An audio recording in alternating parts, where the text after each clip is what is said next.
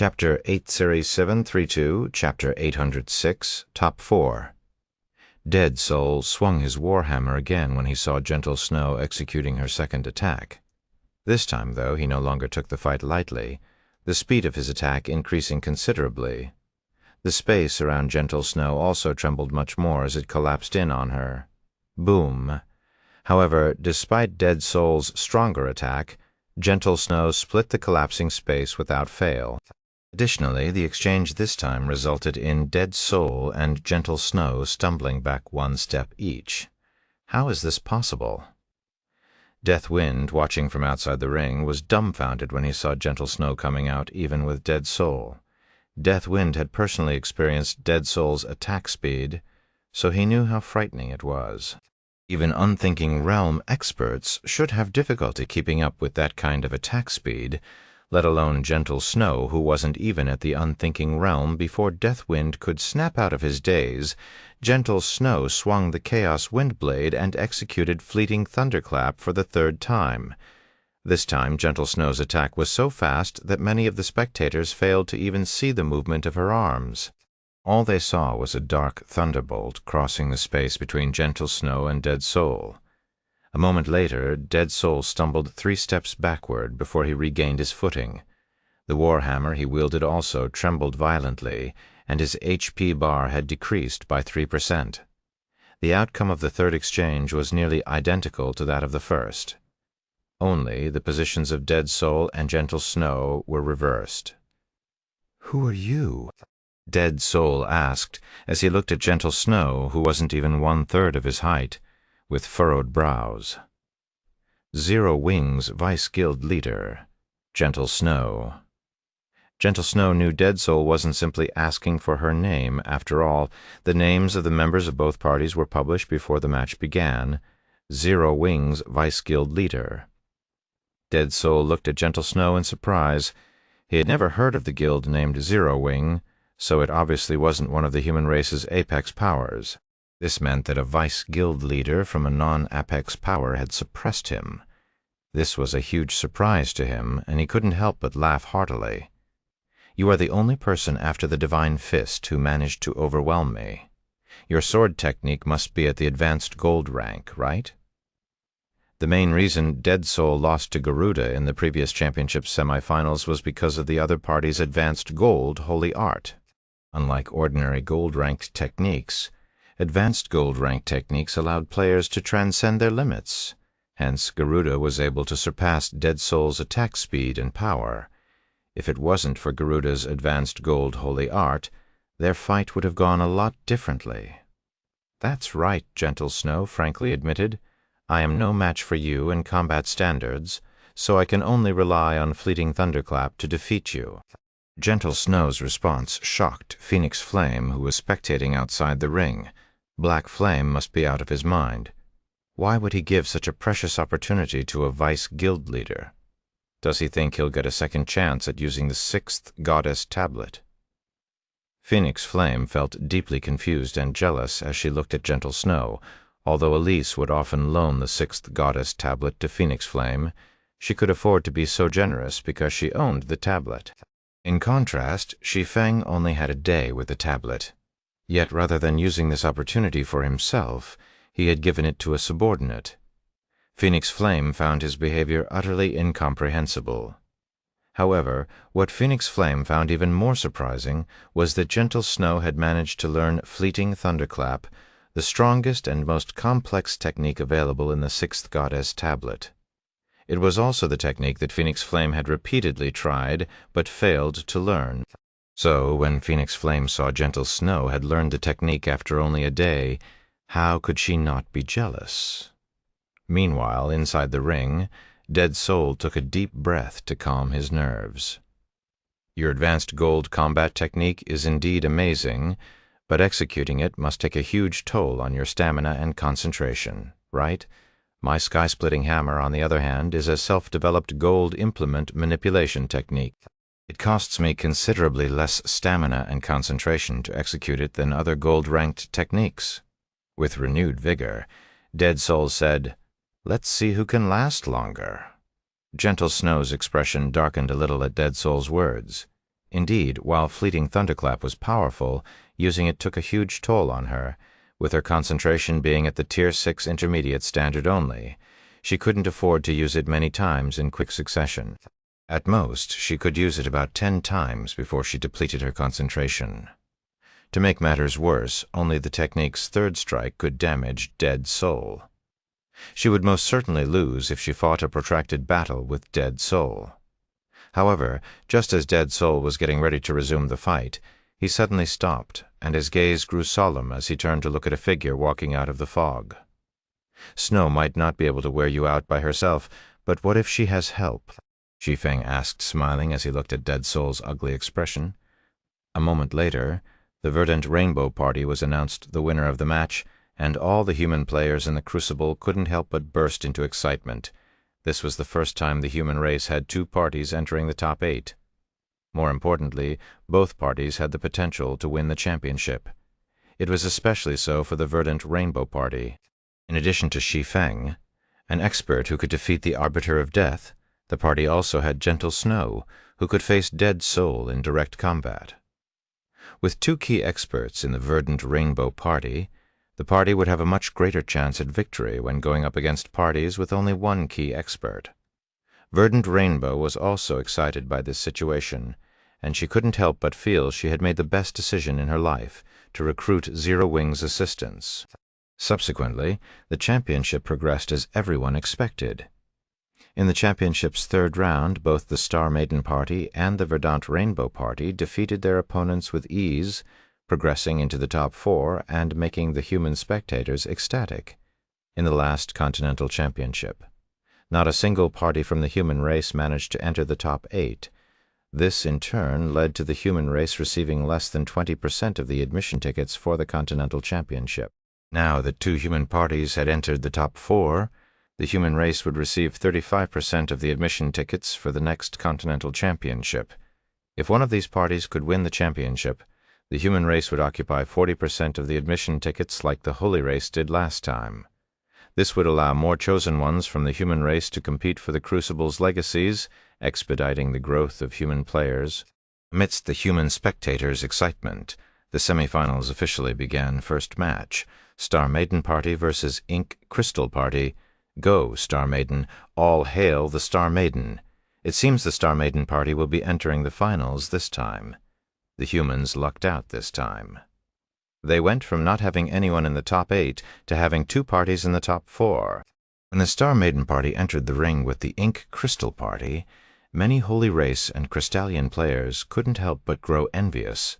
After all, outside of ranking first in the preliminaries, the Ink Crystal Party had no outstanding battles throughout the championship. Even the opponents it was matched against were relatively weak, with the strongest opponent being only a former top 8 party. Compared to the 3 other parties that had entered the top 4, the Ink Crystal Party's performance was inconspicuous. However, Shi Feng, Garuda, Rin, Dead Soul, and a few other experts thought differently about the matchup. They all wore serious expressions as they watched the Crystallian girl named Ink Crystal enter the ring. Chapter 3733, Chapter 807, Ink Crystal. Chapter 807, Ink Crystal. When the Star Maiden Party and the Ink Crystal Party appeared in the canyon designated as the battlefield for their match, Rin approached Garuda and curiously asked, "Who do you think will win?" The Star Maiden Party's performance thus far could only be described as outstanding.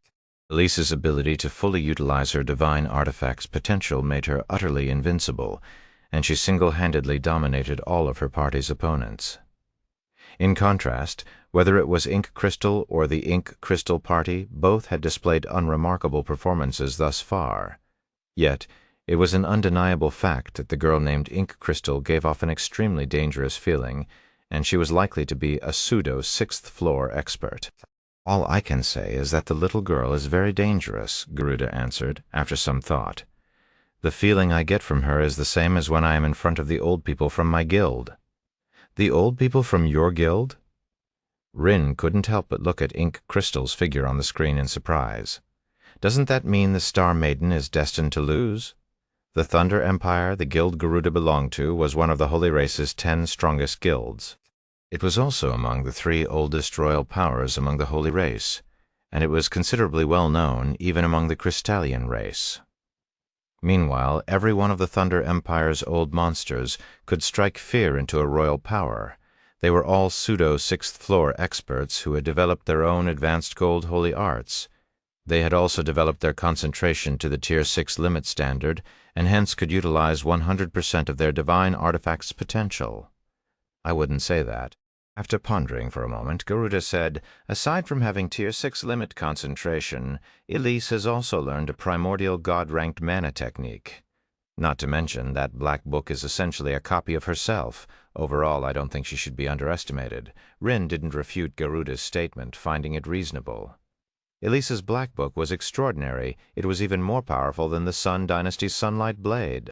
On the surface, it might seem like the Black Book only allowed her to create an extra version of herself. However, it should be noted that it was a doppelganger that was invulnerable and did not consume concentration to maintain. There were many doppelganger skills in God's domain, with some being able to create doppelgangers that could use all of the user's skills. Some of these skills could even create multiple such doppelgangers. However, while powerful, all of these doppelganger skills shared a flaw. They all required the user to split their attention to manipulate this. In turn, placed a huge burden on the user's concentration, and prevented them from perfectly manipulating their doppelgangers. However, the Star Maiden's Black Book was different. Besides being impervious to attacks, it could perfectly replicate Elise's spells without any active manipulation, essentially granting Elise a double-casting buff. While Rin was chatting with Garuda, the members of the Star Maiden Party and the Ink Crystal Party quickly maneuvered through the canyon. The canyon had a muddy, forested terrain, and there were cliffs all around. The environment also prevented players from flying, so the members of both parties could only travel on foot. However, as the canyon's cliffs provided a panoramic view, it only took a few minutes before a chaotic melee broke out. Unlike their party members, though, Elise and Ink Crystal did not participate in the fight. Instead, they walked toward each other as their party members were embroiled in battle. "Aren't you going to help your party members?" Elise asked, wearing an indifferent expression as she looked at the Crystallian girl in front of her. Glancing at the 5-on-5 fight happening in the distance, Ink Crystal chuckled and said, "What about you? Aren't you worried your party members might not be a match for mine? If we are comparing combat standards, my party members are superior of Elise's 5 party members. Only Phoenix Flame was at the unthinking realm. Although the other 4 were strong, they were only 5th-floor experts who had learned a set of gold combat techniques. In comparison, Ink Crystal's party members consisted of 2 unthinking realm experts. Additionally, the 3 other members were slightly stronger than the 4 5th-floor experts in Elise's party. Unless Elise intervened, it was almost certain her party members would lose. "I believe in their strength," Elise answered calmly. "Also, this is the ideal option for me. If I let you join the melee, my party's chances of winning will be slim." Although Elise did not speak loudly, everyone from the audience could hear her clearly, and many couldn't help but be surprised by her evaluation.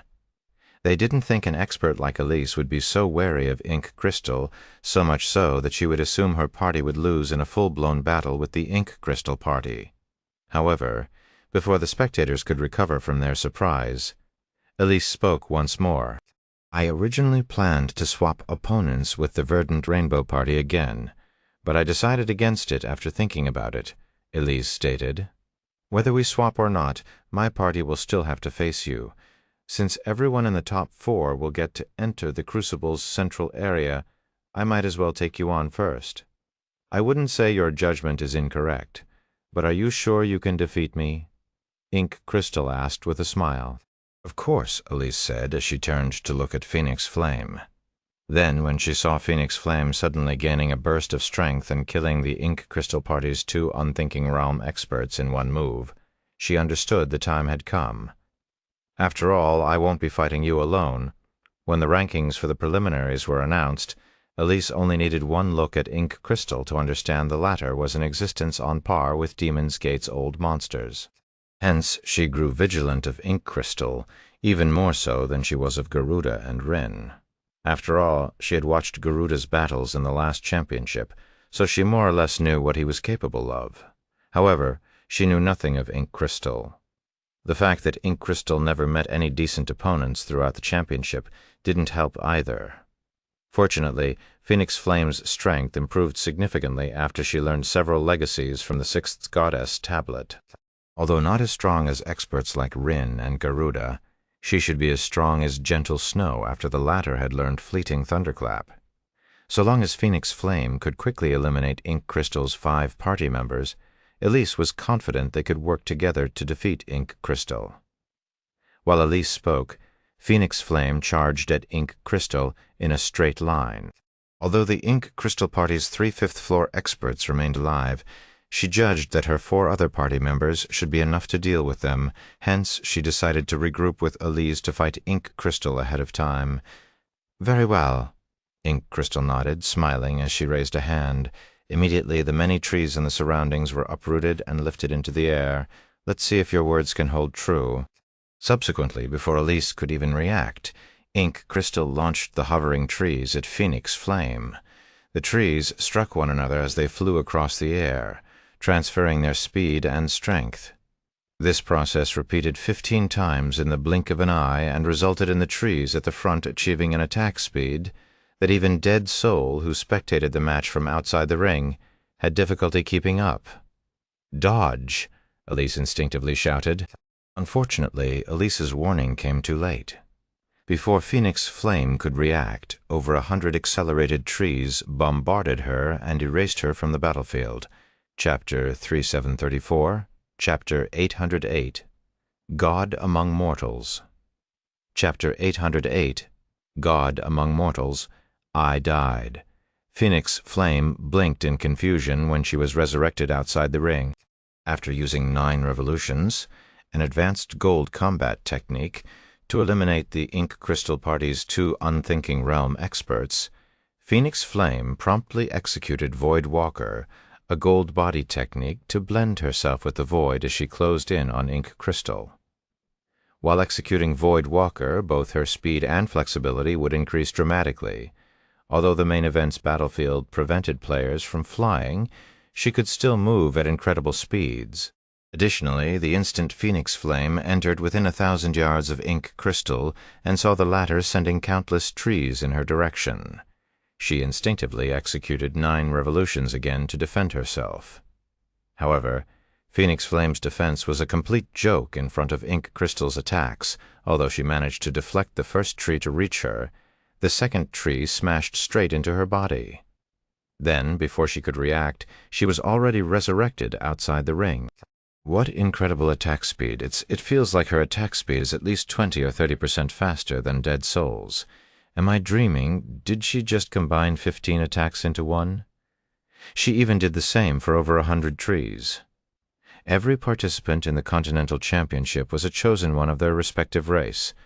Although most failed to perfectly grasp what happened, they could still more or less tell what Ink Crystal did.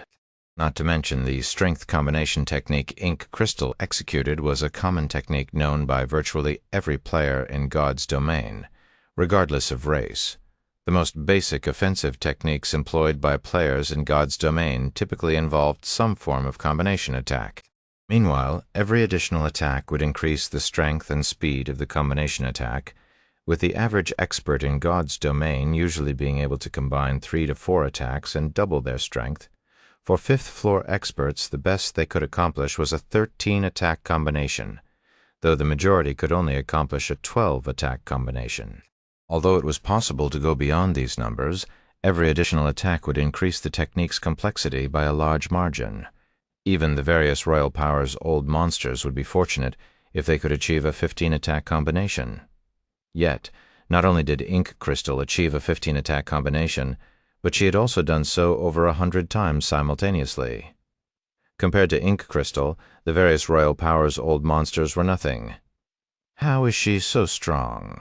For the first time since the start of the Continental Championship, Rin and Dead Soul experienced fear. They never thought an implement manipulation technique could be utilized to such an extent. They also understood that if they were in Phoenix Flame's shoes, they too would most likely get killed in one move. When it came to mastery over techniques, ink crystal was in a completely different dimension.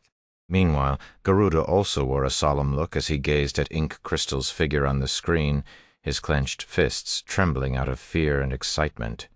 As for Verdant Rainbow and Death Wind, their mouths were agape with incredulity. Although Phoenix Flame was not on the level of experts like Rin and Dead Soul, her fight with the Ink Crystal Party's two unthinking realm experts still showed she possessed incredible strength. With the use of her advanced gold combat technique, she should have no trouble holding her ground against experts like Rin and Dead Soul for a considerable amount of time. Yet, Ink Crystal had crushed Phoenix Flame with a simple raise of her hand. Sure enough, she has reached the 6th floor standard. Unlike everyone else, Shi Feng wasn't particularly surprised when he saw Ink Crystal eliminating Phoenix Flame so easily. He was merely confused as he looked at the Crystallian girl. In God's domain, players would often joke that those beneath Tier 6 were no different than ants.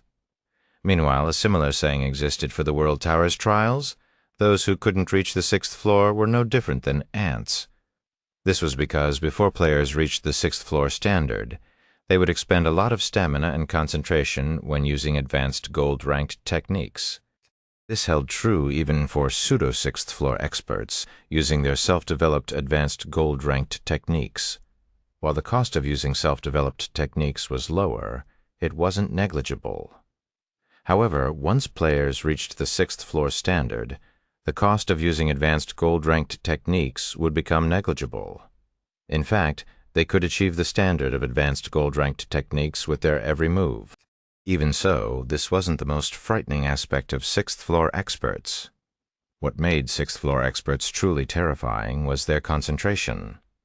Although their concentration would remain at the Tier 6 limit standard, their concentration pool would become seemingly inexhaustible. For this reason, they could multitask to an unbelievable extent, such as exhibiting 100% of their combat standard via numerous doppelgangers. This was also why 6th floor experts were regarded as gods among mortals. It was impossible for players beneath the 6th floor standard to stand up against them. But the birth of every 6th floor expert is earth-shattering news. Even if she's a Crystallian player, I should have heard of her. Not to mention she is already a 6th floor expert despite being so young.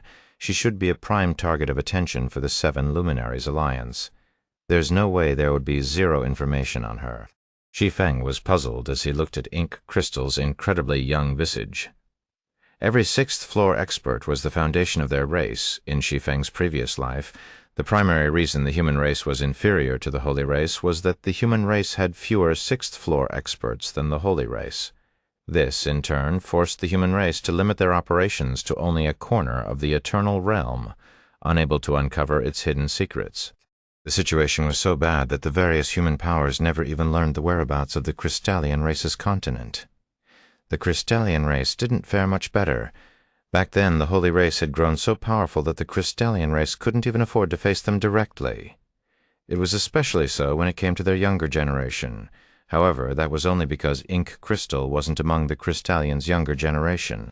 Had a teenage 6th floor expert like Ink Crystal appeared, the holy race's chosen ones would have become a joke, yet Shi Feng had never heard of a monster like Ink Crystal in his previous life. This was a truly confusing situation. If a 6th floor expert appeared in the current Eternal Realm, it would instantly create a gap that could not be bridged with numbers alone. Under Ink Crystal's lead, the Crystallians could take over the Eternal Realm with ease. Inside the forested canyon. "It seems she isn't as strong as you described," Ink Crystal said after erasing Phoenix Flame's existence then. She returned her gaze to Elise and continued, "All right, it's only you and me now. Chapter 3735, Chapter 809, Two-Fold Primordial God-Ranked Mana Technique, Manifold Execution. You've reached that realm already." Elise's expression grew solemn as she looked at Ink Crystal, behaving like she was looking at some kind of monster. Although she spoke like she was asking a question, her tone was that of shock rather than questioning.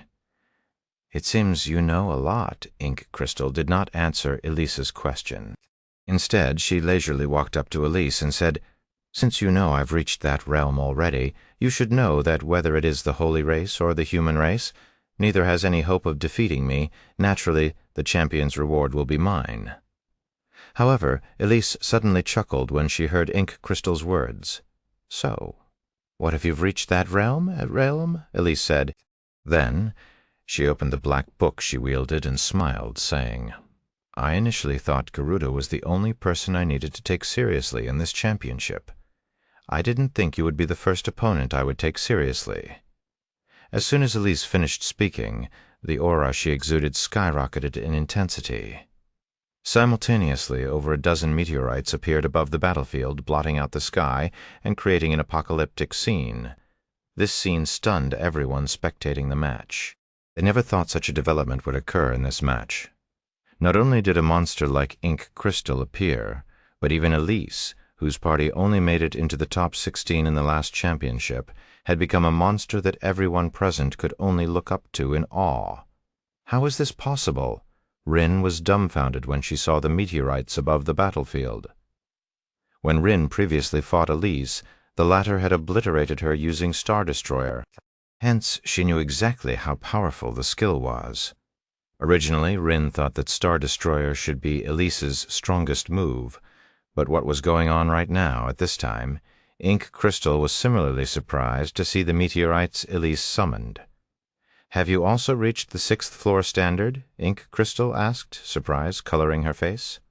Star Destroyer was a profound skill that came with Elise's divine weapon. Under normal circumstances, players shouldn't be able to use multiple instances of a profound skill.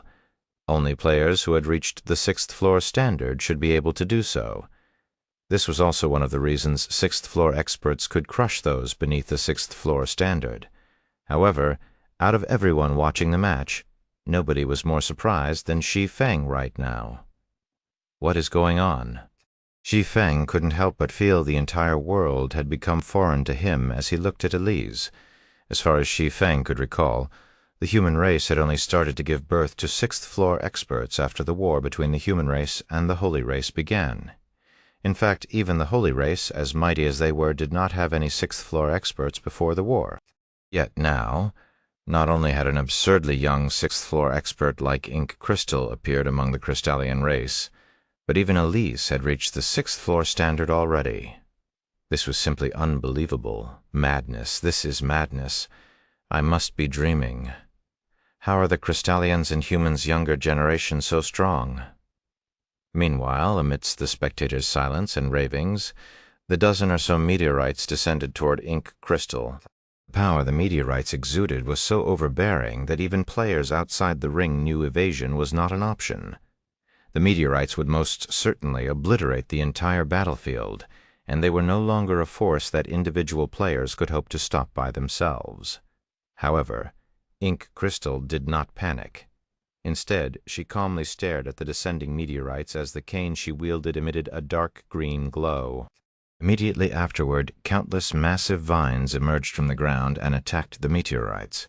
Boom, boom, boom, as the meteorites and vines collided, deafening sounds of explosions and devastating shockwaves spread across the battlefield. The entire canyon map crumbled, and the falling debris crushed Elise's and Ink Crystal's remaining party members. When the dust settled on the battlefield, the spectators subconsciously gasped when they saw Elise and Ink Crystal again. At this time, the two could be seen standing in the middle of a desolate wasteland. What used to be a forested canyon was now a barren desert with mending spatial fissures in the background. Although many parties had performed beyond expectations thus far, their performances were still within everyone's acceptance range. However, that was not the case for the battle between Elise and Ink Crystal. Their battle could no longer be considered a battle between players, or, more specifically, it couldn't be considered a battle between mortals. Instead, it looked more like a battle between gods, and even experts like the Earthen Princess would likely die from just the shockwaves of this battle.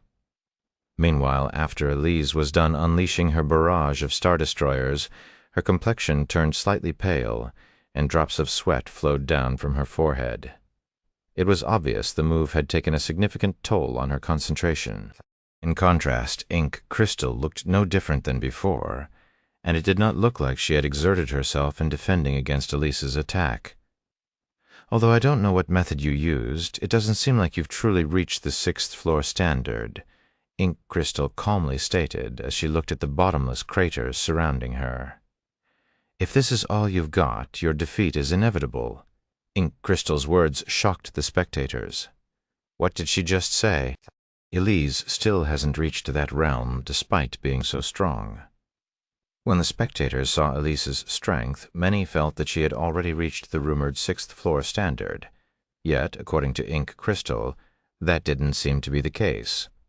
It is true that I have yet to reach the 6th floor standard. I can temporarily reach it only with the power of the Black Book, Elise frankly admitted with a smile. However, even if my expenditure is greater, which one of us will emerge victorious remains to be seen. After saying so, Elise raised her Black Book and created a twofold magic array covering the entire battlefield. As soon as she did so, her complexion turned deathly pale, a sign that she had pushed her concentration to its limits. Meanwhile, when the twofold magic array appeared, Shi Feng, who was seated outside the ring, couldn't help but be shocked. "Obsidian?" Shi Feng shouted in his mind when he saw the twofold magic array above the battlefield. He never thought Elise would have such a trump card hidden. Obsidian was a primordial god-ranked mana technique. It was also one of the legacies recorded in the 6th Goddess tablet. The mana technique allowed players to reproduce any skill or spell they had recently used, and this included the profound skills of divine artifacts. However, the stronger the skill or spell, the more difficult it would be to reproduce. Normally, it would already be challenging to reproduce a divine artifact's skills, let alone do it twice simultaneously. Subsequently, apocalyptic meteorites appeared above the battlefield once more. This time, though, their numbers had doubled. Chapter 3736, Chapter 810, Frightening Ink Crystal. Chapter 810, Frightening Ink Crystal. How can she use that move again so soon? Rin was at a loss for words when she saw the meteorites that covered the sky. It was commonly known that while the profound skills of divine artifacts were powerful, they all had long cooldowns. This could be regarded as a restriction imposed on divine artifacts. Originally, Rin had already found it astonishing that Elise could multicast her divine artifact's profound skill. With such an ability, Elise could easily destroy a holy city and influence the outcome of a war by herself. Yet, as if that wasn't enough, Elise could seemingly bypass the cooldown of her divine artifact's profound skill and double the number of instances she used. Is she really the Elise that I know at this time? Even Verdant Rainbow, who was relatively familiar with Elise, couldn't help but be dumbfounded. She never thought Elise was strong to such an extent. Now, not even Demon's Gate's old monsters could hold a candle to Elise, let alone those from the human race's younger generation. Aside from basic attributes, what made divine artifacts powerful was their profound skills. They were typically stronger than the Tier 6 skills and spells of players. However, due to the rarity of divine artifacts, players tended to use their divine artifacts' profound skills with caution. This was because profound skills had very long cooldowns. Players could often only use each profound skill once per battle. Even so, one use of a profound skill was usually enough to turn the tide of battle. Hence, Verdant Rainbow found it unbelievable that Elise could go against common sense and use her divine artifact's profound skill without cooldown. Meanwhile, when Shi Feng saw Elise using a twofold obsidian, realization dawned upon him. He was previously confused about why Elise would use Star Destroyer as soon as her fight with Ink Crystal began. Now he finally understood why she had done so. Although Elise could artificially raise her combat standard to the 6th floor standard, she would be courting death if she tried to compete with a bona fide 6th floor expert in combat standards. Hence, she could only rely on the profound skills of her divine artifacts to achieve victory. Meanwhile, in a situation where both sides had two divine artifacts and could utilize them to their fullest extent, whether Elise could exhaust Ink Crystal's arsenal of profound skills became critical. If Elise succeeded, even Ink Crystal would have difficulty resisting the full might of a divine artifact. After all, not everyone would have learned a technique like Obsidian. If Ink Crystal was caught off guard, she would likely get killed. "Try to block this if you can," Elise shouted as she raised her hand and called the meteorites in the sky down on Ink Crystal. Meanwhile, Ink Crystal's situation was as Elise expected. Previously, Ink Crystal had exhausted Blooming Thorn to defend against Elise's Star Destroyer. Blooming Thorn was the only super large-scale destruction profound skill attached to the cane, and it had a long cooldown of 1 hour. Although she still had other profound skills available, none could match the scale and power of Elise's Star Destroyer. However, even as the 30-plus meteorites were about to make contact, Ink Crystal did not panic. Calmly, she released her cane, letting it fall and submerge into the ground. Then, in the blink of an eye, spears made of vines emerged from the ground, forming several protective layers around Ink Crystal. Subsequently, space across the battlefield distorted, and every meteorite that crashed into the vine barriers was deflected to the surroundings. Divine Wheel? Impossible! How did she learn it? When Rin and Dead Soul saw the spatial distortion induced by the vine barriers, their eyes bulged and nearly popped out of their sockets. Gold-ranked implement manipulation techniques were relatively common in the Crystallian race's greater god's domain. However, when it came to defense-type gold implement manipulation techniques, only one could be considered to have reached the peak standard: Divine Wheel. It was also the only peak gold implement manipulation technique made publicly available for all Crystallian players to learn by the Crystallian race's sacred land. However, although many years had passed since Divine Wheel was made publicly available, not a single player had learned it. Because of this, many regarded it as a technique that could not be learned. Before Rin and Dead Soul could snap out of their daze, Ink Crystal's vine barriers had already deflected all of Elise's meteorites. Immediately afterward, the vine spears making up the vine barriers rose into the air and lingered around Ink Crystal for a moment. Then they scattered to the surroundings at lightning speed, stirring up a storm that was as powerful as Elise's Star Destroyer. Boom! A deafening thunder echoed across the battlefield. In the blink of an eye, the land split into thousands of pieces, and these pieces quietly hovered in the dark void that was now the battlefield. As for Elise, she had already appeared outside the ring before anyone realized it. The Star Maiden lost? Just like that? Incredible, that girl is an absolute monster. The storm created by those vines has definitely reached the standard of peak gold implement manipulation techniques. Is she really only in her teens? How can someone so young learn 2 peak gold implement manipulation techniques already? Many among the spectators were in disbelief when they saw the devastated battlefield and the defeated Star Maiden. In God's domain, very few players could successfully learn peak gold-ranked techniques. Those who managed to do so were typically old monsters who were centuries old. Yet, despite being in her teens, Ink Crystal had not only reached the legendary 6th floor standard, but she had also learned 2 peak gold-ranked techniques. A short moment after everyone was immersed in shock, though, the Crystallian players suddenly started to cheer in celebration. Previously, many Crystallian spectators were devastated when they saw Rin and Dead Soul getting defeated by humans. Some even fell into despair, thinking they had fallen to the bottom of the 3 races. But now, because of Ink Crystal, the Crystallian race would become the undisputed champion among the 3 races. In front of Ink Crystal, the likes of Garuda and Elise were nothing but jokes. All hail our goddess Ink Crystal. Our race will become the champion this time. Just this time? Don't you mean this time and for many years to come? Have you forgotten that our goddess is only in her teens? Indeed. Even if the Holy Race's divine fist is strong, I doubt he is much stronger than the Star Maiden. The same goes for Black Flame, the guy who defeated Dead Soul. Not to mention, both Garuda and Black Flame are much older than our goddess Ink Crystal. The gap between them will only grow bigger in the future. At this time, whether it was the Crystallian participants or spectators, they all wore looks of excitement and worship as they stared at Ink Crystal's calm visage. Although not clearly stated on the admission tickets, the 3 races had tacitly agreed to send only experts under the age of 35 to participate in the Continental Championship, with the Crucible of the Ancients being the home to countless powerful legacies. So long as Ink Crystal could keep winning the Continental Championship and letting the Crystallian race secure the most admission tickets out of the 3 races, it would only be a matter of time before the Crystallian race became the strongest out of the 3 races. Unlike the Crystallian players, the Holy Race and human players in the Crucible wore ugly expressions on their faces. They never thought Ink Crystal would be so terrifyingly strong, so much so that they couldn't help but suspect she was an old monster in disguise. With her existence, it wouldn't even be strange if the Eternal Realm fell into the hands of the Crystallian race in the future, let alone the Crucible of the Ancients.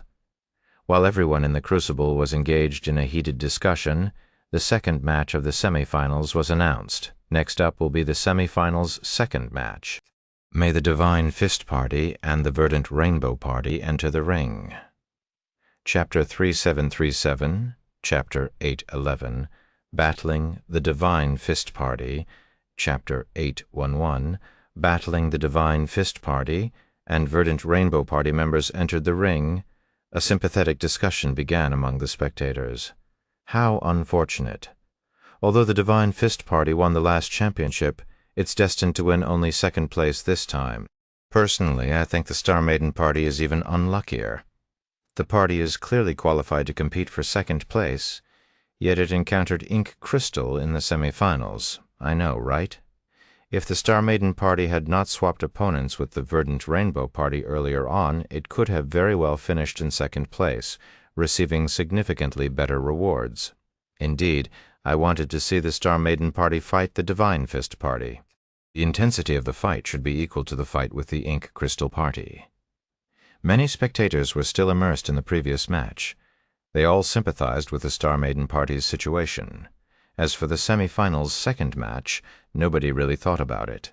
After all, the previous match was so exciting and intense that it was difficult for anyone to recover in a short time. Outside the ring, Your Highness Black Flame has profited off us greatly this time, Phoenix Flame said as she begrudgingly watched Shi Feng enter the ring with his party. If the Star Maiden Party hadn't swapped opponents with the Verdant Rainbow Party, it could have secured second place in the championship, at the very least. Yet now it could only settle for a spot in the top 4. In contrast, not only did the Verdant Rainbow Party get to avoid a fight with the Earthen Princess Party and enter the top 4 with ease, but Gentle Snow also learned a legacy from the 6th Goddess Tablet. I wouldn't necessarily say that, Elise said as she glanced at Garuda's figure in the ring. Garuda is the former champion. He must have received an extraordinary reward from the Crucible, so even I can't confidently say I can defeat him in my current state. Let's just hope they don't lose too miserably. Otherwise, we really will be made fun of for swapping opponents. Phoenix Flame agreed with Elise that the Divine Fist Party shouldn't be underestimated.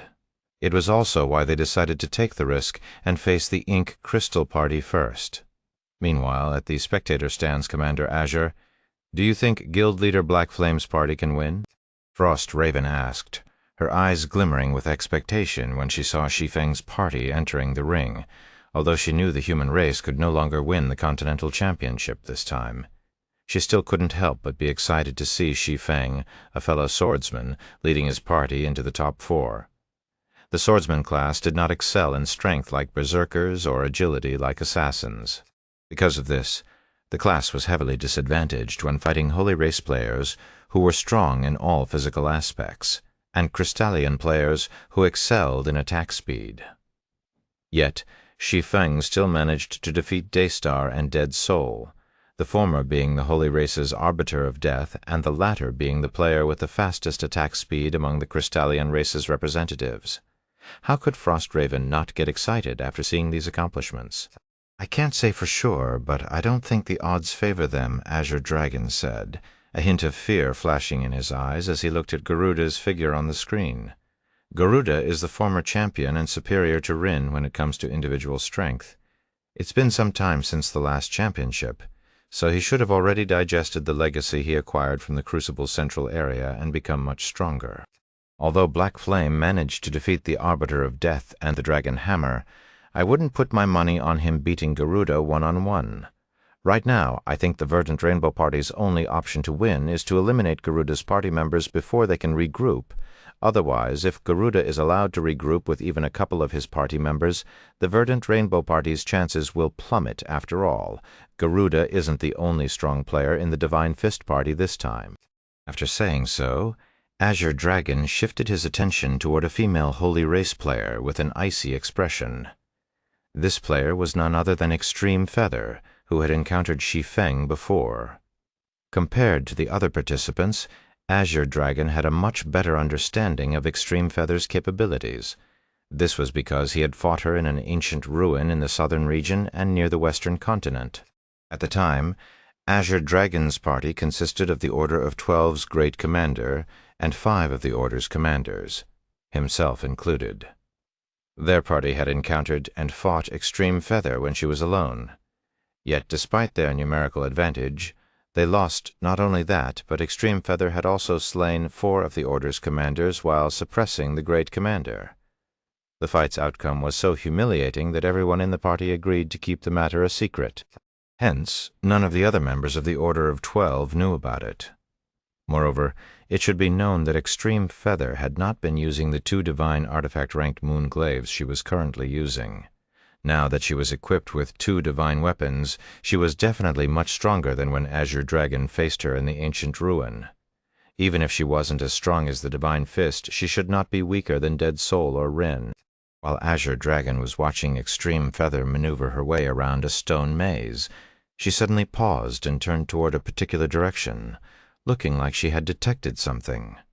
A moment later, she transformed into a streak of light as she advanced toward a corner of the maze, her speed so fast that it amazed even experts who had learned gold body techniques. How fast? What kind of movement speed is this? It's practically as fast as my attack speed. The spectators watching Extreme Feather were shocked by her movement speed. Extreme Feather moved like she was using instantaneous movement, covering several hundred yards in the blink of an eye. Nobody could even begin to imagine how terrifying she could be if she paired this movement speed with her moon glaives, weapons known for having a high attack speed. Meanwhile, after Extreme Feather sped down a corridor and turned a corner in the stone maze, she stopped a short distance in front of a human swordsman. The human swordsman was none other than Shi Feng. "So, it's you." Extreme Feather's icy expression became several degrees colder as she looked at Shi Feng, who stood less than 100 yards away. "You might have gotten lucky and escaped after looting the treasury last time, but you won't be as lucky this time." Outside the ring, Azure Dragon was greatly shocked when he heard Extreme Feather's words. He hadn't thought Shi Feng had encountered and clashed with Extreme Feather long ago. Moreover, it sounded like Shi Feng had emerged victorious in their clash. Meanwhile, as soon as Extreme Feather finished speaking, she charged Shi Feng, leaving a trail of light, her moon glaives poised to strike. A moment later, several hundred glowing blades appeared around Shi Feng, the display of attack speed giving Dead Soul goosebumps as he spectated from outside the ring. Damn it, another advanced gold holy art? How many of these monsters are there? Dead Soul suddenly felt old as he looked at Extreme Feather's elusive figure. In the last Continental Championship, Garuda was the only participant who had learned an advanced gold-ranked technique. Yet in this season, aside from Ink Crystal, who had learned a peak gold implement manipulation technique, 1, the human race's Gentle Snow had also learned an advanced gold combat technique, while the Divine Fist Party's Extreme Feather had learned an advanced gold holy art. All of a sudden, it felt like advanced gold-ranked techniques were now available wholesale TL notes. Make peak gold implement manipulation technique. I have decided to change top-tier gold to peak gold.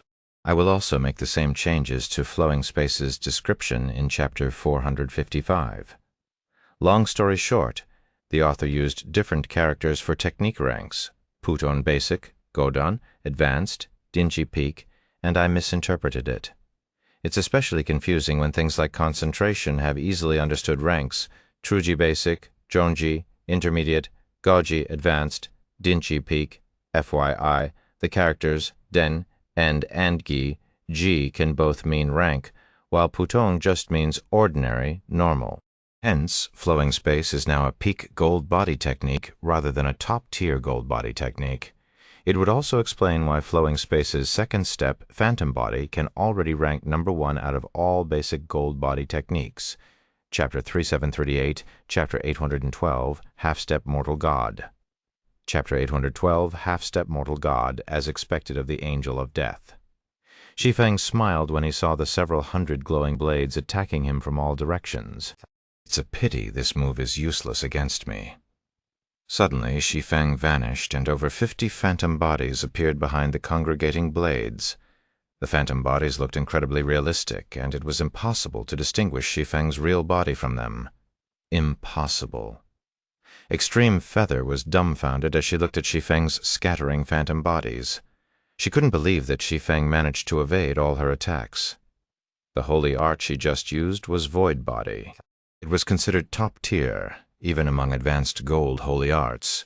The technique involved strengthening her body with holy aura to better integrate with the surrounding space. This, in turn, allowed her to achieve incredible speeds, which consequently increased the power she could exhibit when she paired Void Body with the Thunderclap Moonglaves, the divine weapons she wielded. She was confident she could kill even Dead Soul in one exchange. Yet the hundreds of attacks she had just executed failed to even graze the edge of Shi Feng's equipment. At this time, the spectators were similarly surprised and confused by this development. When did he become so fast? Moon Demon and Holy Blood were in disbelief when their eyes failed to keep up with Shi Feng's movements. Was he still hiding his strength when we fought? Previously, Shi Feng had to rely on his law projection to kill them. Even in his fight with Dead Soul, Shi Feng still needed to rely on his law projection to defeat the Dragon Hammer despite having Gentle Snow's assistance. So what in the world was happening right now? Currently, simply looking at the speed Shi Feng was achieving with his body technique was enough to instill a feeling of helplessness in Moon Demon and Holy Blood.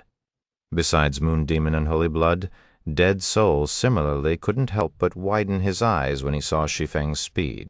All the afterimages Shi Feng created were indistinguishable from the real deal. It wouldn't matter if Dead Soul's attack speed remained superior in such a situation.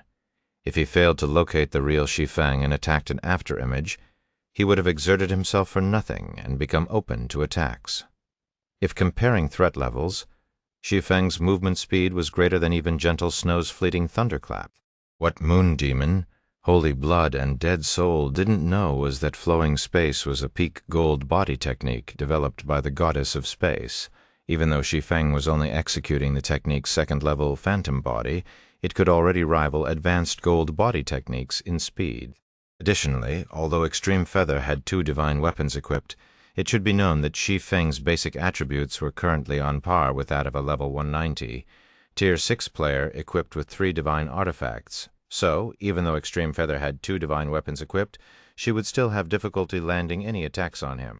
After all, even small differences in basic attributes could lead to significant differences in the effects that combat techniques of the same rank could achieve, let alone a difference in 1 divine artifact's worth of basic attributes. Before Extreme Feather could create some distance between them, Shi Feng unsheathed the Shadow Incinerator and Winter of Eternal Night.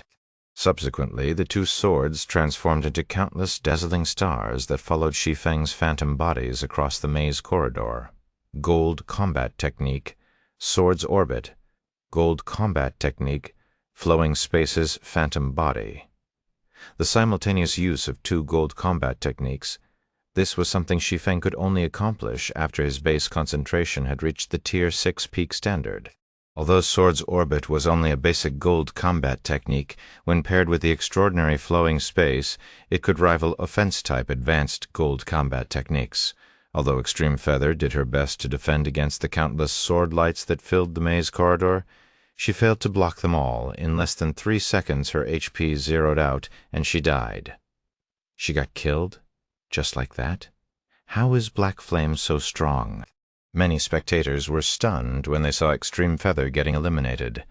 Phoenix Flame, who had been paying close attention to Shi Feng, was especially shocked. Extreme Feather's performance was in no way inferior to Dead Soul's and Rin's in Phoenix Flame's opinion. If Shi Feng had to work together with Gentle Snow to eliminate Dead Soul, he should not stand a chance against Extreme Feather by himself. Yet Shi Feng had defied expectations and eliminated Extreme Feather. Moreover, he had accomplished it so quickly that it wouldn't be an exaggeration to say he was nearly as strong as Elise, after all. Although Shi Feng's performance was not as spectacular as Elise's, he still managed to eliminate an expert of Rin's caliber in a very short time. Meanwhile, following Extreme Feather's defeat, many spectators started to take an interest in the match that they previously thought would be uneventful. As the former champion, there was no doubt Garuda was stronger than Rin and Dead Soul. If Shi Feng's strength was limited such that he could only defeat an expert like Dead Soul by relying on his law projection and Gentle Snow's assistance, the Verdant Rainbow Party would definitely lose. However, if Garuda had to fight two experts of Rin's caliber simultaneously, the outcome would become uncertain. While the spectators were discussing the match's outcome, Gentle Snow, Verdant Rainbow, Fervent Samsara, Heavy Abyss, and Death Wind had successfully regrouped and encountered the four-armed Garuda in one of the maze's halls. "What the fuck? Can Black Flame get any luckier?" Phoenix Flame subconsciously cursed out loud when she saw the latest development shown on the screen. Currently, in addition to Gentle Snow's group encountering Garuda by himself, Shi Feng was also within 3,000 yards of them. Once Gentle Snow's group engaged Garuda in battle, the commotion generated would definitely catch Shi Feng's notice. With Shi Feng's monstrous speed, it wouldn't take him more than a couple of seconds to reach the battlefield. At that time, Garuda would have to face the entire Verdant Rainbow Party by himself. In such a situation, the Divine Fist's chances of victory would be slim. After all, Gentle Snow and Verdant Rainbow were not pushovers. Gentle Snow was strong enough to hold her ground against Dead Soul, while Verdant Rainbow could rely on her divine weapon to attack Garuda from range. If an expert like Verdant Rainbow attacked with all her might, not even Garuda could afford to ignore her attacks. However, contrary to Phoenix Flame's expectations, Garuda remained calm despite facing Gentle Snow's group of 5. "Your luck truly is rotten to encounter me first," Garuda said as he leisurely stood up. He did not put his guard up in the slightest, behaving like Gentle Snow's group was akin to a small pack of harmless monsters.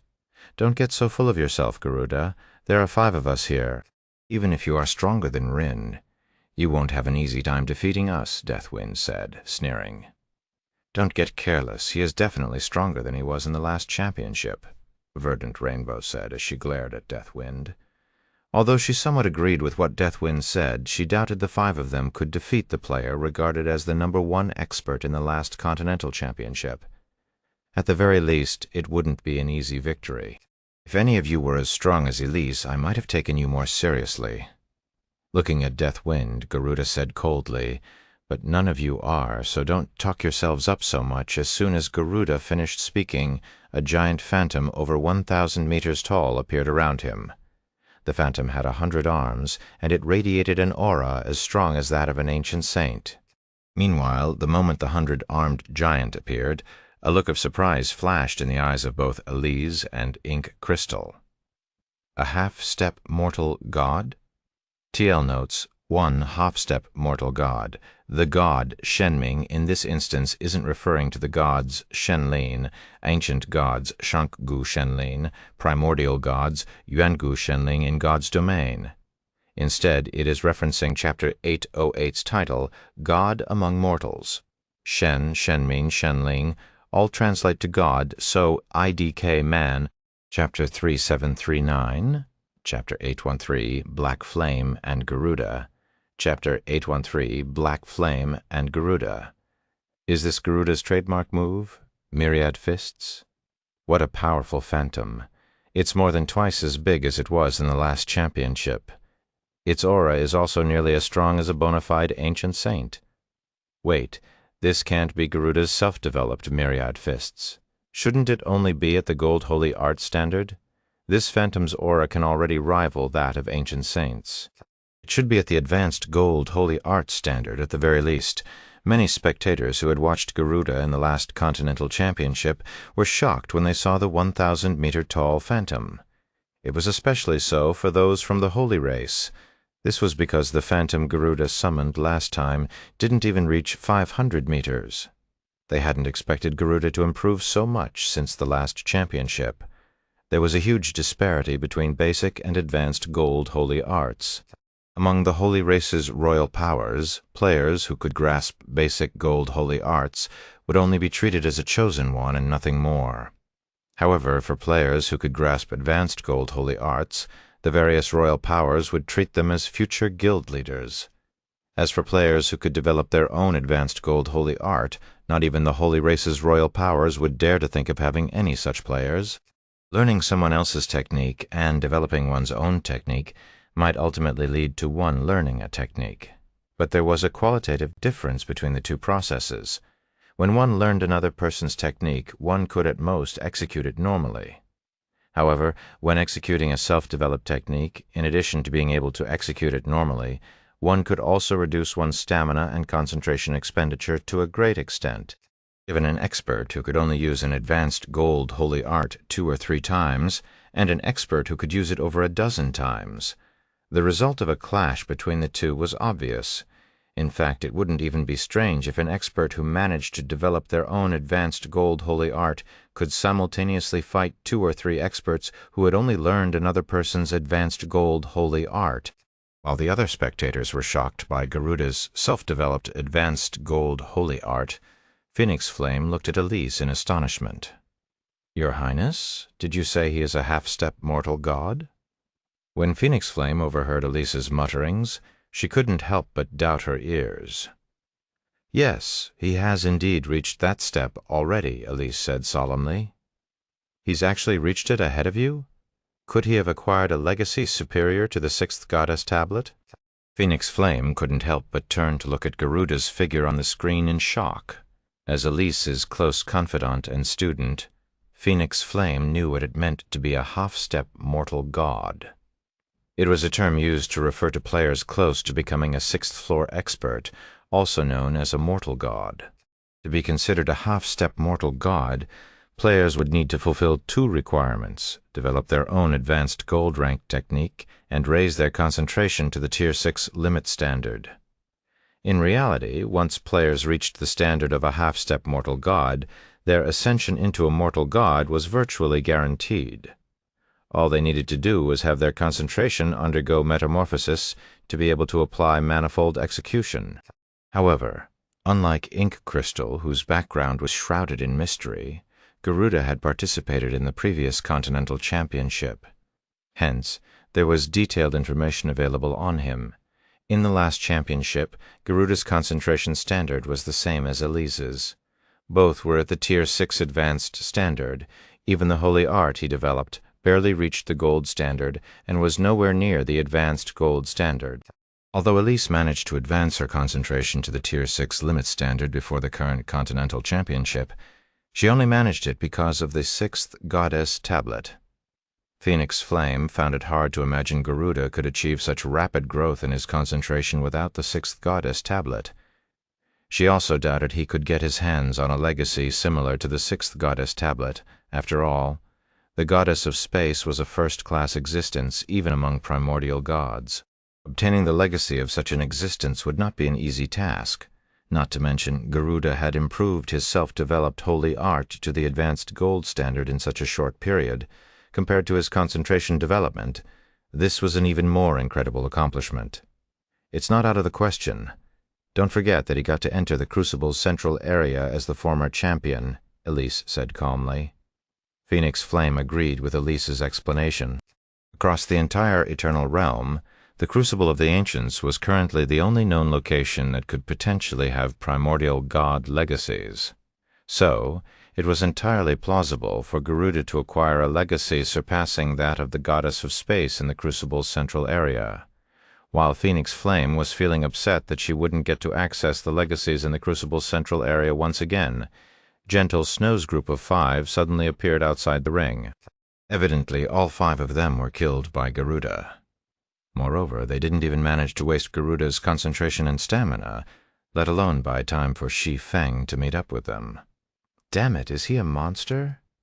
When Verdant Rainbow saw Garuda's calm expression on the screen, she couldn't help but feel vexed. After sensing the presence of Garuda's giant, Shi Feng swiftly moved to regroup with them and was currently already within 1,000 yards of their location. They could have fought Garuda as a full party had they managed to buy themselves even a few seconds. Yet despite having a 5-on-1 advantage, they failed to survive even one move against Garuda. In only an instant, Garuda's phantom had thrown 100 punches, each stronger than the third strike of Gentle Snow's fleeting thunderclap.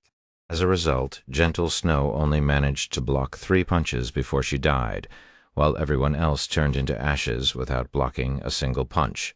Fools! Just because you defeated a couple of ordinary chosen ones of the Holy Race, you think you can win against the Divine Fist Party? Against Lord Garuda. When Extreme Feather saw the ugly expressions on Verdant Rainbow's group, her depressed mood vanished. Her beautiful eyes even started to sparkle when she saw Shi Feng stepping into the same hall as Garuda. Even if you defeated me, what can you do against Lord Garuda? A half-step mortal god. This was the Divine Fist Party's greatest trump card to win the Continental Championship this time. Garuda's strength had already reached a realm the average chosen one could not hope to reach, inside the maze. You are the only one left. You are quite strong, seeing as you managed to eliminate Extreme Feather and the others, Garuda said calmly as he watched Shi Feng enter the hall from an entrance different from Verdant Rainbow's group. But this is as far as your party can advance. After saying so, Garuda materialized his phantom once more and bombarded Shi Feng with 100 punches, a half-step mortal god. Shi Feng was momentarily stunned when he saw the phantom attacking him. However, his instincts kicked in, and he promptly cast his pseudo-goddess law projection before executing Sword's Orbit. Chapter 3740, Chapter 814, Purgatory Phantom Garb, Chapter 844, Purgatory Phantom Garb. The instant Shi Feng's pseudo-goddess law projection appeared, space within the hall became sluggish, and Garuda's punches faced greater resistance. This, in turn, caused his lightning-quick punches to slow down considerably. Immediately afterward, the dazzling sword lights of Shi Feng's Sword's Orbit struck Garuda's fists. Boom, boom, boom.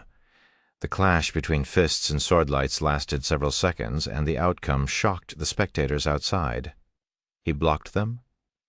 Phoenix Flame couldn't believe her eyes when she saw Shi Feng still standing in the hall. It should be known that Garuda's myriad fists had already reached the advanced gold holy art standard. Each of his punches should carry nearly 100% of his strength. Additionally, they possessed speed that could overwhelm even Gentle Snow after just 3 hits. Yet, despite using only a gold-ranked sword technique, Shi Feng blocked Garuda's myriad fists completely. He had even done so without losing a single HP. Besides Phoenix Flame, the other spectators were similarly astonished. How is this guy so strong? He's actually matching Garuda. Crap. What is going on with the humans this season? First the Star Maiden and now Black Flame. Are the humans on the rise? Luck. It's all luck, I say. Lord Garuda is a half-step mortal god. There's no way a human who hasn't even reached the unthinking realm can compete with Lord Garuda. A heated discussion erupted among the spectators. Originally, when everyone saw Garuda displaying his strength as a half-step mortal god, they thought the match would conclude uneventfully. They didn't expect another monstrous expert to emerge from the human race. How did he become so strong? Chalk Splendor looked dumbfounded as he stood outside the ring. That's the Divine Fist's myriad fists. Chalk Splendor had a much better understanding of Shi Feng than the other players present. The first time they met, Shi Feng was merely a taboo-level existence who could barely withstand the might of the Sunlight Blade's sunlight body. If not for Verdant Rainbow's assistance, Shi Feng would have eventually collapsed from exhaustion. At the time, Shi Feng's overall strength was, at best, at the average standard of the various royal powers' holy children. Although Chalk Splendor was astonished when Shi Feng defeated his elder sister Daystar, he could still more or less accept the outcome. After all, Shi Feng had won by a very small margin and heavily relied on the 6-level 200 Tier 6 war goddesses he summoned. If it weren't for the war goddesses, Daystar's undead army could have easily worn out and killed Shi Feng. Now, though, Chalk Splendor was truly dumbfounded. Although Garuda was also regarded as a holy child, he couldn't be put on the same level as the other holy children from the holy race's royal powers. This was because he was the undisputed #1 expert among the holy race's younger generation. Even Daystar and her dazzling accomplishments could not hope to hold a candle to him. Moreover, that was before Garuda had reached the half-step mortal god standard. Black Flame's law projection is incredibly powerful. It is much stronger than even my dual advanced law projection, Daystar explained when she saw her little brother's look of surprise. His basic attributes are also astonishingly high. Despite not having any divine artifacts, he has the basic attributes of a level 190 expert equipped with 3 divine artifacts. In comparison, Garuda only has 2 divine artifacts. His law projection is also at the same standard as mine. Even if Garuda's Myriad Fists has reached the advanced gold standard, it's unsurprising that Black Flame can neutralize the technique with such advantages. Doesn't that mean Garuda can't do anything against that bastard? Chalk Splendor said reluctantly. Garuda was the Holy Race's strongest chosen one. If even Garuda couldn't do anything about Shi Feng, Chalk Splendor had difficulty imagining how he was supposed to get revenge on Shi Feng. It should be known that Garuda was already the ceiling of strength in the current Eternal Realm. Meanwhile, when dealing with experts of Garuda's caliber, having numbers was meaningless. After all, they could simply escape whenever they felt their lives were threatened. This was also why the various powers feared the Greater God's domain's old monsters. "I wouldn't necessarily say that," Daystar said as she returned her 3 eyes to the screen.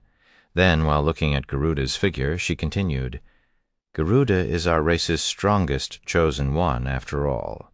Even if Black Flame has a unique law projection, Garuda won't lose at this time." Rin and Dead Soul were seated near Chalk Splendor and Daystar. The 2 naturally overheard Daystar's comments. Although neither of them said anything, their calm expressions as they looked at Garuda's figure on the screen showed that they agreed with Daystar's words. As the discussions outside the ring continued, the dust and smoke in the hall settled. Currently, Garuda had already dismissed his phantom and was observing Shi Feng from 100 yards away, a hint of joy and playfulness in his eyes. "You are good," Garuda said, chuckling as he glanced at Shi Feng's law projection, which covered a radius of several thousand yards. "This law projection alone is enough to render my Myriad Fists useless against you for a long time. Had this fight taken place in the last championship, you might have become the champion.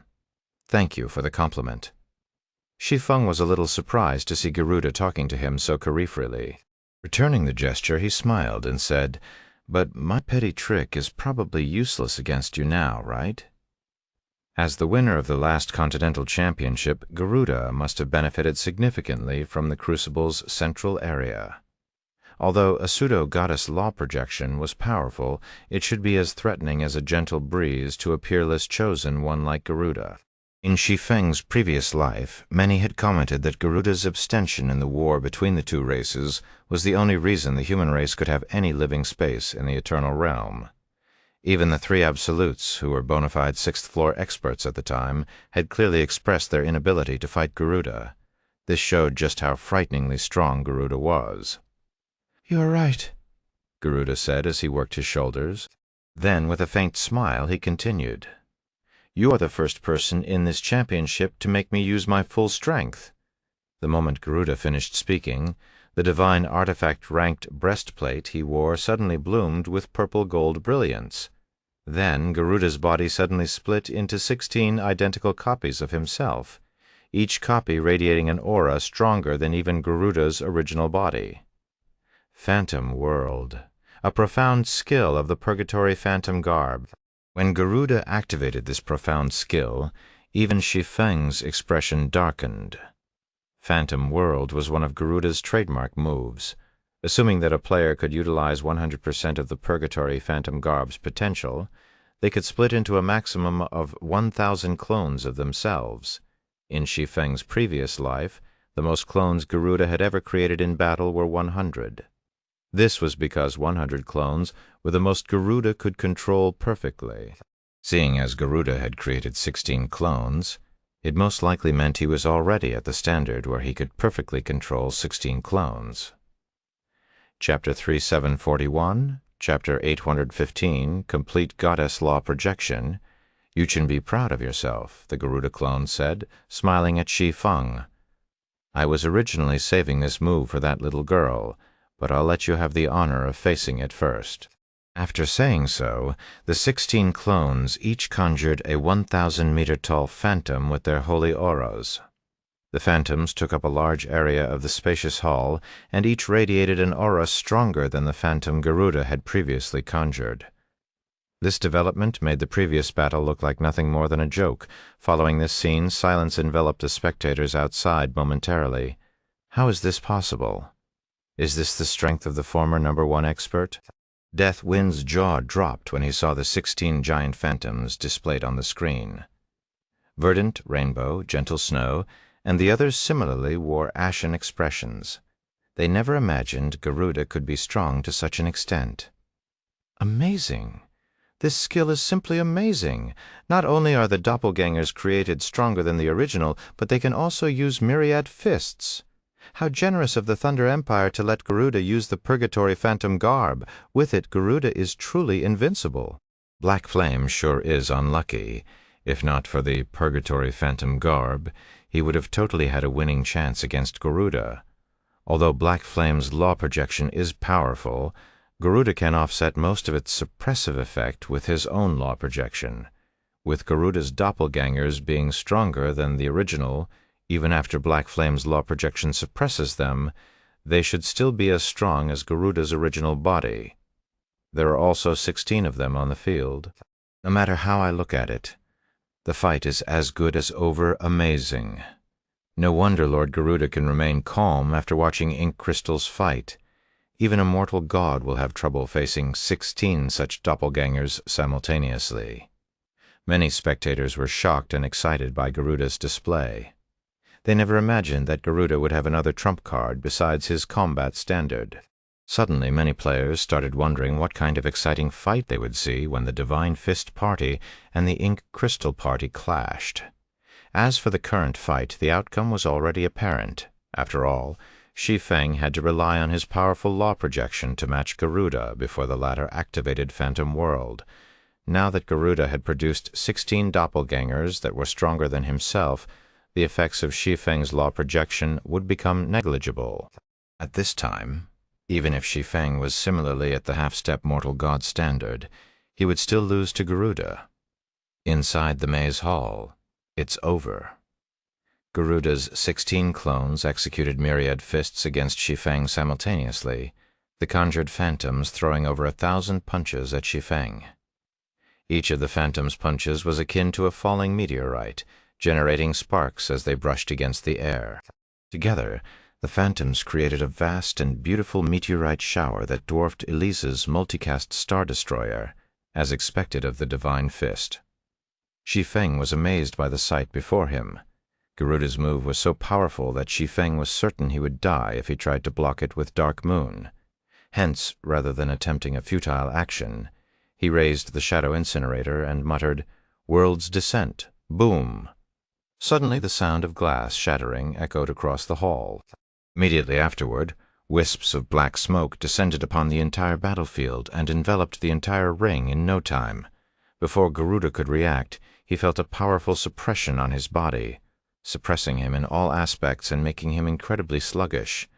Now he could only execute myriad fists at 70% of its original speed. What a powerful law projection! Garuda was shocked by the change in Shi Feng's law projection. However, he quickly regained his calm. Even so, you still can't stop my myriad fists. Although Garuda's clones were overall 30% suppressed, their combined might was still greater than what Shi Feng could withstand. At most, Shi Feng could take a few more hits than before. Is that so? When Shi Feng sensed his perception of the world around him, achieving unprecedented clarity, he smiled and vanished. Third step. Flowing light. Subsequently, a streak of light could be seen shuttling between the rain of burning fists. In the time it took to take a breath, Shi Feng maneuvered his way through all the phantom fists and appeared in front of one of Garuda's clones. The eyes of Garuda's clones widened when Garuda saw Shi Feng intact. He failed to comprehend how Shi Feng could evade all his lightning-fast attacks.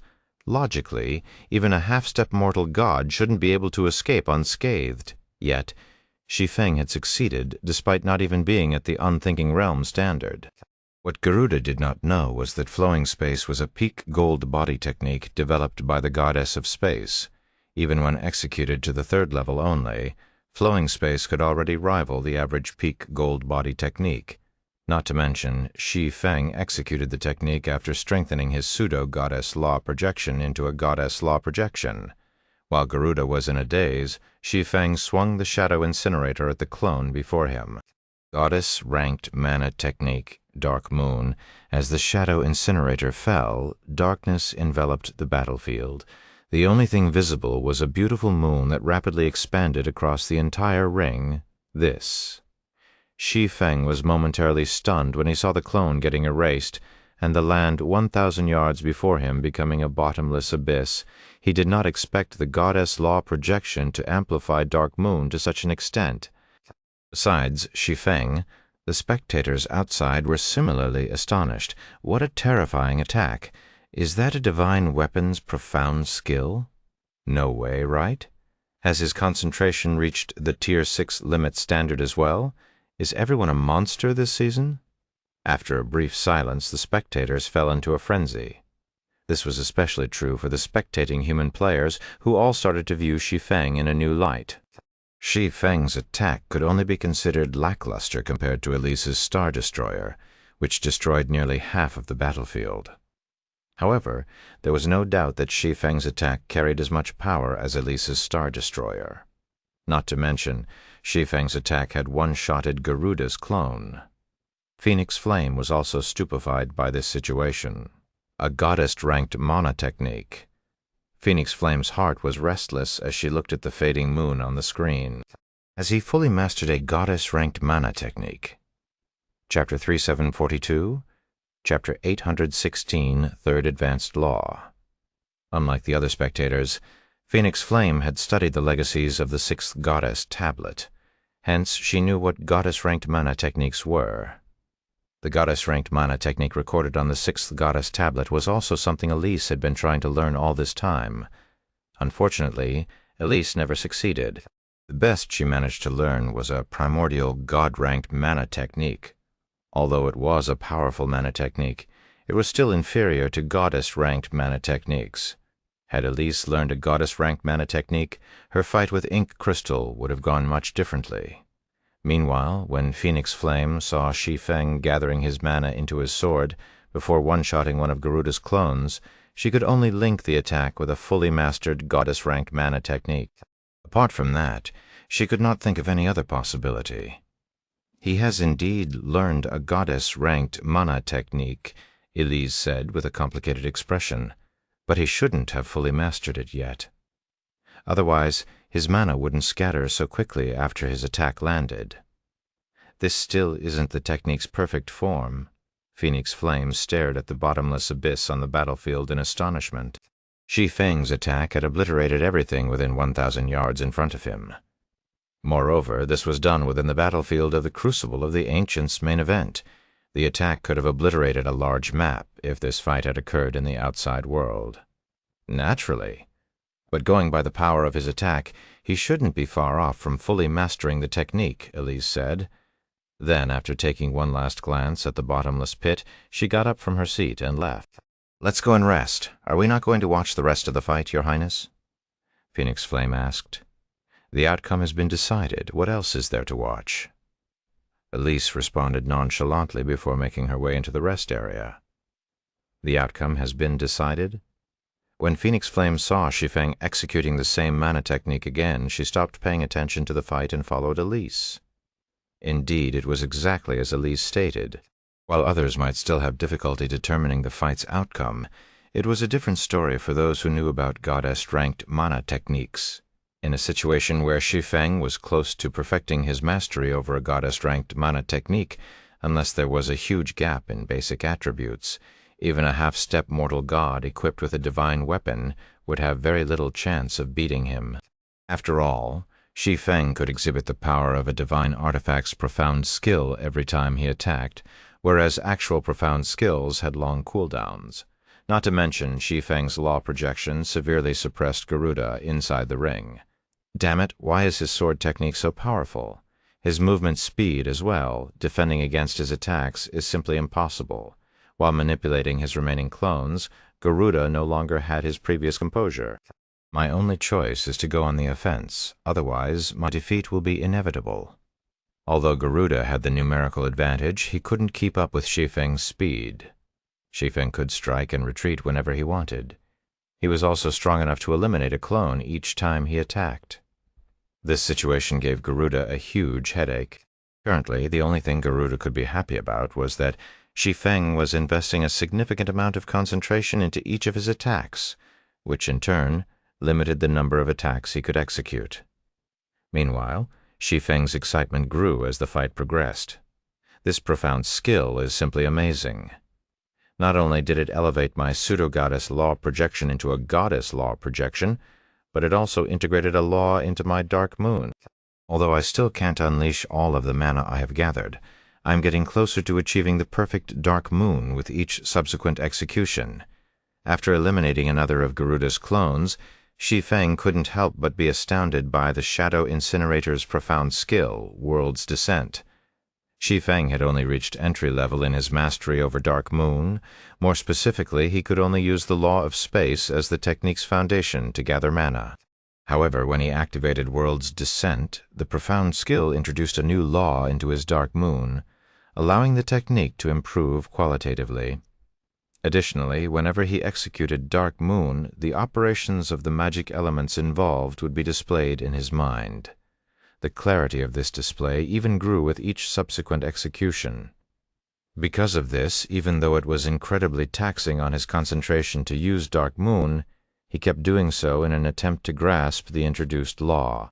Laws related to the magic elements were of utmost importance to any player. Nobody would ever complain that they knew too many elemental laws. This was because every elemental law a player grasped would strengthen their control over mana. At the same time, the law projections they could cast would also become stronger. Hence, when players reached Tier 6, apart from weapons and equipment at the legendary rank or above, they would primarily seek out the laws contained in various legacies. Now that World's Descent could integrate and display a law into Dark Moon, Shi Feng naturally had to make the most of this opportunity. Not to mention, said law was the Law of Darkness. The Law of Darkness was an advanced law, like the Law of Destruction and the Law of Space. Normally, opportunities to learn an advanced law could only be found in primordial god legacies, while god and ancient god legacies only contained basic laws. Now that Shi Feng had an opportunity to learn the Law of Darkness, how could he let it slip by? Once, twice, 3 times. Subsequently, Shi Feng executed Dark Moon one time after another. Unfortunately, even after all of Garuda's clones were eliminated and the winner of the match was declared, Shi Feng still did not grasp the Law of Darkness. If only I had more time, Shi Feng sighed when he appeared outside the ring. 16 executions of Dark Moon only allowed Shi Feng to reach entry level in his mastery over the Law of Darkness. Although he could now manipulate mana using the Law of Darkness, he couldn't integrate it into his Dark Moon like he could when World's Descent was active. While Shi Feng felt dejected, many spectators were jumping for joy. What an incredible human! I can't believe he defeated the Divine Fist. Indeed, I originally thought the Star Maiden would be the human race's strongest representative this time, but after watching this match, I think Black Flame should be the strongest. I look forward to the finals. Previously, after watching Elise and Ink Crystal's fight, everyone lost interest in the fight between Shi Feng and Garuda. Now, though, everyone started to look forward to the fight between Shi Feng and Ink Crystal. It was especially so for the human players. They never imagined that the guild leader of Zero Wing, a guild with no background, could defeat Garuda, the former champion, and lead the Verdant Rainbow Party to the finals. Amidst the spectators' cheers and expectations, Garuda walked up to Shi Feng after he was resurrected outside the ring. "You are good, I'll give you that. I didn't think I would lose to you," Garuda said as he crossed his 4 arms across his chest. Then he turned to look at the departing Ink Crystal party and continued, "But you are most likely going to have a tough time against Ink Crystal. I hope you can defeat her and become the champion. That way we might be able to become fellow travelers." After saying so, Garuda left for the rest area with his Bitter Party members. Like everyone else, he intended to stay behind and watch the finals 2 hours later. Fellow travelers? Shi Feng couldn't help but grow curious as he watched Garuda leave. He could sense that Garuda sincerely did not care about losing. Garuda behaved like his goal was never to become the champion, but to achieve something greater instead. Is it the path beyond Tier 6? Garuda was the champion of the last Continental Championship, so Shi Feng couldn't help but suspect that the other party had learned the method to go beyond Tier 6. Thinking up to this point, Shi Feng became even more determined to win the championship. By the time the following season arrived, the entrance to the Eternal Realm might very well have been discovered already at that time. Even more talented experts and top-tier divine artifacts would appear in the Continental Championship, making it exponentially harder to become the champion. Chapter 3743, Chapter 817, Battle for the Championship. Chapter 81000, Battle for the Championship. Crucible of the Ancients. The 2-hour break quickly passed, and players again filled the main event venue. Some preliminary participants even returned an hour earlier to secure better seats in the spectator stands. Rin, who do you think will win? Dead Soul curiously asked as he looked at Rin, who had just walked up to the ring. As a fellow Crystallian, I am naturally rooting for Ink Crystal, Rin said, rolling her eyes. The Continental Championship is a place for the 3 races to compete. The better our race does in the championship, the more 6th floor experts we can produce in the future. Don't tell me you're hoping for the holy race and the human race to reign over us. What a boring answer, Dead Soul said, sighing. Then he nonchalantly continued, I'm betting on Black Flame's victory. Although his victory will put our race in 2nd place, he is the expert who defeated me. I don't wish to see him lose to anyone. Dead Soul's words earned him a look of disdain from Rin. However, Dead Soul didn't mind Rin's reaction and simply continued, I'm sure you're aware, but the holy race is much stronger than us and the human race. After the major system update, many old fellows back home have already decided to help the humans resist the holy race on the Eternal Continent. That way, we can minimize our living area's exposure when the Eternal Realm's entrance is discovered. So it doesn't really matter whether Ink Crystal or Black Flame wins. Black Flame winning might even be good news for us. After all, you and I will both be part of the Vanguard Legion headed for the Eternal Continent. If Black Flame is strong enough to defeat Ink Crystal, I can only see it as good news for our future alliance. You sure have put a lot of thought into this matter. Rin couldn't help but look at Dead Soul in surprise.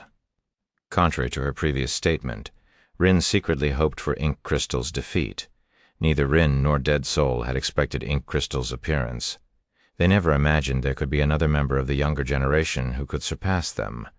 While knowing that the Crystallian race had more talented experts was reassuring, Ink Crystal's origins were shrouded in mystery. Even now, the powers they belonged to had yet to uncover Ink Crystal's details. It was as if Ink Crystal had suddenly sprouted from the ground one day. Additionally, the executives of Rin's guilds had warned her not to approach Ink Crystal, and she was advised to behave like Ink Crystal did not exist. Since her guild's executives wished to treat Ink Crystal like she did not exist, Rin would naturally be more inclined to wish for Black Flame's victory. After all, Black Flame's victory would increase the likelihood of the human race producing more 6th floor experts. Meanwhile, the stronger the human race became, the easier it would be for the alliance between the Crystallian race and the human race to resist the holy race. Amidst Rin and Dead Soul's hushed conversation, the Ink Crystal Party and the Verdant Rainbow Party arrived before the staircase leading into the ring and quietly waited for the start of the final match. Quick, look. What's going on with the Ink Crystal Party? Why has the party's roster changed? Crap. It really did change. Isn't this against the rules? Everyone quickly noticed something peculiar when the Ink Crystal Party entered their sight. Originally, besides Ink Crystal, the 5 other members of the Ink Crystal Party were either at or close to 30 years old. Now, though, these 5 members were nowhere to be seen. Instead, 5 teenagers had taken their place. Although they did not look like they were in their mid-teens like Ink Crystal, they were still in their late teens, half-step mortal gods.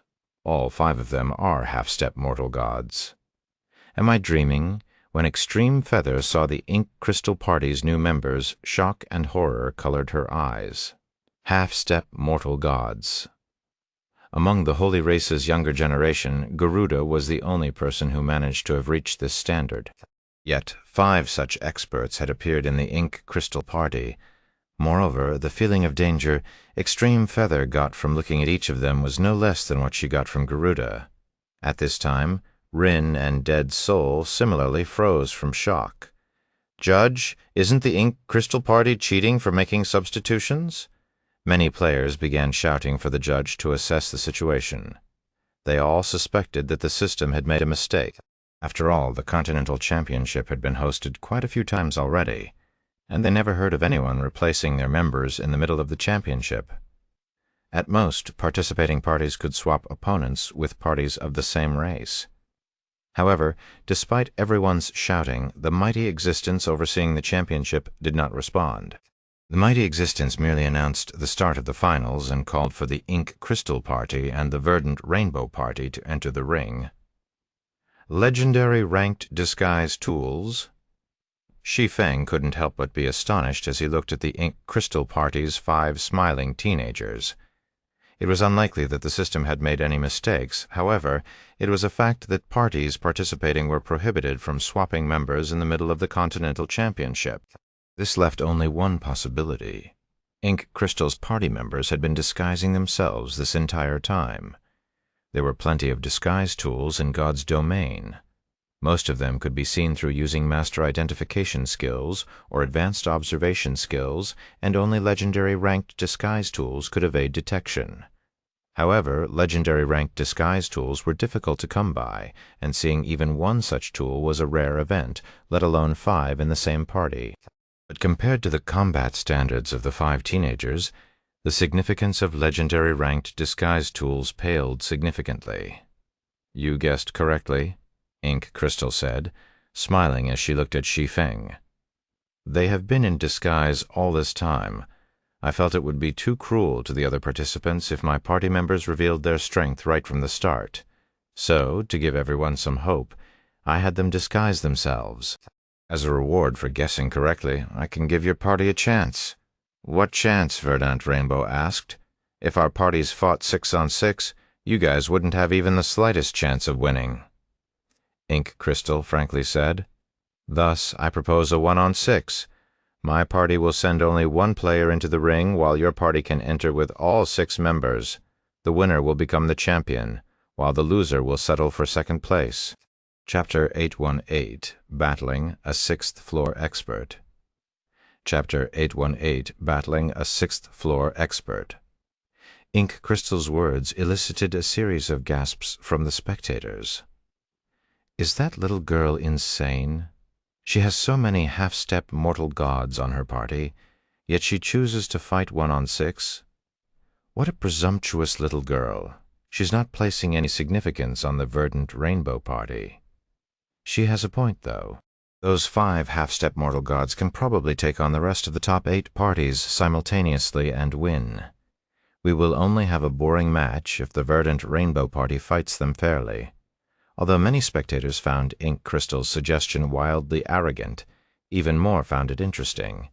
Otherwise, the Continental Championship would conclude with a very boring final match.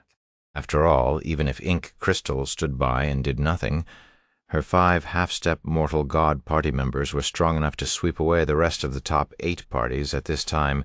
Even Elise couldn't help but turn to Rin, who sat nearby, and asked Rin, "What is Ink Crystal's origin?" It was already shocking enough that a mortal god had appeared among the Crystallian race. Now 5 more half-step mortal gods had appeared among the Crystallians. They all even belonged to the same party. Such a party could reign supreme across the Eternal Realm. Not to mention, all 6 members of this party were ridiculously young. Elise found it hard to imagine that any power could nurture so many monsters. If a power managed to nurture 1 peerless chosen one, the achievement could only be chalked up to luck. However, if a power managed to nurture multiple peerless chosen ones, it was proof of that power's strength and foundations. No matter how Elise thought about it, there was no way a power capable of producing 1 mortal god and 5 half-step mortal gods could be unknown. This I don't know either, Rin said, shaking her head. My superiors merely told me to avoid provoking her party and behave like the party doesn't exist. In reality, Rin was even more confused by this situation than Elise.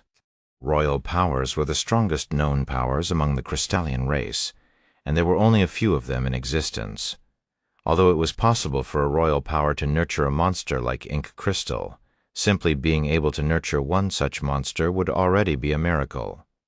There was no way any royal power could nurture a group of such monsters. Likewise, while apex and pseudo-apex powers could potentially nurture a monster like ink crystal, they would need ridiculous amounts of luck. As for the possibility of ink crystal's party having independent origins, that was completely out of the question. The development of every genius involved various resources. The stronger a genius wished to become, the more resources they needed to consume. No small team or ordinary power could afford the resources required to produce ink crystal's party of 6. You don't know? Behave like they don't exist? Elise was astounded by Rin's response. 9th Street, the royal power Rin originated from, was the second strongest royal power among the Crystallian race, and it was not much weaker than the Holy Race's Thunder Empire. Evidently, 9th Street's executives knew something about the ink crystal party's origins, yet they had warned the Earthen Princess not to have any contact with the ink crystal party. This implied that the ink crystal party's origins were so powerful that even 9th Street feared it. While Elise questioned Rin, Ink Crystal moved her gaze from Verdant Rainbow to Shi Feng. I will only make you this offer once. Will you take it or not? Ink Crystal asked as she looked at Shi Feng. She behaved like a child who had found a new and interesting toy, and a hint of eagerness could even be heard in her voice. Leader, how sly of you we had to hold ourselves back this entire time, yet you're going to steal our one opportunity to show off. A bald young man from the Ink Crystal Party said in dissatisfaction. The other members of the Ink Crystal Party nodded in agreement. They had to act weak throughout the entire competition. Now that they could finally show off their strength in front of everyone, Ink Crystal decided to steal their thunder. Scram. Ink Crystal glared at the bald young man. If you oppose me again, I'll have you all banned from logging into God's domain for a month. Ink Crystal's threat immediately silenced her party members. A 1 or 2 day ban might be tolerable, but a 1-month ban from God's domain was absolute torture. They didn't doubt Ink Crystal's ability to act on her threat, either. Back to the topic. After silencing her party members, Ink Crystal turned back to Shi Feng and asked, What are your thoughts? We'll pass on the 1-on-6. We can't afford such a humiliating situation, Shi Feng said, shaking his head. Instead, let's fight 1-on-1. It's a fair arrangement, and neither side can complain if they lose. Verdant Rainbow and the others did not voice any objections. They all agreed with Shi Feng's suggestion. It didn't matter whether they fought Ink Crystal 1-on-6 or 1-on-1. The fight's outcome would ultimately depend on whether Shi Feng could defeat Ink Crystal. After all, the last thing a mortal god feared was group battles. If Shi Feng could not defeat Ink Crystal by himself, it wouldn't matter if the rest of the Verdant Rainbow party fought alongside him. Nothing would change. Okay. We'll do a 1-on-1 then. Ink Crystal nodded and entered the ring by herself. Guild leader Black Flame, be careful. I doubt the strength she has revealed thus far is everything she has, Verdant Rainbow said to Shi Feng. I understand. Shi Feng nodded. He did not bother to say anything else, stepping directly into the ring. Meanwhile, a minute after Shi Feng and Ink Crystal entered the ring, the mighty existence hovering in the air closed off the ring's entrance and announced the start of the final match. Subsequently, the map for the final match materialized. This time, the battlefield was set inside an ancient temple held up by massive stone pillars. Each pillar had a radius exceeding 100 meters, and there were an endless number of them throughout the temple. However, despite the large temple, Shi, Feng, and Ink Crystal arrived on the battlefield with less than 1,000 yards between them, with clear line of sight of each other. Let me see the strength you used to defeat Garuda, Ink Crystal said to Shi Feng before she released her cane and let it sink into the ground. Immediately, spears made of vines emerged from the ground and rotated around Ink Crystal, As more spears formed, the speed of their rotation also increased, and after just 3 seconds, a powerful typhoon raged around Ink Crystal. The typhoon repeatedly shattered the surrounding space, and its power increased over time. This move was none other than Thornstorm, the peak gold implement manipulation technique Ink Crystal used to kill Elise previously. Whoosh! With a wave of her hand, Ink Crystal directed the countless vine spears to scatter with explosive momentum, covering all her sides, fighting seriously right off the bat. Shi Feng's scalp grew numb when he saw Ink Crystal's attack, and he dared not hold back in the slightest. Pseudo Goddess, Law Projection, World's Descent, Goddess ranked Mana Technique, Dark Moon. Suddenly, a full moon rose above the battlefield, showering endless moonlight on Ink Crystal's Thornstorm. Chapter 3745, Chapter 819, Black Flame and Ink Crystal. Chapter 819, Black Flame and Ink Crystal. When the moonlight shone on the rotating vines, the latter stopped in place, looking as if they had collided with an impenetrable wall. This situation lasted several seconds before the initial clash between Ink Crystal and Shi Feng ended with their attacks canceling out each other. However, Ink Crystal did not intend to stop after their initial exchange. Immediately, she executed Thornstorm again, sending another batch of vine spears flying at Shi Feng. When Shi Feng saw this, he similarly executed Dark Moon without hesitation. Once, twice, 3 times, over a dozen exchanges occurred in no time, the sight shocking the spectators outside. The once majestic and ancient temple looked devastated on the screen. The towering pillars within 10,000 yards of Shi Feng and Ink Crystal were covered in cracks, and the ground looked like a meteorite had struck it. The destruction caused was comparable to that of Elise's Star Destroyer. "Are these 2 monsters?" Phoenix Flame muttered as she looked at the calm expressions on Shi Feng and Ink Crystal. Seated nearby, Rin and Dead Soul were similarly astonished. They never imagined Shi Feng and Ink Crystal could remain unfazed in such an intense fight. Whether it was Ink Crystal's implement manipulation technique or Shi Feng's mana technique, both exhibited power comparable to that of the profound skills of divine artifacts that were utilized to 100% of their potential. Yet, despite the 2 having used their respective techniques over a dozen times, they didn't look the slightest bit exhausted.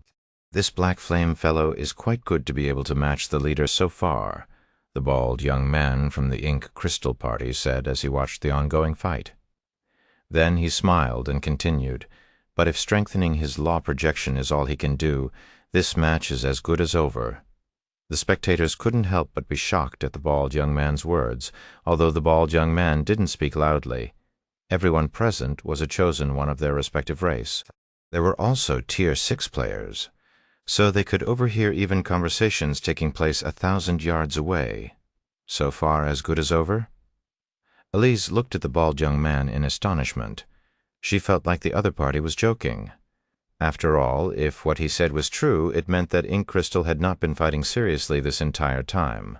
Although Elise acknowledged that 6th floor experts were powerful, she did not think that Shi Feng was as fragile as the bald young man described. There weren't many experts who could utilize a divine artifact's potential to 100%. It wouldn't be an exaggeration to say that there were only a handful of such experts in the human race's greater god's domain, and the various apex powers feared them greatly. Meanwhile, given Shi Feng's ability to unleash power rivaling the profound skill of fully exerted divine artifacts over a dozen times in a row, even the current Demon's Gate would have to rethink its decision to persecute him. In fact, even the Sun Dynasty would have to consider whether continuing to persecute Shi Feng would be worthwhile, yet the bald young man spoke as if Shi Feng's strength was insignificant. However, Elise knew better than to dismiss the bald young man's words. After all, despite his deceptively young age, the young man was a half-step mortal god. There was no way he couldn't understand the strength Shi Feng was currently displaying. Even a bona fide 6th floor expert should have difficulty defeating Shi Feng quickly. While Elise was wondering about the reason for the bald young man's somewhat arrogant claim, Ink Crystal stopped attacking Shi Feng and quietly inspected him for a moment. Then she began walking toward the ground like she was descending a flight of invisible stairs, each of her steps causing the surrounding space to condense. When Ink Crystal arrived on the ground, the spectators were given another shock. This was because an illusory forest had appeared around Ink Crystal and pushed back Shi Feng's law projection in the blink of an eye. The two law projections shared the battlefield equally, and Ink Crystal's strength made a full recovery. A goddess-ranked law projection? Elise couldn't help but doubt her eyes. As the owner of the 6th Goddess Tablet, Elise was no stranger to the concept of the goddess-ranked law projection. She was even working to achieve it.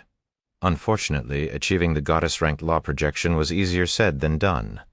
The base requirement to cast a goddess-ranked law projection was to master and combine 3 advanced laws. However, without sufficient legacy guidance, even mastering the 3 advanced laws needed would be nigh impossible, let alone merging them into one in Shi Feng's case. He could only barely achieve a goddess-ranked law projection because of a skill. Ink Crystal, however, did not rely on any external forces. She relied only on herself to form a goddess-ranked law projection. Garuda and the other experts who had mastered 2 advanced laws were similarly stunned by this development. A monster. She's an absolute monster. Rin felt her worldview crumbling as she looked at Ink Crystal. Not only did Ink Crystal possess a one-of-a-kind talent for combat, but she also possessed an equally astounding comprehension of world laws inside the temple. I commend you for making it this far despite not having reached even the unthinking realm, Ink Crystal said, smiling as she looked at Shi Feng. But you're not the only player who has grasped a primordial god-ranked law projection in this championship.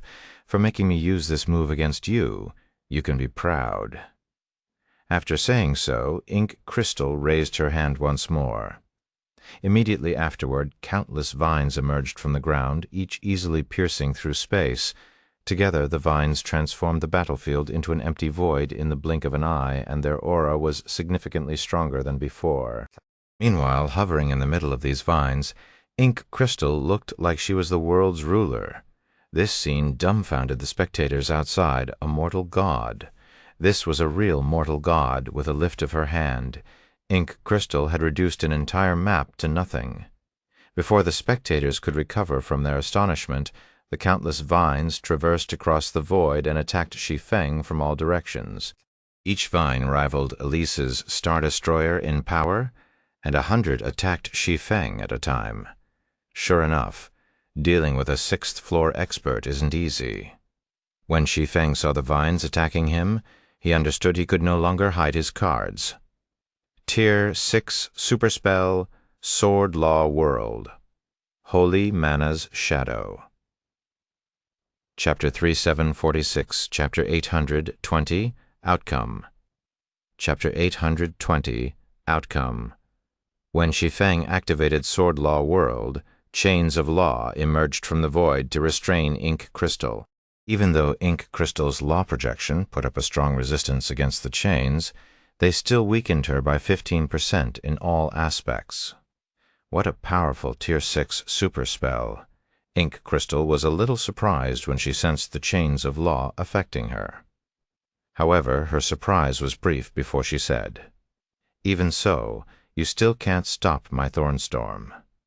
Previously, when she allowed Shi Feng's law projection to affect her, it suppressed her in all aspects. It even suppressed her surrounding environment, preventing her from using her surroundings to her advantage. Now, although Sword Law World had similarly weakened her in all aspects, it failed to recreate the law projection's environmental suppression. However, before the first 100 vines could connect, Shi Feng suddenly transformed into a 20-meter-tall giant covered in glowing divine patterns.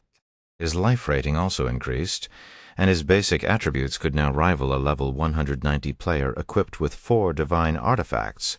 After activating Holy Mana's body, Shi Feng executed Dark Moon to defend himself without hesitation. This time, a moon several times larger appeared in the void, and the moonlight it radiated eliminated the oncoming vines like light-erasing darkness. The difference between the 2 attacks immediately became apparent. Crap! He managed to block even that. No way, Ink Crystal got pushed back? When the radiant moonlight dissipated, the spectators were stunned to see Ink Crystal moving back by half a step. Ink Crystal's 5 party members were especially shocked by this development. What an incredible berserk skill! He actually managed to push the leader back by half a step. The bald young man from the Ink Crystal party said in astonishment as he looked at Shi Feng's mighty figure. When enhanced by Ink Crystal's primordial god-ranked law projection, Thornstorm could exhibit unbelievable power. Even players equipped with 4 divine artifacts using a peak gold-ranked technique couldn't necessarily neutralize it, let alone overpower it. Players like Garuda and Daystar, who had previously traded blows with Shi Feng, were equally shocked. He still wasn't going all out just now. Garuda had mixed feelings as he looked at Shi Feng. Originally, Garuda thought Shi Feng had only won their fight by a small margin. If he wasn't being humble, he might even consider it a lucky victory. However, it was evident that Shi Feng had never fought him seriously. Otherwise, the duel could have ended on the first exchange. Meanwhile, unlike most other spectators, Verdant Rainbow grew ecstatic when she saw Shi Feng's small victory. We have a chance. Verdant Rainbow thought her eyes sparkling when she saw Ink Crystal getting pushed back slightly. Truthfully, Verdant Rainbow didn't have much confidence in Shi Feng defeating Ink Crystal. Now, though it would seem she was mistaken, and Shi Feng had a great chance of winning. Although Ink Crystal lost less than 1% of her HP in the exchange, it should be known that she no longer possessed a stronger attack. So long as Shi Feng could repeat this exchange, it would only be a matter of time before he won. Meanwhile, inside the ring, Shi Feng naturally realized his advantage. Thus, he promptly brandished the Shadow Incinerator at Ink Crystal again, not allowing the other party to catch her breath. Not to mention, World's Descent only had a 5-minute duration. Once the skill ended, he would no longer have a goddess-ranked law projection backing him. At that time, he would be completely at Ink Crystal's mercy. Are you trying to whittle me down? How boring. When Ink Crystal saw Shi Feng attacking her frenziedly, she did not panic. Instead, she calmly said, "I was originally thinking of giving you some hope, but now I should show you what it truly means to be a mortal god." After saying so, Ink Crystal stamped her feet and began to dance. Then countless vine spears materialized in the void and rotated around her as if dancing along with her. When this new batch of vine spears appeared, Shi Feng's heart sank. This is a twofold implement manipulation technique. When Shi Feng saw the rotating vine spears impacting and transferring their power to one another, he quickly understood that Ink Crystal was executing a twofold implement manipulation technique. Moreover, she wasn't simply executing the same technique twice simultaneously. She had also merged the power of the 2 techniques, achieving a situation where 1 + 1 was greater than 2. Boom! The instant the moonlight of Dark Moon collided with the vine spears, Shi Feng instantly experienced a powerful backlash through the Shadow Incinerator. Immediately afterward, he stumbled 3 steps backward, and his HP fell by 10%. A twofold peak gold technique? This must be a lie. How can there be such a huge difference with just a 1-floor difference? Rin's jaw dropped as she looked at the dancing girl in the ring among Crystallian players. Experts who had progressed to the later stages of the 5th-floor standard would be considered incredibly fortunate if they could properly execute a peak gold implement manipulation technique. As for executing a twofold peak gold implement manipulation technique, that was something they didn't even dare to think of accomplishing. Yet Ink Crystal had accomplished it with ease. Garuda, who was a half-step mortal god, was similarly horrified by this development. He never imagined there could be such a huge gap between him and Ink Crystal in technique usage. Is this what a true mortal god is like? Elise was thunderstruck as she looked at Ink Crystal. Although Elise had previously managed to execute a twofold primordial god-ranked mana technique, which could be considered as strong as a twofold peak gold implement manipulation technique, she only managed it with the help of the black book she wielded. In contrast, Ink Crystal performed this complicated execution all by herself. I'm bound to lose at this rate. It seems I can only go for broke. When Shi Feng saw Ink Crystal attacking him again with a twofold Thornstorm, he gripped the Shadow Incinerator with both hands and executed a simple downward slash profound skill. the end after. He undid the Shadow Incinerator's second seal. The end became his greatest trump card. Although the skill's 30-minute cooldown prevented him from using it more than once in a single fight, in return for sacrificing one level, he could unleash the Shadow Incinerator's full power and deal a devastating blow that covered a 50,000-yard radius. The attack could also theoretically reach the Tier 6 limit standard. Suddenly, flames that burned as hot as the sun appeared in the void and collided with the oncoming vine spears. Boom, boom, boom. Spatial storms swept the battlefield, causing cracks to even appear on the barrier around the ring. When the storm subsided, Shi Feng and Ink Crystal stood quietly facing each other. Shi Feng remained intact. In contrast, Ink Crystal lost 20% of her HP and her clothes looked scorched. However, the silence on the battlefield lasted very briefly as Ink Crystal promptly followed up the exchange with another twofold Thornstorm. I lost? When Shi Feng saw that his last-ditch attempt failed to kill Ink Crystal, he stopped struggling and let Ink Crystal's Thornstorm devour him.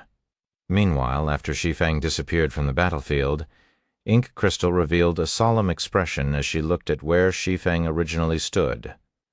What a terrifying attack! If not for the Divine Illusion Garb's ability to weaken one instance of fatal damage, I would have died just now. Chapter 3747, Chapter 821, Crucible's Central Area. Chapter 821, Crucible's Central Area. Black Flame still lost. Sure enough, the gap in combat standards is too significant to bridge. Even so, Black Flame is incredibly strong. Had he participated in any of the past championships, he would have definitely been number 1. Many spectators were in awe of Ink Crystal's power when they saw the match's conclusion. At the same time, they couldn't help but sympathize with Shi Feng. After all, with the strength Shi Feng possessed, he shouldn't have any trouble winning the Continental Championship under normal circumstances. In fact, besides the Verdant Rainbow Party that Shi Feng led, the Divine Fist Party and the Star Maiden Party could have similarly become the champions in any of the Continental Championship's past seasons. Unfortunately, an unreasonably strong monster named Ink Crystal appeared this season. Damn it, we were so close to winning the championship. Deathwind felt unresigned as he watched Ink Crystal walk out of the ring. Second place isn't a bad result, Verdant Rainbow said. Unlike Deathwind, she felt happy and content with their final placement. We have already exceeded our original goal of entering the top 4 to enter the Crucible's central area. Hearing this, Deathwind no longer dared to speak any further. If not for his wager with Shi Feng, he would have left the Continental Championship with a huge win. However, after losing a divine artifact, he wasn't sure if he could leave with a net positive. Amidst the two's conversation, Gentle Snow, Fervent Samsara, and Heavy Abyss remained silent. Apart from feeling joyful at winning second place in the Continental Championship, they also felt they had broadened their horizons. Mortal God, that will be my goal from now on. Extreme Feather decided, her eyes brimming with fighting spirit as she watched Ink Crystal step out of the ring. Besides Extreme Feather, many other players began to regard Ink Crystal as their strongest opponent. This included even those who failed to make it into the main event. The 6th floor standard. I will eventually reach it then. I'll lead the Order of 12's party to become number 1. Frost Raven said as she focused on Ink Crystal, your chance will come. Azure Dragon said in encouragement, by the time we return and complete the 7 Luminaries Alliance's commission to garrison Shattering Town, the Great Commander should be done with matters on his side. When the next Continental Championship comes around, you could be a match for Ink Crystal already. Azure Dragon's words immediately earned him the ridicule and disdain of many players around him. However, Azure Dragon paid them no heed. Although Frost Raven was much older than Ink Crystal, she carried the hopes of the Order of 12's many commanders and Great Commander. This was because Frost Raven had only been in contact with God's domain for an incredibly short time. More specifically, she had started her journey in God's domain less than a year ago, yet, in less than a year, Frost Raven ascended to the 5th floor standard. Her talent for combat was unprecedented, and it definitely wasn't beneath ink crystals. All she lacked were time and opportunities. Amidst the spectators' discussions, the mighty being hovering above the ring spoke, "The Continental Championship is officially over. All parties who failed to pass the preliminaries will be teleported back to where they came from, while parties that made it into the main event will remain to receive their rewards. The top 4 parties will also be qualified to enter the Crucible's central area. I wish you all a good harvest." As soon as the mighty being finished speaking, the parties that failed to make it into the top 32 were teleported out of the Crucible of the Ancients, while the top 32 parties were teleported to the starting plaza. Crucible of the Ancients. This place again. When Gentle Snow saw her surroundings, she realized they had been teleported back to the starting plaza. Whenever the championship ends, parties that made it past the preliminaries will be teleported back here. Verdant Rainbow explained. Then, members of these parties can freely choose a stele or a statue to challenge. While Verdant Rainbow spoke, veteran participants of the Continental Championship had already scattered like startled birds and frenziedly charged at the 10,000-meter tall stills and statues. Only first-time participants and members of the top 4 parties stood in place. What are these people doing? Extreme Feather wondered as she watched the strange situation unfold around her. Knowing this was Extreme Feather's first time participating in the Continental Championship, Garuda patiently explained. There might be plenty of steles and statues here, but each can only give out their legacies once. So long as a stele or statue becomes occupied, nobody else can inherit its legacy. At Garuda's explanation, realization immediately dawned on Gentle Snow and the other first-time participants. There were indeed many steles and statues in the plaza. However, only 99 housed legacies left behind by primordial god-ranked existences, which meant that not everyone could get the chance to inherit a primordial god-ranked legacy. After all, 32 parties had participated in the main event. Even if the top 4 parties were excluded, there were still 168 players who needed to choose their reward from this plaza. Our time is limited. Let's head for the central area quickly. After glancing at Chalk Splendor and the other players competing for the primordial god-ranked legacies, Shi Feng quickly led his party to the Crucible's central area. Shi Feng had learned about some of the Crucible's rules in his previous life. Although he didn't know what exactly was awaiting them in the central area, he knew that players could only spend a limited amount of time there. Once they exceeded their time limit, they would be forcibly teleported away. In exchange for this time limit, though, the central area's steles and statues did not limit the number of players who could learn from them. Players who entered the central area could also repeatedly challenge their chosen legacy until they successfully learned it, or ran out of time. They couldn't make any changes once they made their choice. 2 hours later, Shi Feng and the others arrived at the Crucible of the Ancients' central area. The steles and statues in the central area were starkly different from those in the starting plaza. Even the shortest ones here reached 20,000 meters in height. Steles and statues measuring up to 60,000 meters could also be seen sporadically, each radiating a divine might stronger than that of ancient gods. The average Tier 6 player would find themselves petrified in the presence of such divine might. When Shi Feng and the others entered the central area, the voice of another mighty being entered their ears. However, unlike the mighty being who presided over the championship, the current one did not sound like an old man. Instead, the current mighty being sounded like a young and friendly girl. "Congratulations on making it to the central area, little ones. You still have 2 days and 6 hours remaining. You may use this time to challenge any one legacy here once. If you fail, you will be teleported away from the Crucible. Additionally, as you all have entered the top 4 this time, every person will receive an admission ticket for the next season." The mighty being's words immediately astounded Garuda and those who had entered the central area in the past. Challenge any one legacy once? Shi Feng and Verdant Rainbow, who had received prior information on the central area, were similarly stunned. Shi Feng in particular couldn't help but doubt his hearing. After all, this situation completely differed from what he had learned in his previous life. Chapter 3748, Chapter 822, 3 Great Legacies. In Chapter 822, Three Great Legacies. What's going on? Why are the rules different from last time? When Phoenix Flame heard the mighty being's explanation, her expression turned ugly. Besides Phoenix Flame, Elise also wore an ugly expression, evidently dissatisfied by the Central Area's new rules. However, before anyone could vent their dissatisfaction, the mighty being continued explaining the rules. You will be restricted in what weapons and equipment you may use to challenge your desired legacies. Members of the champion party may use up to one divine artifact.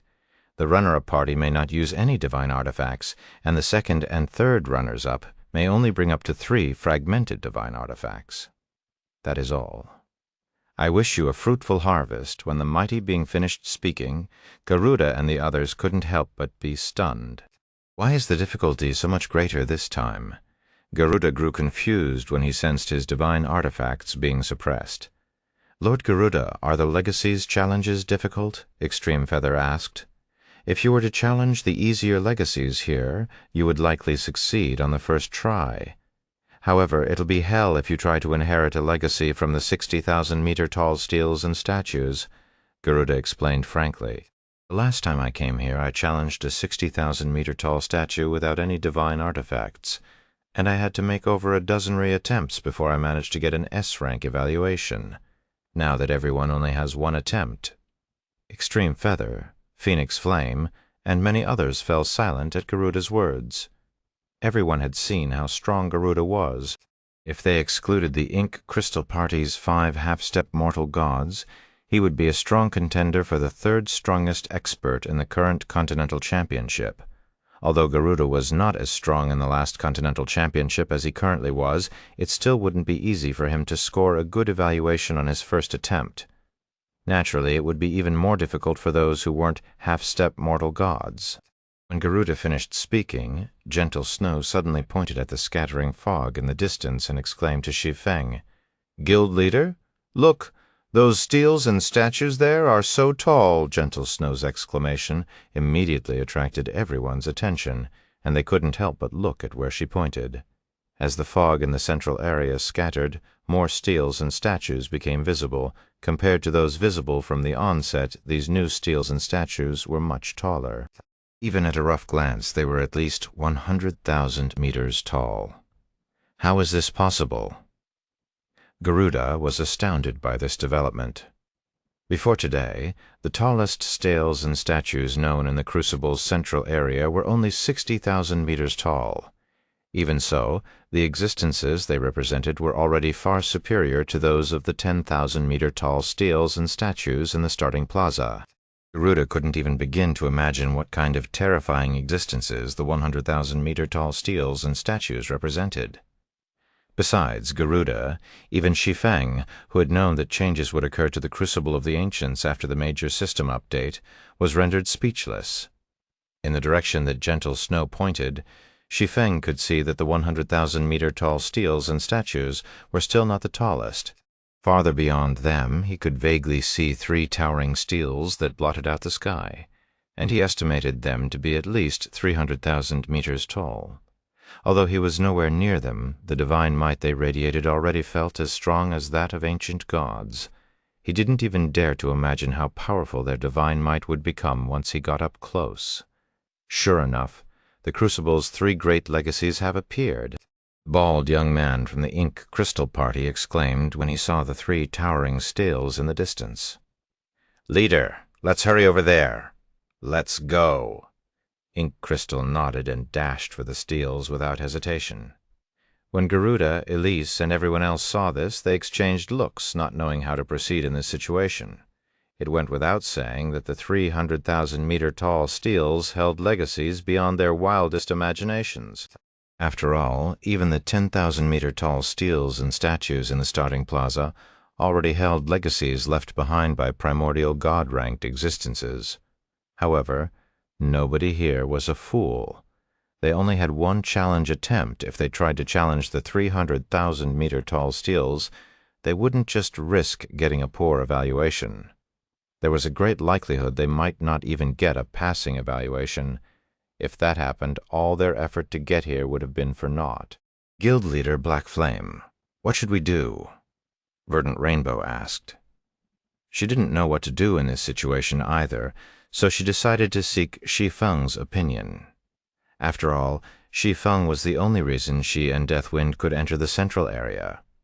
Without Shi Feng, they couldn't have even entered the top 16, let alone the top 4. Although players had to depend on themselves to secure the legacies here, it would definitely help to have Shi Feng's superior insight and knowledge. "Let's go and check them out," Shi Feng replied without hesitation.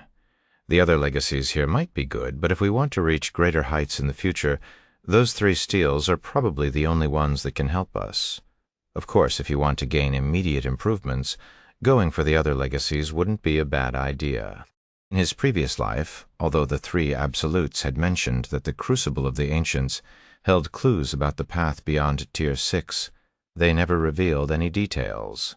However, he was willing to bet they were referring to the central area's 300,000-meter-tall steels. As for the other legacies here, if they couldn't help him exceed the limits of Tier 6, it wouldn't matter how many of them he acquired. Take the difference between 5th and 6th floor experts, for example. The former was only regarded as an apex expert, while the latter was regarded as a mortal god. Between a mortal and a god there was no comparison. At Shi Feng's words, Verdant Rainbow, Garuda, and Elise promptly decided to chase after the ink crystal party. "Guild leader, can we get a passing evaluation?" Gentle Snow whispered to Shi Feng, a trace of worry in her eyes. The ink crystal party's members could not only challenge the Crucible's 3 great legacies with 1 divine artifact, but each of them was also a half-step mortal god or above. In contrast, out of 3 other parties, Garuda was the only one who could compete in combat standards. Gentle Snow would be lying if she said she wasn't worried about challenging the 300,000-meter-tall steels under such circumstances. "Don't worry. We have a greater advantage than even Ink Crystal's party," Shi Feng said, chuckling. "While we might not have any divine artifacts, we have the God Chaser sets.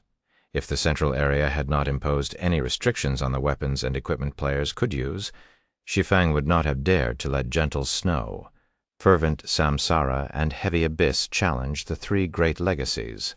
However, since such restrictions existed, the central area's challenges were most likely designed around them. In a situation where the current Continental Championship's average level was set at level 190, the God Chaser sets would provide them with a significant advantage. After all, the new and improved God Chaser sets granted basic attributes rivaling a full set of level 220 legendary equipment. Even if Gentle Snow and the others couldn't currently match half-step mortal gods equipped with a divine artifact, they shouldn't be too far behind. Meanwhile, going by the behavior of Ink Crystal's party members, it was obvious they were confident in passing the 3 great legacies. They might even be confident in scoring a good evaluation. In that case, Gentle Snow, Fervent Samsara, and Heavy Abyss shouldn't have much trouble securing a passing evaluation. Chapter 3749, Chapter 823, Steely's Evaluation. Chapter 823, Steely's Evaluation. When Shi Feng and the others arrived before the 3 towering steels, their bodies and souls shuddered. It felt like they were standing before 3 living primordial gods rather than steels, and they had to steel themselves just to look at the steels. What a powerful mental oppression! This should already be at the level of bona fide primordial gods. Shi Feng was astonished as he looked at the 3 steels. Although his memories of his past life were incomplete, he vaguely understood that the 3 steels could already match the average primordial god. If these steels were sentient, they could suppress ancient gods with just a thought. This included ancient gods who had reached level 240 and above. These steels were no longer existences that those at Tier 6 could hope to resist. The 3 steels had varied offerings. Starting from Shi Feng's left, the words Divine Law were engraved on the first steel, the words Divine Concentration were engraved on the second steel, and the words Divine Technique were engraved on the third steel. Evidently, the 3 steels corresponded to God's domain's 3 foundational legacies. The three foundational legacies were the same for all races. Whether it was the human race or the holy race, the players of both races needed to study world laws. As for technique, the human race's combat techniques and mana techniques, the holy race's holy arts, and the Crystallian race's implement manipulation technique could all be put under this category. The concept of concentration was also uniform across all races. If players wished to advance to Tier 6, their concentration must reach the Tier 6 standard. Additionally, if a player's concentration increased, so would their overall strength. Are we only allowed to choose one of these 3 styles? Extreme Feather grew hesitant as she examined the 3 styles. Every one of God's domain's 3 foundational legacies was of utmost importance. Players could achieve a qualitative transformation if they improved in all 3 categories. But now the Central Area's rules limited them to only one legacy. If they wanted to inherit all the legacies of all 3 styles, they would need to participate in and enter the top 4 of 2 more continental championships.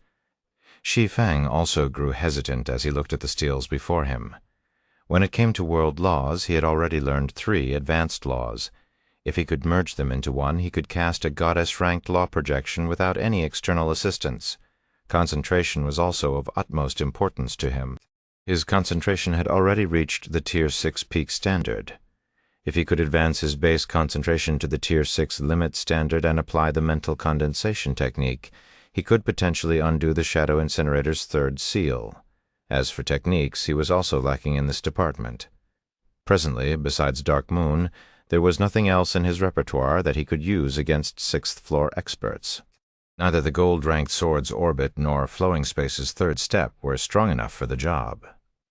If he could improve his mastery over the 2 techniques, he wouldn't be limited to using the end to threaten 6th floor experts. While Shi Feng and everyone else hesitated, Ink Crystal and her party members moved with purpose. As if premeditated, the 6 moved toward 2 of the 3 stales. Ink Crystal alone chose the Divine Concentration stale. While her 5 party members chose the Divine Law stale, none of them chose Technique. The Ink Crystal Party's choices perplexed Verdant Rainbow. Out of the 3 foundational legacies, Technique legacies could provide players with the most apparent improvements. Take gold combat techniques, for example. If a 4th floor expert learned one, they could instantly put up a fight against 5th floor experts. If a 4th floor expert learned a set of gold combat techniques, even defeating 5th floor experts wouldn't be out of the question. As for advanced gold combat techniques, they could give even unthinking realm experts a headache in the right hands. If Shi Feng hadn't learned the goddess-ranked mana technique Dark Moon, he couldn't have stood up against Ink Crystal. Their fight would have ended as soon as it began. They probably aren't lacking such legacies, Shi Feng said after giving the matter some thought. When Verdant Rainbow looked at Ink Crystal's fading figure, she couldn't help but agree with Shi Feng. Normally, advanced gold-ranked techniques were already considered an exceedingly rare treasure by the various royal powers, let alone the legacy held by the 300,000-meter-tall Divine Technique stale. No matter how she thought about it, the Divine Technique legacy should be a peak gold-ranked technique at the very least. Yet nobody from the Ink Crystal Party chose the Divine Technique steel. While this decision initially confused Verdant Rainbow, she quickly understood the reason behind this decision when she recalled the 2 peak gold implement manipulation techniques Ink Crystal had used. The Ink Crystal Party did not lack peak gold-ranked techniques. Since Ink Crystal did not lack techniques and her progress in world laws had reached a point where she could cast a primordial god-ranked law projection, the optimal choice here would naturally be to improve her concentration. Meanwhile, after realizing the intent behind the Ink Crystal Party's choices, everyone quickly understood what they should base their decision on. They could either further enhance their strengths or compensate for their weaknesses. While everyone considered which legacy they should choose, the Divine Law stale suddenly lit up. Then, all 5 of Ink Crystal's party members appeared in front of the stale and collapsed one after another, looking incredibly feeble. What happened to them? Everyone was stunned when they saw that Ink Crystal's party members had spent less than 20 minutes challenging the Divine Law stale. Garuda and those experienced with the Central Area's challenges were especially shocked. Normally, when challenging the 60,000-meter-tall steels and statues, players needed at least an hour or 2 to secure an A-rank evaluation. Yet these 5 half-step mortal gods had concluded their challenge in just 16 minutes. Could the challenge be very simple? Is that why they finished it so quickly? Phoenix Flame wondered as she started walking toward the 5 players, intending to ask them about the challenge they faced. However, before Phoenix Flame could approach the 5 players, the Divine Law Stealer revealed 2 evaluations. At the same time, 3 of the 5 players transformed into streaks of light and disappeared, leaving only the bald young man and a girl with a ponytail. Desert River, Crystalline Race, age 17, evaluation C. Flaming Lotus, Crystalline Race, age 16, evaluation C. Silence enveloped the area following this development as everyone stared at the Divine Law Stealer in disbelief. 5 half-step mortal gods, each equipped with a divine artifact, had challenged the Divine Law Steal confidently. Yet their challenge concluded in less than 20 minutes, with 3 failing their challenge and the other 2 receiving only a passing evaluation. After seeing this, no one could imagine how difficult the Steal's challenge was. Just when everyone was gradually returning to their senses, the divine concentration Steal suddenly lit up, and a person flew out. This person was none other than the mortal god Ink Crystal. However, the current Ink Crystal was riddled with wounds, and she was obviously heavily injured. When she landed on the ground, she even stumbled and nearly fell. More importantly, it hadn't been more than 10 minutes since Desert River and Flaming Lotus concluded their challenge. Chapter 3750, Chapter 824, Choice. Chapter 824, Choice. Why is she out already? Everyone couldn't believe their eyes when they saw Ink Crystal emerge from the Divine Concentration Stela. It was one thing for Desert River and Flaming Lotus to return quickly. However, nobody expected Ink Crystal to return so soon as well. They had seen for themselves how strong Ink Crystal was. She was the undisputed #1 expert in this season's Continental Championship. Nobody would find it strange even if she spent half a day inside the Divine Concentration Stela. Yet she had concluded her challenge less than 40 minutes after she started it. Just how difficult was the challenge for her to be defeated so quickly. However, unlike everyone else, Garuda still did not give up hope. Quickly, he turned to the Divine Concentration Stele to check Ink Crystal's evaluation. As someone who had experienced the Central Area's challenges in the past, Garuda knew that while time spent in a challenge could be used to estimate a player's evaluation, it wasn't always accurate. Subsequently, Ink Crystal's evaluation appeared on the Divine Concentration Stele with a flash. Ink Crystal Crystalline Race, age 16. Evaluation A. Sure enough. Garuda's complexion brightened considerably when he saw this evaluation. That gave me a scare. Thank goodness she received an A. Everyone else was similarly relieved upon seeing the evaluation shown on the Divine Concentration Stele. This was especially so for Extreme Feather, Death, Wind, and those visiting the Crucible's central area for the first time. If even a mortal god like Ink Crystal scored only a C or B rank evaluation, players who weren't even half-step mortal gods like themselves would have no hope of passing the 3 Great Legacies challenges. However, since Ink Crystal got an A-rank evaluation, players beneath half-step mortal gods would still have a chance at securing a C-rank evaluation.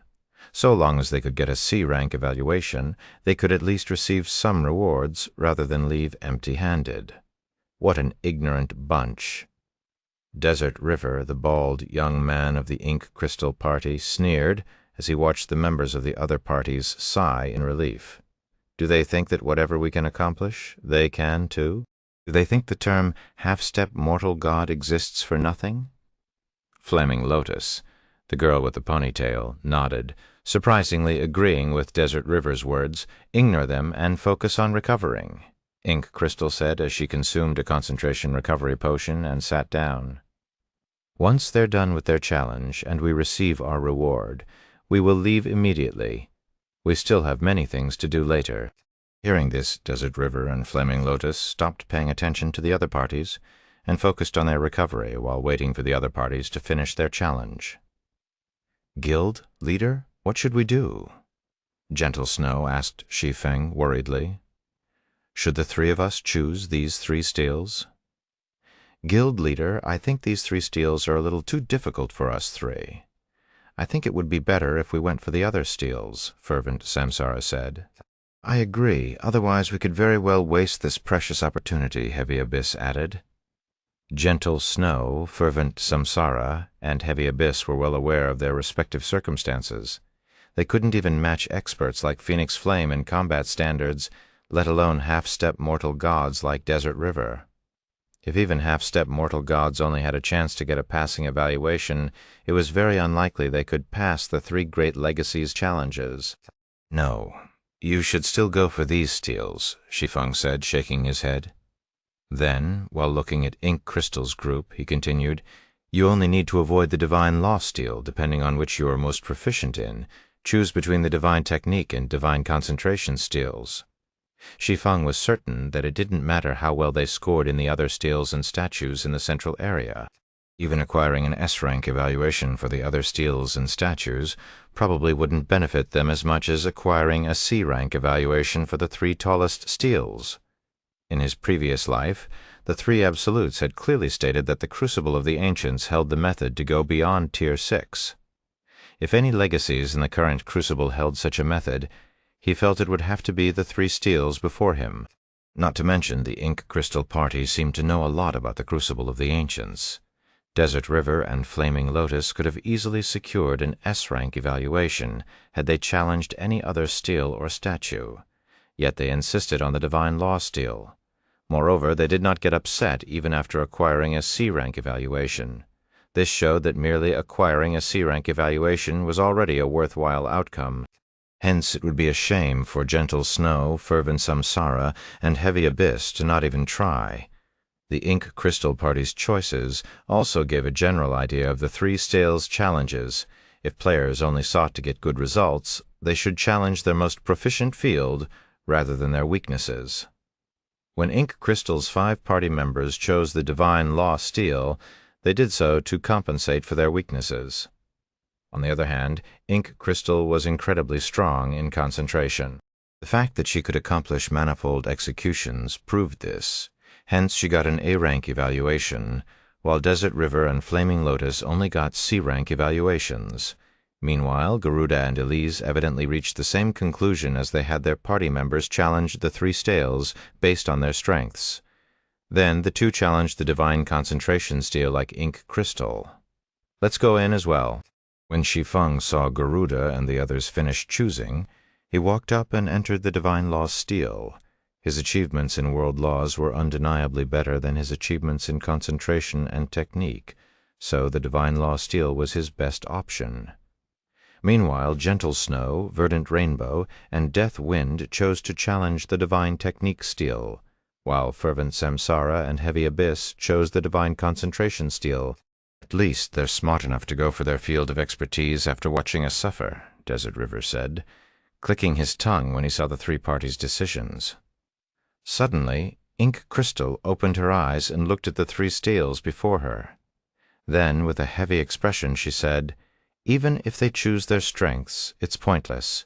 Apart from Garuda and Elise, the best the others can achieve is C-rank. Desert River and Flaming Lotus chuckled when they heard Ink Crystal's words. They could imagine the looks of shock the 3 parties' members would wear once they were inside the 3 steels. Inside, these people would learn just how weak they were. They would also learn that even the peerless chosen ones of an entire race were nothing more than ants. Chapter 3751, Chapter 825, Geniuses of the Myriad Worlds. Upon entering the Divine Law stele, Shi Feng found himself in an endless sea of stars. Amidst this starry sea was a 3-story tower of epic proportions, and its presence here was akin to that of an overlord as countless worlds orbited it. When Shi Feng looked at these worlds, he could see countless players residing in them.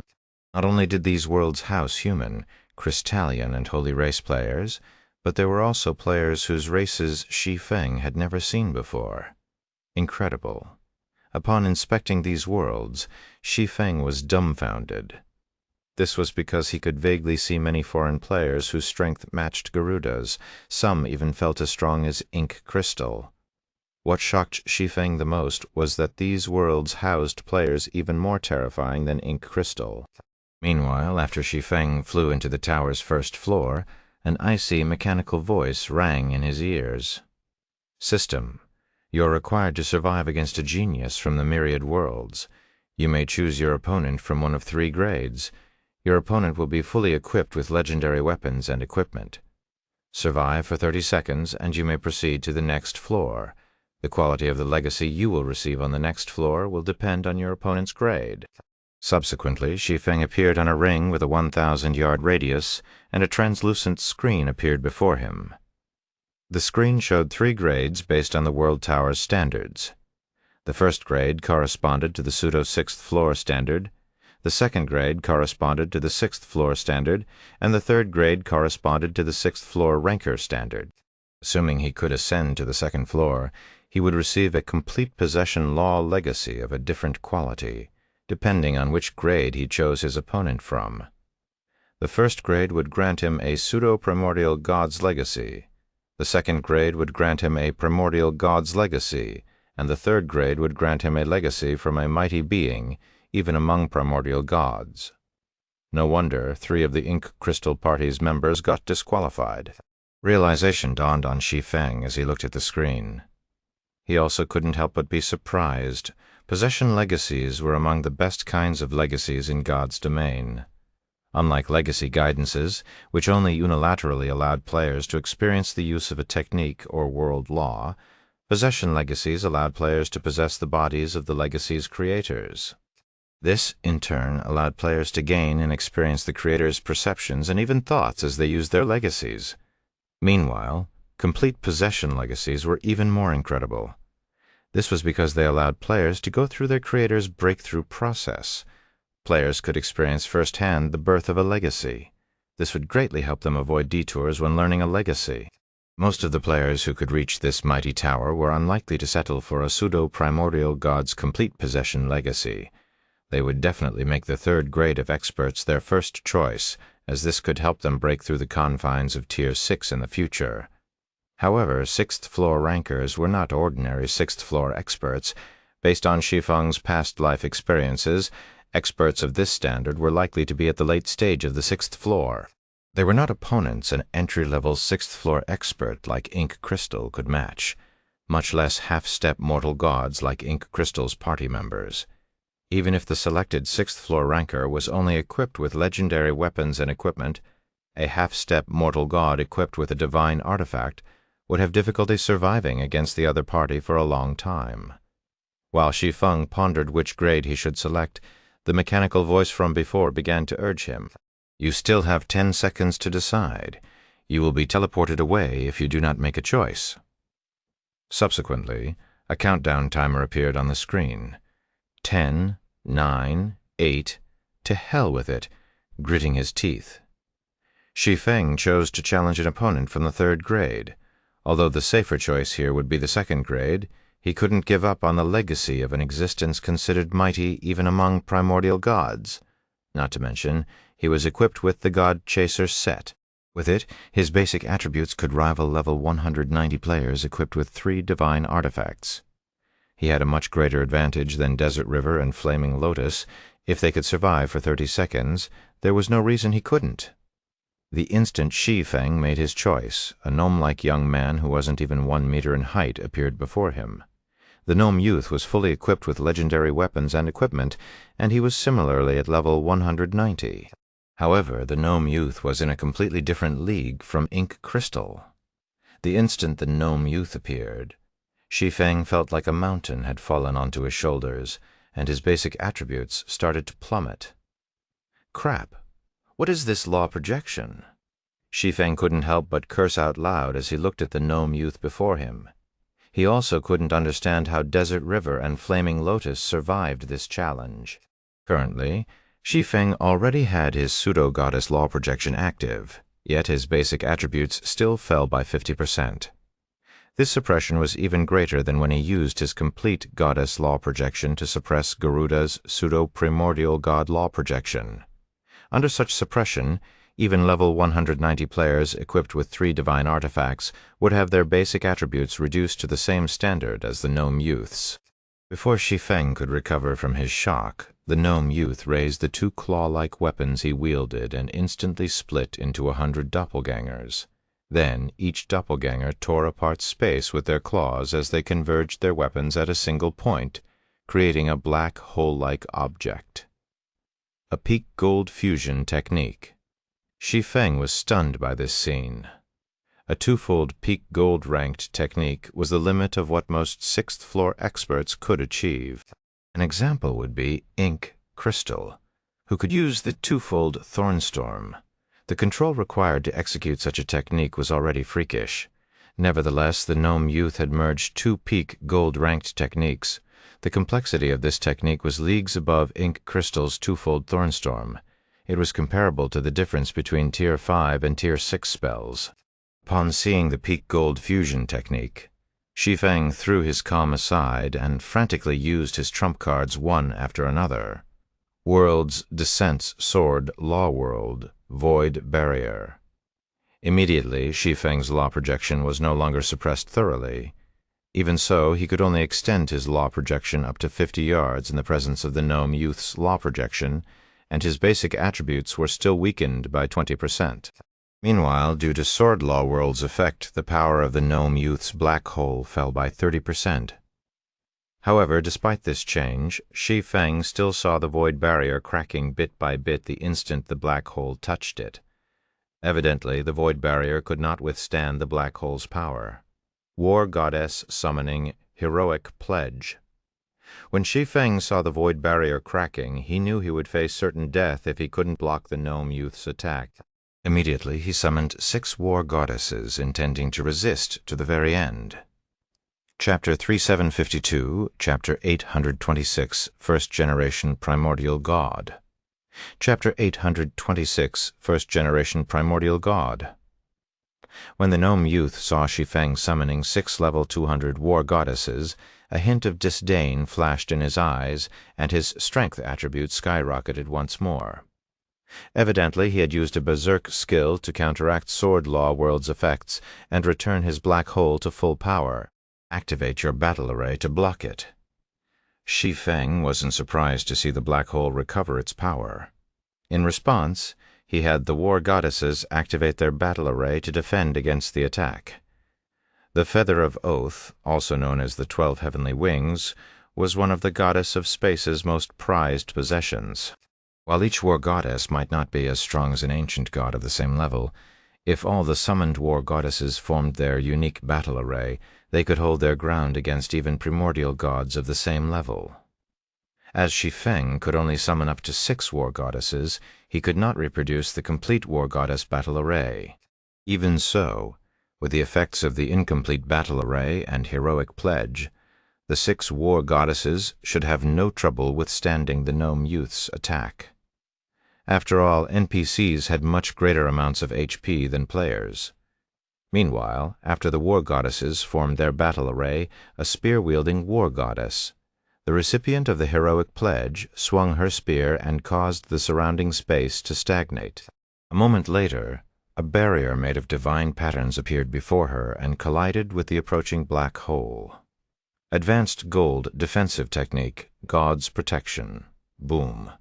A sizable portion of the ring vanished along with a loud boom, leaving behind a dark void. How resilient, the gnome youth said when he saw Shi Feng still alive. After blocking his attack, the spear-wielding war goddess had been sent flying 100 yards away and lost 5% of her HP. Meanwhile, because of Void Barrier's protection, Shi Feng escaped unscathed. But how many times can these war goddesses protect you? After saying so, the gnome youth executed the same peak gold fusion technique, leaving no time for Shi Feng to catch his breath. Is this a ranker's strength? Shi Feng was shocked when he saw the damage the spear-wielding war goddess had sustained. Although he had already estimated that the gnome youth could cause significant damage to the war goddess, he didn't think she would lose 5% of her HP from one attack. Even the average NPC would have 10 times or more HP than players of the same level and tier. Naturally, war goddesses, who possessed superior life rating, would have even more HP. Even if a war goddess stood still and did nothing, a player of the same level and tier would need considerable time to kill her. Yet, the gnome youth managed to cause 5% HP damage to the spear-wielding war goddess, even after she had used an advanced gold defensive technique. If it were a player standing in her place, the gnome youth's attack could have killed them several times over. When Shi Feng saw the second black hole approaching, he dared not let the war goddess receive it as she had before. Immediately, he activated World of Frost and executed Sword's Orbit with the summoned Frost Swords. Simultaneously, he executed Flowing Space, transforming into a streak of light as he frantically tried to evade the gnome youth's attack. Although Shi Feng could not use the gold-ranked Sword's Orbit to block the black hole, he could attack the gnome youth's claws to disrupt the other party's attack. When it came to the strength attribute, Shi Feng had quite the advantage over the gnome youth. So, although he could only land some of his attacks on the gnome youth's claws, he still managed to affect the other party's attack rate to a large extent and buy himself precious time. 28 seconds, 20 seconds, 10 seconds. Despicable Ant is running the only thing you know. The gnome youth gnashed his teeth as he watched Shi Feng scurry about. When executing Flowing Space, Shi Feng could achieve speeds comparable to the gnome youth. Although the gnome youth could still accurately predict Shi Feng's movements, the constant interruption of the frost swords and war goddesses forced him to spend much more time preparing and launching an attack at Shi Feng. Originally, the gnome youth could have killed Shi Feng in under 1 second. Now he needed over 1 second to launch an accurate attack at Shi Feng and force the spear-wielding war goddess to block it. When less than 3 seconds remained, the spear-wielding war goddess still had a little over 50% of her HP when the gnome youth saw this. A cold glint flashed in his eyes. "Be proud that you have forced me to this point." Suddenly the gnome youth stabbed his claws into his chest, and blood spewed all over. The spattered blood turned into 20 clones of the gnome youth, each a perfect replica of the original. Immediately, the gnome youth and his clones scattered and executed the same peak gold fusion technique against Shi Feng from all directions. Crap. When Shi Feng saw the 21 black holes around him, he inwardly cursed, feeling that this challenge was utterly ridiculous. Executing a peak gold fusion technique over 20 times simultaneously simply wasn't something a mortal should be capable of. While cursing, Shi Feng instinctively executed Flowing Space and activated Abyssal Eyes, Abyssal Power. He also had the 6 war goddesses take the initiative to intercept some of the attacks, hoping to increase his chances of survival as much as possible. Boom, boom, boom. The war goddesses attempted to intercept as many of the gnome youth's attacks as possible. However, even after all 6 of them died, 1 black hole still remained, and it threatened to pull Shi Feng into it with its powerful gravitational force. Shatter! When Shi Feng saw the black hole coming within 10 yards of him, he swung the Shadow Incinerator at it with all his might. The end, a towering pillar of flames, illuminated the ring, and a powerful shock wave shook the barrier protecting the ring. When the black hole vanished, Shi Feng's bloodied figure fell out of the void. Fortunately, just as he was about to crash into the ring's shattered floor, he corrected his posture and landed on his feet. How close! I nearly died. Shi Feng sighed in relief when he saw that he had less than 1% HP remaining and was heavily injured. If not for the gnome youth being equipped with only legendary weapons and equipment, Shi Feng would have died even if he tried to defend himself with the N. Damn it! When the gnome youth saw that Shi Feng had survived, he could only disappear from the ring in frustration. Following the gnome youth's departure, the system's icy mechanical voice rang inside the tower. System, you have passed the first floor trial. You may proceed to the tower's second floor, where you will be randomly assigned a mighty being based on the world laws you have learned and undergo a complete possession law legacy. If you can replicate 80% of the law legacy, you may proceed to the third floor. Before Shi Feng could react, he found himself fully recovered. Then his surroundings changed as he was teleported to the tower's second floor. It is detected that you have learned the advanced laws of destruction, space, and darkness. The first-generation primordial god Abyss has been designated for you. Please get ready for the complete possession. When the notification ended, Shi Feng's consciousness started to grow heavy. Then he found himself dragged into a chaotic void. Chapter 3753, Chapter 827, Law Projection, that exceeds the primordial god rank, is this. A first-generation primordial god, Shi Feng wondered as he looked at the 10,000-meter-tall human-like being before him. Although the other party's figure was shrouded in darkness, he could see countless worlds contained in the other party's eyes. Merely looking at these worlds made Shi Feng feel like they were weighing down his body, suffocating him in front of this mighty being. Even ancient gods and their ilk were merely jokes. He even felt the average primordial god was nothing before the primordial abyssal god. Before Shi Feng could inspect the primordial abyssal god, his consciousness was drawn into the other party. Incredible. Shi Feng was dumbfounded when he sensed everything the primordial abyssal god sensed. Is this a primordial god's perception and strength? Within the primordial abyssal god's perception, Shi Feng could sense the existence of 5 greater gods' domains in the void sea. Although these greater gods' domains were far apart, he felt he could reach them instantly. He also felt like he could easily tear apart their seemingly indestructible world barriers. However, rather than these things, what astonished Shi Feng even more was the void sea's magic elements. These magic elements, which were normally violent and uncontrollable, were currently orbiting the primordial abyssal god and forming world laws naturally. Just as Shi Feng was about to inspect these naturally occurring world laws, a 10-headed behemoth 100,000 meters tall appeared in the distance. 110,000-meter-tall monsters followed the behemoth, and they swarmed at the primordial abyssal god as soon as they appeared. Although Shi Feng could not see the level of these monsters, he recognized the 10,000-meter-tall monsters, Void Eaters. They were the nightmares of greater gods' domains. Even existences such as ancient gods were nothing more than food to Void Eaters. Even a lone Void Eater could easily destroy a royal power. In Shi Feng's previous life, a Void Eater invaded the holy race's greater god's domain. 5 royal powers had to join forces at the time to defeat it. Even then, 2 participating royal powers suffered severe losses, and all 5 royal powers lost nearly 1/3 of their territories. Furthermore, 4 sixth-floor experts suffered permanent deaths. Fortunately, the human race's greater god's domain never had to face such a fearsome monster. Otherwise, it really would have faced destruction. As for the 100 Void Eaters the primordial abyssal god faced, not even 10 holy races would be enough to defeat them. There was also a 10-headed monster that was clearly stronger than the Void Eaters. Meanwhile, before these monsters could get within 1,000,000 yards, the primordial abyssal god looked at them. Suddenly, Shi Feng sensed all the magic elements within a radius of tens of millions of yards coming under the primordial abyssal god's control. Then, they swarmed toward the primordial abyssal god like bees returning to their nest. As this happened, the primordial abyssal god merged the laws of destruction, space, and darkness within his body.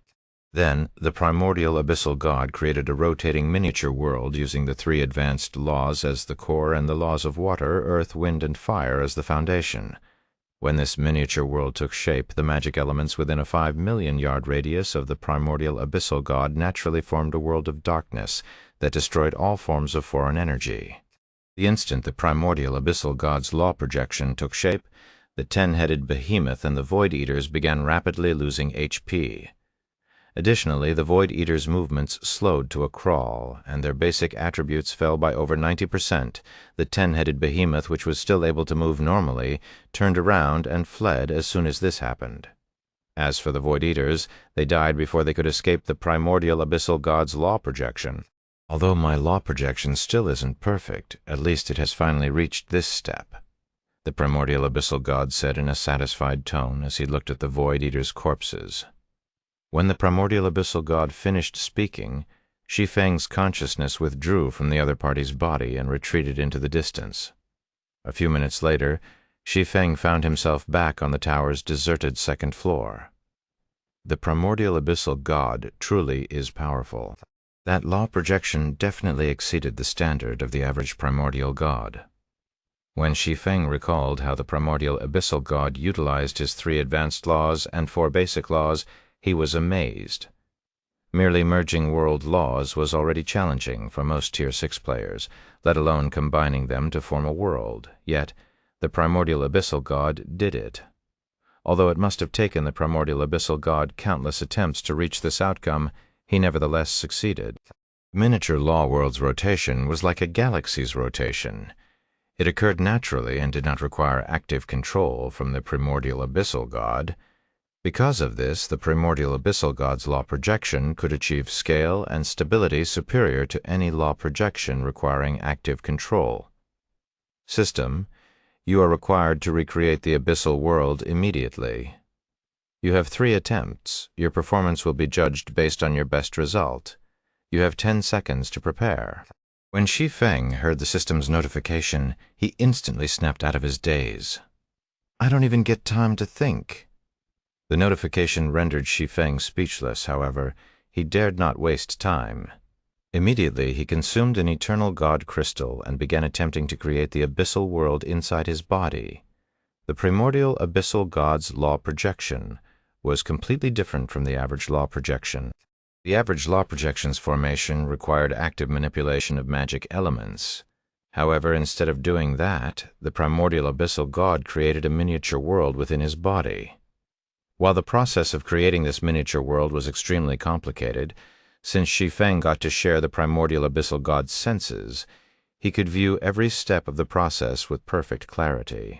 Although Shi Feng had not fully mastered the 4 basic laws the primordial abyssal god used, he could still imitate them, since basic laws were much easier to learn than advanced laws. On his first attempt, Shi Feng easily merged the 3 advanced laws, however, because he failed to merge the 4 basic laws properly. He didn't even manage to create a miniature world. As a result, he concluded his first attempt with only a 16% legacy completion rate. On his second attempt, Shi Feng was extremely careful when merging the 4 basic laws. In return for his patience, a miniature world formed within his body. Only because of a problem with how he manipulated the 4 basic laws, the miniature world collapsed 2 seconds after it formed, and his second attempt ended with a 49% legacy completion rate. On his third attempt, Shi Feng spent 10 seconds familiarizing himself with the 4 basic laws' operations before he started to construct a miniature world inside his body. Ultimately, he managed to create a miniature world and maintain it for 10 seconds before it collapsed, due to his concentration giving out. His third attempt concluded with a 73% legacy completion rate. Chapter 3754, Chapter 828, Evaluation. Chapter 828, Evaluation, Crucible of the Ancients, Central Area. Your Highness, you got a B for your evaluation. Phoenix Flame said excitedly when she saw Elise getting kicked out of the Divine Concentration Steel. You've also exited slightly later than Garuda. This makes you the second best out of everyone here. B rank, Elise sighed in relief when she saw her results displayed on the Divine Concentration Steel. Thank goodness I saved a trump card. Otherwise, I would have concluded the challenge with a C-rank evaluation. Meanwhile, Garuda couldn't help but scrutinize Elise when he saw her results. He hadn't thought Elise could also score a B-rank evaluation. It's only a B. If we weren't trying to compensate for our weaknesses, we could have easily scored a B. Desert River scoffed when he heard Phoenix Flame celebrating Elise's results. Flaming Lotus nodded in agreement. She was similarly dissatisfied by this situation. Don't feel disgruntled, Ink Crystal calmly said as she glanced at her 2 party members. They are not like you. With the current legacies the Holy Race and Human Race have, their talent is already at the level of monsters. They can most likely reach the 6th floor standard in the near future, so it's normal for them to get a B-rank evaluation. Leader, do you think that? Item will appear? Desert River asked, diverting his attention from Phoenix Flame and Elise. Whether it was Garuda or Elise, they were indeed talented individuals. However, compared to the members of the Ink Crystal Party, they were nothing but ants. Their goals in attending the Continental Championship had never been the same since the beginning. It should appear, Ink Crystal said after some thought, this is the first Continental Championship after the major system update. I have also scored an A. So there's at least a 50% chance that item will show up as a reward for me, while you 2 should have a 10% chance of acquiring it. Only 10%? Desert River and Flaming Lotus started to feel regret when they heard Ink Crystal's words. Even if you score a B rank evaluation, the probability of that. Item showing up won't reach 20%, Ink Crystal said in consolation. After all that, item is the key to advancing beyond Tier 6. Do you think it can be obtained so easily? It seems we'll have to try our luck again next time. After thinking it over, Desert River and Flaming Lotus agreed with Ink Crystal. To begin with, they had only participated in the Continental Championship to try their luck. After all, they were only half-step mortal gods. Out of everyone in their party, only Ink Crystal had a chance to obtain that item. While Ink Crystal and Desert River conversed, a figure was suddenly blasted out of the Divine Law Stele. Your Highness? Black Flame is out. Phoenix Flame smiled when she saw who got kicked out of the Divine Law Stele. I thought he could last a little longer inside, but he didn't even survive for 30 minutes. It seems he has also scored a C rank evaluation only. Phoenix Flame was greatly dissatisfied by the fact that Shi Feng had led the Verdant Rainbow Party to secure second place in the Continental Championship. It was especially so after she saw how the Verdant Rainbow Party performed when challenging the three great legacies. Gentle Snow, Fervent Samsara, Heavy Abyss, and Verdant Rainbow had all scored C rank evaluations in their challenges. The only person who failed was Deathwind. This was a truly confusing and frustrating situation. Fortunately, Phoenix Flame didn't have to experience even more frustration as Shi Feng concluded his challenge only a few minutes after Gentle Snow and the others. He didn't even last 30 minutes? Extreme Feather looked at Shi Feng with disdain when she saw how quickly he had concluded his challenge. The Verdant Rainbow Party placed second in the Continental Championship. Although the party's members could not equip any divine artifacts, they were not restricted in how many fragmented divine artifacts they could equip. Hence, they had a significant advantage in basic attributes over the members of third and fourth-ranked parties. Since Shi Feng and his party members lasted only as long as she did, it meant that their talent was inferior to hers. Sure enough, scoring a B-rank evaluation is tough for those who haven't reached the half-step mortal god standard. When Garuda saw Shi Feng's pale complexion and how quickly the other party had concluded his challenge, he wasn't particularly surprised. Subsequently, he turned to look at the resting Star Maiden and thought, "It seems Elise will be my only opponent in the next season." At the same time, Elise also looked at Garuda, similarly considering him her greatest opponent in the next Continental Championship. Unlike Verdant Rainbow, the two of them knew how important it was to perform well in the Central Area's legacy challenges after the major system update. Even if their scores were only one rank higher, the rewards they would receive later would be worlds apart, and such a difference in rewards would create an unimaginable gap between them in the future. Damn it! The guild leader is only 1 minute short of reaching the 30-minute mark. Gentle Snow felt frustrated as she looked at the system clock based on everyone's challenge results. The 30-minute mark could be regarded as a milestone. Those who lasted 30 minutes in their challenges were virtually guaranteed a B-rank evaluation, while those who failed to last 30 minutes would either score a C-rank evaluation or fail. The only exception to this rule so far was Ink Crystal. Meanwhile, Shi Feng spent 29 minutes on his challenge. He was just 1 minute short of reaching the B-rank threshold, 29 minutes. Shi Feng was a little surprised when he overheard all the discussion. Was I inside for that long? As far as he could recall, he had only spent 30 seconds battling on the first floor, and a few minutes possessing the primordial abyssal god and learning how to create the abyssal world. Although he had also spent some time entering the tower, he wouldn't get anywhere near 29 minutes even if he added everything up. Only a C? Ink Crystal looked at Shi Feng. What a pity. Originally, Ink Crystal thought Shi Feng could secure a B-rank evaluation. However, it seemed that she overestimated him. As everyone waited for the system to announce the rewards for the Legacy Challenge, the Divine Law Stele suddenly shone with a golden radiance that illuminated the central area. When the golden radiance faded, a line of information gradually appeared on the Divine Law Stele. Upon seeing this information, everyone gasped. This? How is this possible? Am I hallucinating? When Desert River saw the latest information on the divine law stele, he couldn't help but rub his eyes and check again. However, no matter how many times he repeated this action, the outcome remained the same. Black Flame, Human Race, Age 31, Evaluation S. Chapter 3755, Chapter 829, Promotion Land. Chapter 829, Promotion Land, Serank. Didn't he spend less than 30 minutes inside? Phoenix Flame, Extreme Feather, and everyone else couldn't believe their eyes when they saw Shi Feng's results. This was especially so for Garuda and Elise. Could there be an error? When Garuda saw Shi Feng's pale complexion, he couldn't imagine how Shi Feng could receive an S-rank evaluation.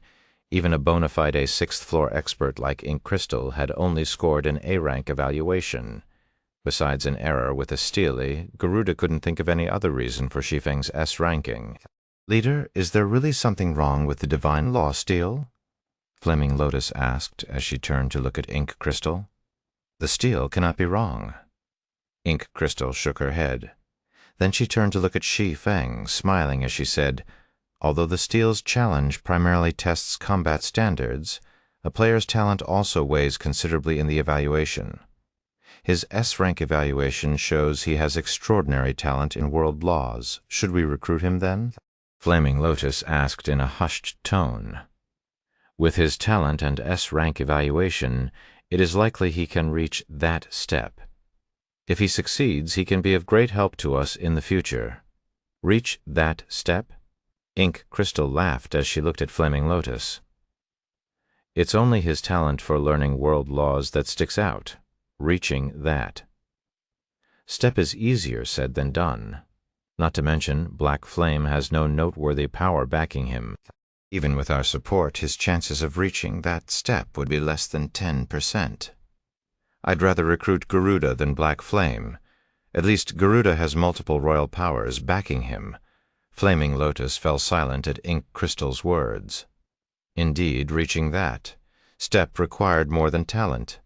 Players also required sufficient backing. Meanwhile, Garuda, who had the support of more than one royal power, would have a much greater chance of reaching that step than Shi Feng, who didn't have even one royal power's support.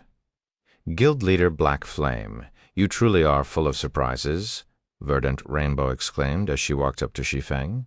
"An S-rank evaluation? Even Ink Crystal only scored an A-rank evaluation. Once word of this spreads, the various Apex powers will likely try to get your help for the next Continental Championship at any cost." The fact that Shi Feng helped her get second place in the Continental Championship already exceeded her expectations. It was definitely worth her going through the effort to acquire all those precious materials for Shi Feng. She had even gained 2 admission tickets for the next Continental Championship. Now that Shi Feng had scored an S-rank evaluation in the Divine Law Steel's challenge, it went without saying the rewards he would receive later would be much better than those of Garuda and Elise, who only scored B-rank evaluations. This meant that Shi Feng was likely to surpass Garuda and Elise in strength by the time the next Continental Championship came around. For various human apex powers seeking to acquire the crucible of the Ancients' legacies, apart from Demon's Gate, everyone else would not let go of the opportunity to partner with Shi Feng. "I was just lucky," Shi Feng said, chuckling. He was well aware of his circumstances. He achieved a 73% legacy completion rate on his last attempt only because he had performed every step flawlessly. If given another try, he doubted he could achieve even a 60% legacy completion rate, let alone 73%. "You are too humble," Verdant Rainbow said, shaking her head. Then she put on a serious expression and continued, "Guild Leader Black Flame, would you be willing to deepen your trade relations with the Seven Luminaries Alliance after this?" When Shi Feng heard Verdant Rainbow's suggestion, he understood she had her sights set on the next Continental Championship. Thus he readily replied, "Naturally. The Seven Luminaries Alliance was a transcendental apex power among the human race. Its resources and connections far exceeded Zero Wing's reach. If Zero Wing could deepen its trade relations with the Seven Luminaries Alliance, its development speed would skyrocket." While everyone was digesting Shi Feng's results, a system notification suddenly rang in their ears. "System. Congratulations to all who passed the legacy trials. Each player will now be granted a reward based on their evaluation. You may choose one of the offered rewards based on your preferences. When the system notification ended, the three stills released streaks of light at the players before them. System, congratulations! You have received an S-rank evaluation from the Divine Law Stele. You may choose one of two rewards. System, for the first option, you will receive one complete Primordial God-ranked Law Projection Legacy Guidance, the Primordial Abyssal God's Blessing, and a legendary Tier 7 Promotion Land Scroll. System, for the second option, you will receive one Inferior Divine Tier 7 Promotion Land Scroll, Tier 7 Promotion Land. Shi Feng's hands trembled slightly when he saw the two reward options. Although he had long known that the Crucible of the Ancients held a method to go beyond Tier 6, he hadn't thought scoring an S-rank evaluation in the Three Great Legacies challenges would let him enter the Tier 7 promotion land directly. However, after recovering from his surprise, he hesitated over which option to choose.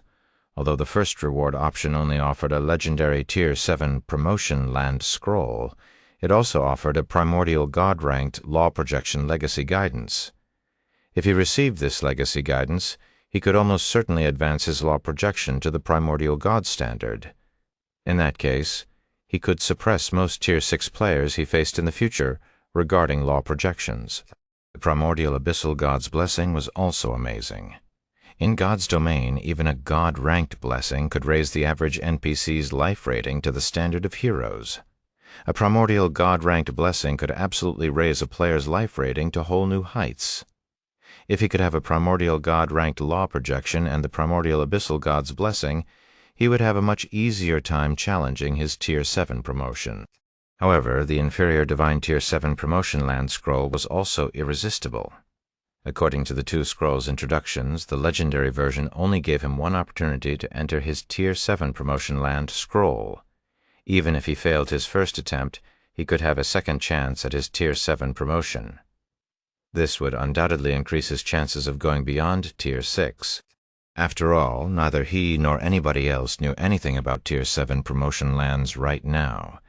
If he could experience his Tier 7 promotion land before his serious attempt, he could prepare better for his Tier 7 promotion.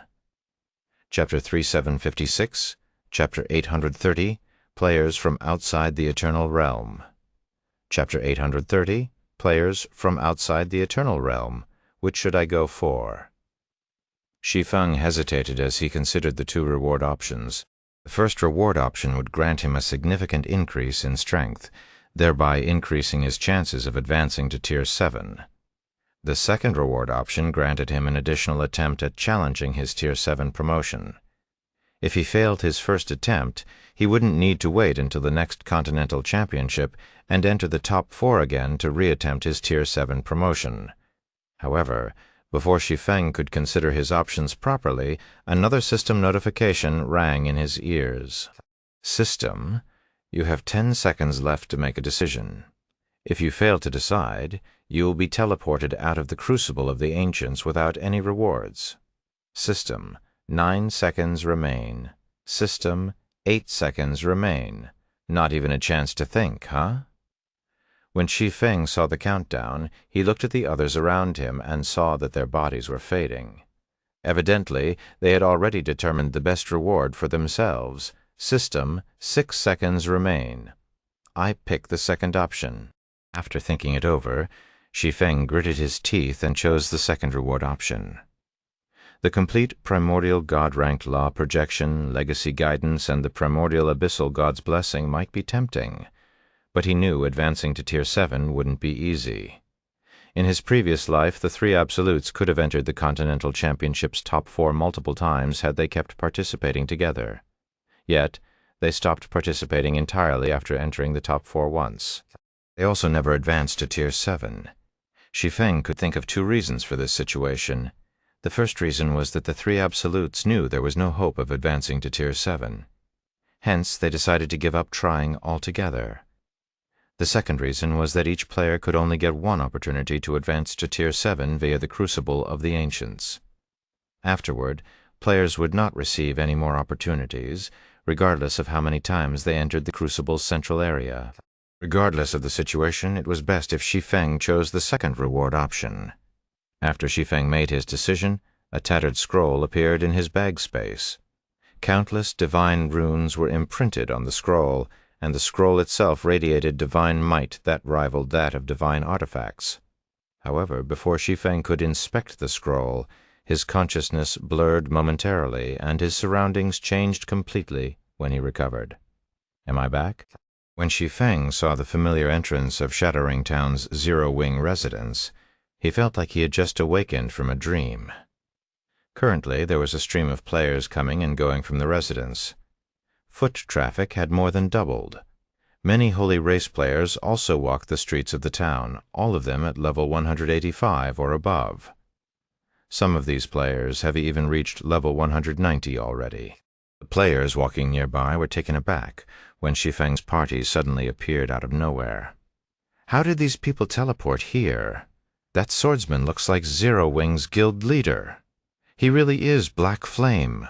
Black Flame is back. So, what if he's back? The present situation is no longer the same as before. Shattering Town's fate won't change with his return. When the human and Holy Race players looked at Shi Feng, some were surprised while others scoffed. Nobody tried to hide their discussions from Shi Feng. What's going on with these people?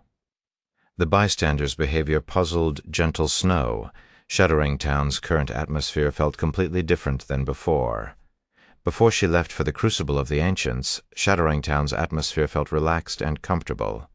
But now a depressing atmosphere surrounded everyone in the town. This was true for both human and Holy Race players. "It seems something big must have happened in the past 2 days," Verdant Rainbow said, similarly noticing Shattering Town's strange atmosphere. Immediately she turned to Shi Feng and continued, "Guild leader Black Flame, I will return for now and draft a new partnership agreement for Zero-Wing. Once the new contract comes into effect, Zero-Wing can enjoy a 20% discount on all resources purchased from the Seven Luminaries Alliance. 20%? Isn't that the ally treatment?" Deathwind was astonished. "Rainbow, what did you get from inside?" The Seven Luminaries Alliance was one of the oldest apex powers in the human race's greater gods domain. Its foundations were so strong that none of the other apex powers dared to underestimate it. For this reason, few powers in the human race's greater gods domain could ally with the Seven Luminaries Alliance. However, if a power became allies with the Seven Luminaries Alliance, it could enjoy a 20% discount on all resources it purchased from the Seven Luminaries Alliance. That would put the final price just a little above the cost. Countless human powers sought this treatment, and even Demon's Gate was no exception.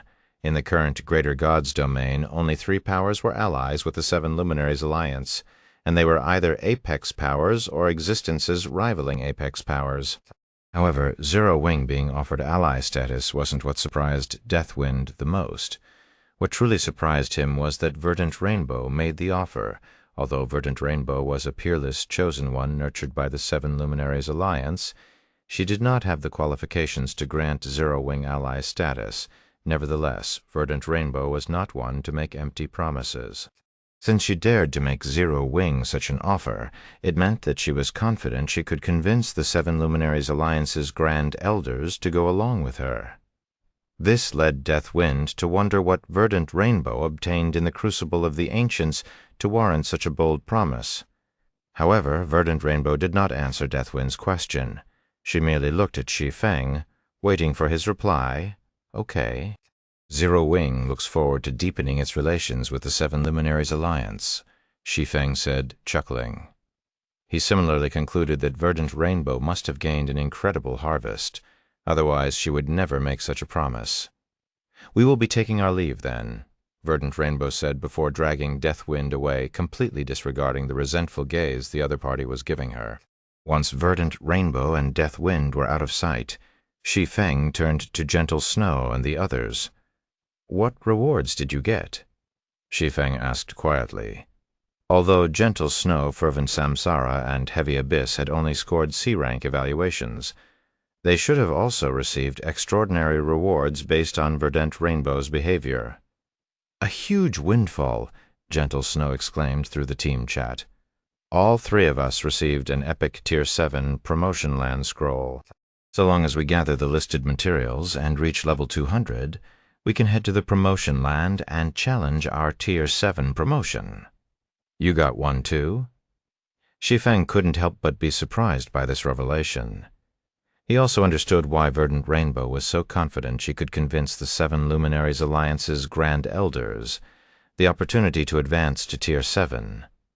This was likely the first time such an opportunity had appeared in the human race's greater god's domain. Any player who successfully advanced to Tier 7 would bring unimaginable benefits to the power they were affiliated with. Before Shi Feng could ask Gentle Snow for more details on the epic Tier 7 promotion land scroll, he suddenly received a call from Hidden Soul. Seeing this, he decided to leave the questions for later. "Guild leader, I finally reached you." When Hidden Soul saw the call had connected, she urgently said, "Something big happened in the Eternal Realm." "Something big? What is it?" Shi Feng asked. "Players from outside the Eternal Realm have appeared." Taking a deep breath, Hidden Soul said, "A day ago, a stable space-time passage appeared in the southern region, and a group of level 220-plus Tier 6 players emerged from it. Based on our investigations, those players came from outside the Eternal Realm." Chapter 3757, Chapter 831, Taboo Nucleus. Chapter 831, Taboo Nucleus. They found an entrance already. Shi Feng was astonished by Hidden Soul's report. In his previous life, by the time the various powers exploration teams found a way into the Eternal Realm, the average level of players was already above level 200. On the other hand, the average level of players in the current Eternal Realm hadn't even reached level 190. Events surrounding the Eternal Realm were clearly progressing much more rapidly in this life than in his previous life. Meanwhile, the powers currently operating in the Eternal Realm probably had mixed feelings about this development. This was because the arrival of players from outside the Eternal Realm would undoubtedly upset the status quo. In this situation, powers with strong foundations outside the Eternal Realm could thoroughly exert their advantages, while powers with weak foundations would face disaster. Even among Tier 6 players, the difference between players at level 200 or above and players below level 200 was like night and day. Not to mention, there were far more Tier 6 players outside the Eternal Realm than inside. Following the arrival of these level 200-plus, Tier 6 players, the powers behind them could oppress powers lacking foundations. These powers could also explore level 200-plus maps and obtain the resources there, which would give them a huge advantage. Thankfully, not all is bad news, Hidden Soul added. Although a space-time passage into the Eternal Realm has been discovered, it isn't exactly safe. According to the outsiders, they entered the passage with a 1,000-man Tier 6 Legion, but exited with less than 50 players remaining. Additionally, less than 10 powers know about this space-time passage's location right now, so it should take a few more days before other powers can send their forces into the Eternal Realm. That is indeed good news. After pondering for a moment, Shi Feng added, "Since so few outsiders have arrived, the powers behind them shouldn't be able to expand rapidly for the time being. If we use this time to increase the guild's overall strength, we can still compete with those powers. I have already contacted our god's domain to send as many level 200-plus Tier 5 experts to use as possible. We should get an additional 1,000 level 200-plus Tier 5 experts in 5 days, Hidden Soul said. Then she furrowed her brows and continued, "The problem is the 7 Luminaries crystals they need for their Tier 6 promotion and their limited combat standards. I doubt more than 100 of them can advance to Tier 6. If we want more level 200-plus Tier 6 experts, our only other option is Gazing Moon City's Tier 5 experts. But those experts don't come from our god's domain. Many of them don't even operate in Star Lake City. If we involve them in the Eternal Realm, we will likely expose the World Fragment's existence. Have only Gazing Moon City's Tier 6 experts come, we still cannot expose the World Fragment's secret," Shi Feng said firmly.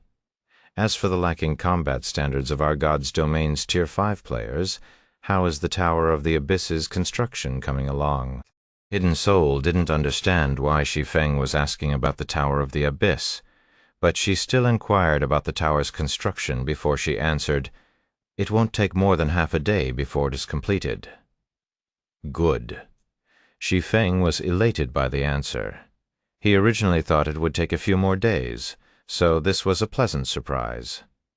Gather as many of our level 200+ Tier 5 members at Shattering Town as possible. Include even those who lack the strength to reach Tier 6. The Tower of the Abyss could be regarded as the heart of the Holy Race in his previous life. It had helped the Holy Race produce countless experts. It also became a gathering place for riches. If Zero Wing could activate its Tower of the Abyss now, it could largely resolve its predicament of insufficient Tier 6 players and 7 Luminaries crystals. Understood, Hidden Soul promptly acted on Shi Feng's command. Meanwhile, after issuing instructions to Hidden Soul, Shi Feng had Gentle Snow, Fervent Samsara, and Heavy Abyss get some rest. None of them had had a decent rest during the Continental Championship. Now that the championship was over, they should use this time to recuperate and go through what they gained from the championship. As for Shi Feng, he went to his office in Zero Wing's residence to inspect the inferior Divine Tier 7 promotion land scroll. Zero Wing's residence, guild leader's office. No wonder no human player ever managed to go beyond Tier 6. Shi Feng smiled wryly when he finished inspecting the inferior Divine Tier 7 promotion land scroll. It costs 100 million units of 7 Luminaries crystal just to activate this scroll. Even Apex powers will have difficulty meeting this requirement. Not to mention, a taboo nucleus is needed to complete the actual Tier 7 promotion. This is a joke. For many human powers, the price of 100 million units of 7 Luminaries crystal was still bearable. However, the required taboo nucleus was something even Apex powers would not dare to think of obtaining. This was because a taboo nucleus could only be obtained by killing one of the 22 taboos. This was not a secret in the human race's greater gods domain. On the contrary, this was public information readily available in the greater gods domain's grand library. Each taboo nucleus was an incredible energy source and the ideal material for making divine artifacts. Unfortunately, although the various powers knew that taboo nuclei were ideal for making divine artifacts, nobody had ever managed to kill any of the 22 taboos. Even when several Apex powers worked together, they remained helpless against the 22 taboos. Yet, the inferior Divine Tier 7 promotion land scroll was now telling him that he required a taboo nucleus to advance to Tier 7. If this wasn't a joke, what was it? Shi Feng finally understood why the 3 absolutes could never go beyond Tier 6. He also understood why the Holy Race had tried to invade the 12 sanctuaries in his previous life. It was a fact that no human player could kill any of the 22 taboos. The majority of the 22 taboos also resided in the 12 sanctuaries. Thus, if the Holy Race wanted to kill them, it must first invade the 12 sanctuaries. Of course, the taboo nucleus wasn't compulsory to advance to Tier 7. It was just that using a taboo nucleus would provide the greatest success rate, which was 20%. It was also the inferior Divine Tier 7 promotion land scroll's baseline requirement. If players used other materials instead of a taboo nucleus, their promotion success rate would be less than 5%. Such a success rate was the same as 0. Ultimately, it was still necessary to kill one of the 22 taboos. Star Lake City Airport. At this time, an interstellar spaceship exceeding 2 kilometers in length appeared above the airport, the sight of the behemoth causing a stir among the people in the airport. Crap! An interstellar spaceship! It's an actual interstellar spaceship. Am I dreaming? Even first-tier cities don't get to see an interstellar spaceship once every few decades. Why would one appear in Star Lake City? I heard that an interstellar spaceship can travel across multiple interstellar continents in a single day, but most conglomerates don't even qualify to buy one. Only a very small number of cross-realm conglomerates have such a ship. Could it be that the big shot of some cross-realm conglomerate is passing by our city? Wait, look, it's landing. When the airport crowd saw the interstellar spaceship slowly descending toward the tarmac, they began to wonder about the identity of the big shot who had decided to come sightseeing in Star Lake City. Chapter 3758, Chapter 832, Guests from a First-Tier City, Star Lake City Airport, a man and a woman alighted from the interstellar spaceship under the airport crowd's gaze. The man was 3 meters tall and looked to be in his 40s. His arms were thicker than most people's waists, and his muscles looked like they were made from steel. At first glance, one would think he was a bear rather than a human. Meanwhile, the woman standing beside him looked like she was in her early 20s. Although her height was under 2 meters, she exuded an irresistible charm as she walked. Many men and women found their gazes subconsciously drawn to her.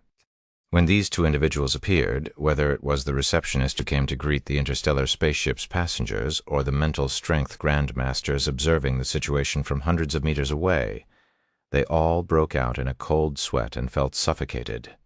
Great grandmasters! Those two are great grandmasters. The 2-star mental strength grandmasters watching from afar gasped in unison. They were especially shocked when they looked at the fairy-like woman. It felt like they were looking at the most terrifying monster in existence. Great grandmasters. For the people living on the Starlight continent, great grandmasters were akin to gods who could single-handedly upset the balance of the entire continent. Normally, those who could achieve this standard by the age of 100 would already be regarded as an apex existence across the continent, and such an individual would appear only once in a century. As for individuals who could achieve the great Grand Master standard before reaching 30, they existed only in legend. What an impoverished city. I don't know why Red Frost is willing to put up with such a place, the muscular middle-aged man said as he surveyed Star Lake City, hints of dissatisfaction and anger coloring his eyes. Had she admitted her mistake? The commander would have pleaded leniency for her, and she wouldn't have had to come to this place. Uncle Shao, you know as well as I do what kind of person Big Sis Frost is. She'd rather break than bend, so stop being angry at her, the fairy-like woman said. It's good news that Big Sis Frost has recovered. If she performs well after she returns, she might be able to join the ranks of the current generation's chosen ones. I know that. I wouldn't have bothered coming here with you otherwise. The middle-aged man rolled his eyes at the fairy-like woman. Let's hurry and find her. The sooner she returns, the sooner she can be accepted by those old monsters. After saying so, the middle-aged man stepped into the luxury levitating car that came to receive them. Seeing this, the fairy-like woman followed him happily. Star Lake City, Zero Wing Tower. After Star Lake City's promotion into a second-tier city, many of Zero Wing's internal members from the Eternal Realm migrated to the city. Because of this, Zero Wing's headquarters became the center of Star Lake City, with many talented newcomers visiting it to undergo tests and training every day. These newcomers all hoped to get their big break by becoming internal members of Zero Wing. If they succeeded, they would instantly join the upper echelons of Star Lake City society and become the target of recruitment for the city's established families. Zero Wing? The middle-aged man frowned when he saw the simulated battle being shown on the screen in the first-floor lobby. Seriously, what is Red Frost thinking? She used to be a potential candidate for the Divine Glory List's top 100. How can she settle for becoming a sparring partner in a small guild? I heard that Zero Wing helped Big Sis Frost recover her concentration. She's probably just helping Zero Wing out of gratitude, the fairy-like woman said, excitement coloring her eyes as she watched Red Frost fight in the simulated battle. I didn't think that Big Sis Frost would become stronger rather than weaker after idling for so long. In her current state, she should fare even better in the Battle of the Chosen Ones. Indeed, she can probably rank within the Divine Glory List's top 60 or 70 with her current strength, the middle-aged man said in a surprised tone as he scrutinized Red Frost's movements. With such strength, she can compete for the top 2 among the seeded candidates this time. If she can undergo the old commander's training before the competition, she might even reach the standard of the Divine Glory List's top 50. While the two were talking, Pace Angel approached them in a hurry. A visit by 2 mental strength great grandmasters would be taken very seriously by even cross-realm conglomerates, let alone a budding power like Zero Wing. Dear guests, may I know what brings you to Zero Wing, Pace? Angel asked carefully. We are friends of Red Frost. We come from Holy Hymn City, the middle-aged man stated after looking at Pace Angel. Tell your guild leader that we will be bringing Red Frost back with us. To show our gratitude to Zero Wing for caring for Red Frost, we can take a few Zero Wing members with us. The middle-aged man's words immediately caused a stir among the people in the lobby. Holy Hymn City? Isn't that a top-ranking first-tier city on one of the 12 ancient continents? We get to live in that city. Everyone was initially shocked when they heard the middle-aged man was from Holy Hymn City. Immediately afterward, their surprise turned into awe and desire. Even Pace Angel, who was currently tasked with managing the affairs of Zero Wing's main headquarters, trembled a little at the middle-aged man's words. There were countless interstellar continents in the greater world. Among them, 12 continents stood out in particular. They were the largest and oldest continents in the greater world, and they corresponded to the greater god's domain's 12 sanctuaries. The resources they possessed far exceeded those of other continents, and many technologies used by the greater world's inhabitants today originated from these 12 continents. Meanwhile, Holy Hymn City was a mobile city based on one of these 12 continents. Moreover, as Holy Hymn City had the word holy in its name, it meant that the city was one of the few top-ranking first-tier mobile cities operating on these continents. Many chosen ones of conglomerates sought to live in the city. Unfortunately, very few could do so. This was because the various cross-realm conglomerates and ancient families would fight tooth and nail for the several residential slots the city offered each year. I'm afraid I don't have the authority to preside over this matter. I will need to contact my guild leader, Pace Angel said quickly, realizing the importance of the matter when she snapped out of her daze. Go ahead. We will catch up with Red Frost in the meantime, the middle-aged man said as he approached Red Frost, who had just exited the combat simulation room. On the other side, Pace Angel quickly logged into God's domain and contacted Shi Feng. When the call connected, Pace Angel briefly sighed in relief before reporting. Guild leader, 2 great grandmasters from Holy Hymn City have suddenly visited the main headquarters. They say they are here to bring Commander Red Frost back to Holy Hymn City. Great grandmasters from Holy Hymn City.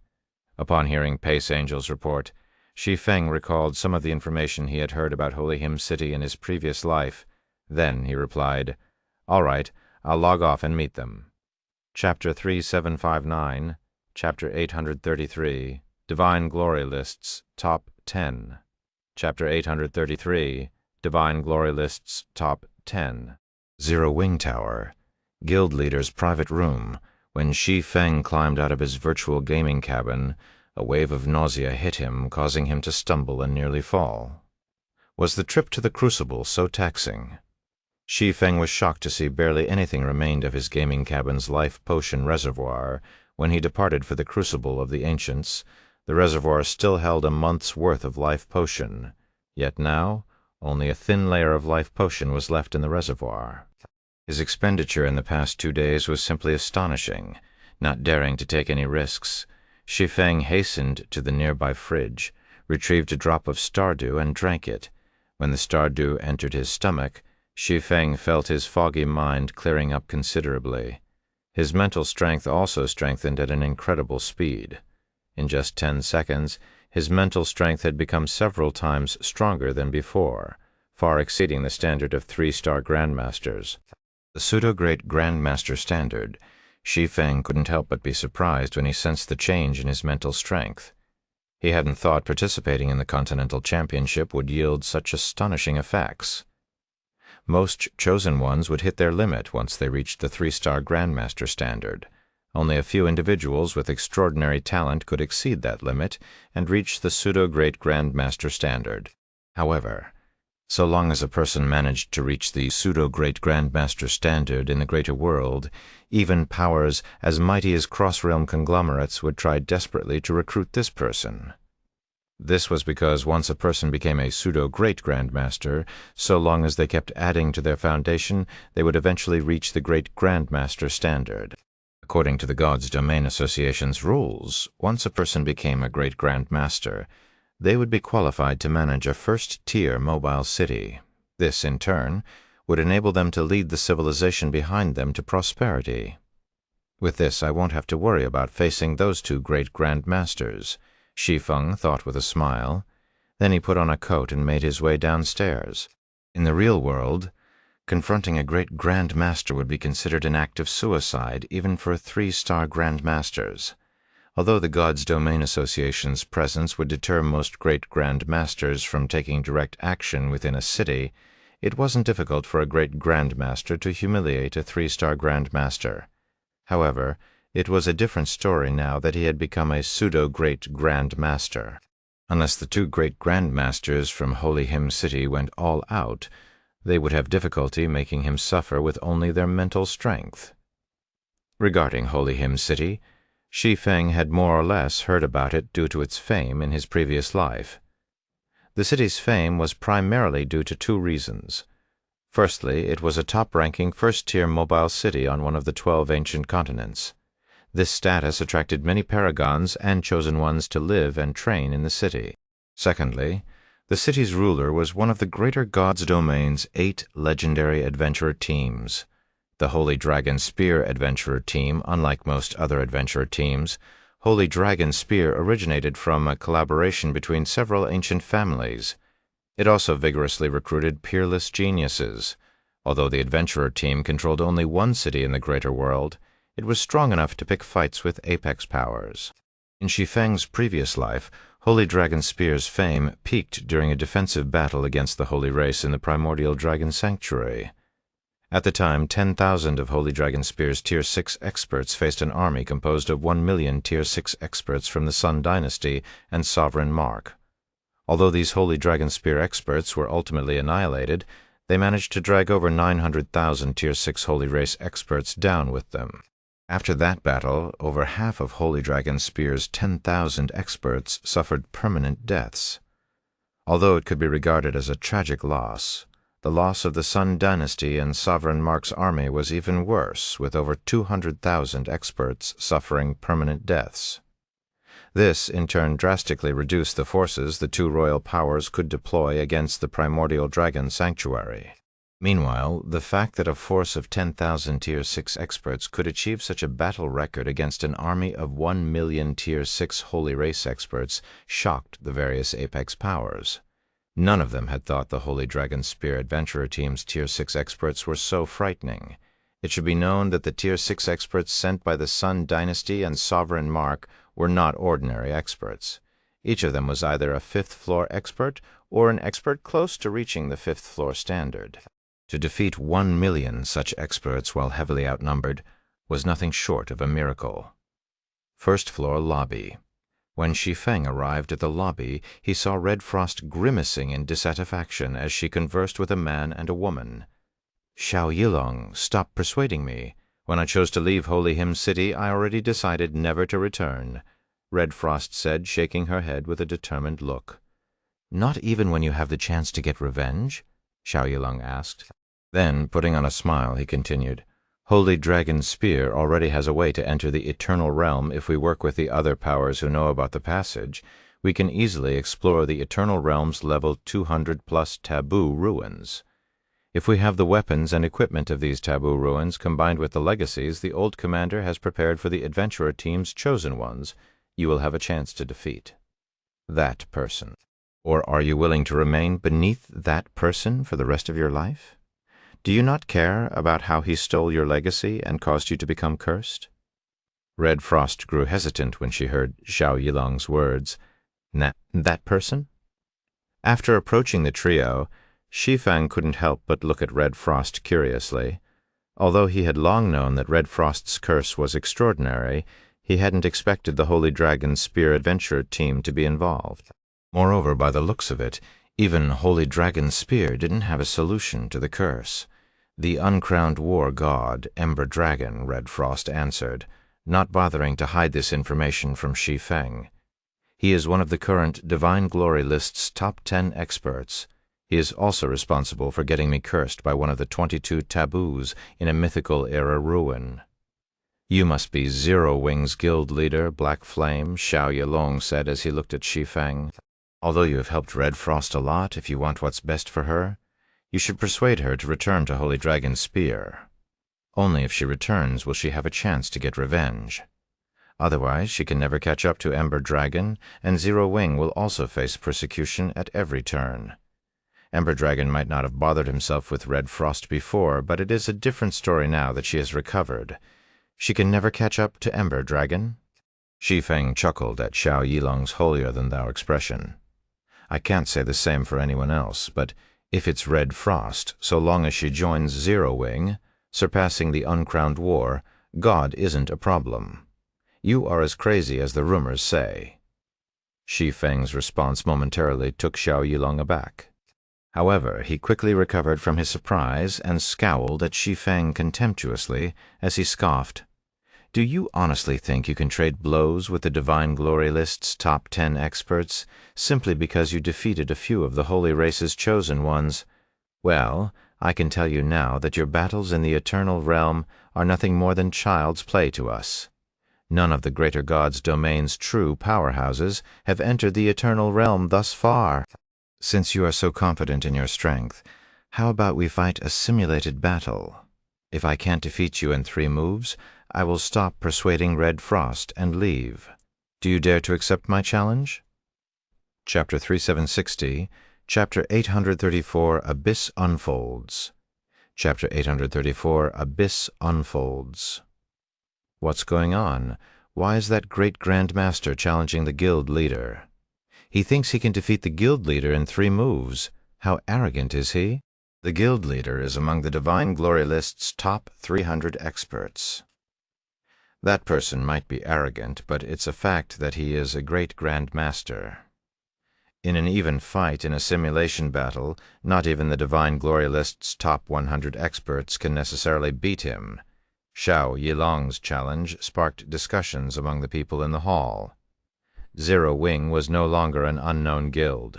Not only was it the sole guild based in Star Lake City, a second-tier mobile city, but it also wielded considerable influence in the Eternal Realm. Additionally, Shi Feng, Zero Wing's guild leader, was an expert on the Divine Glory List. His name was known by many across the Greater God's domain, and few guilds and experts would dare to challenge him.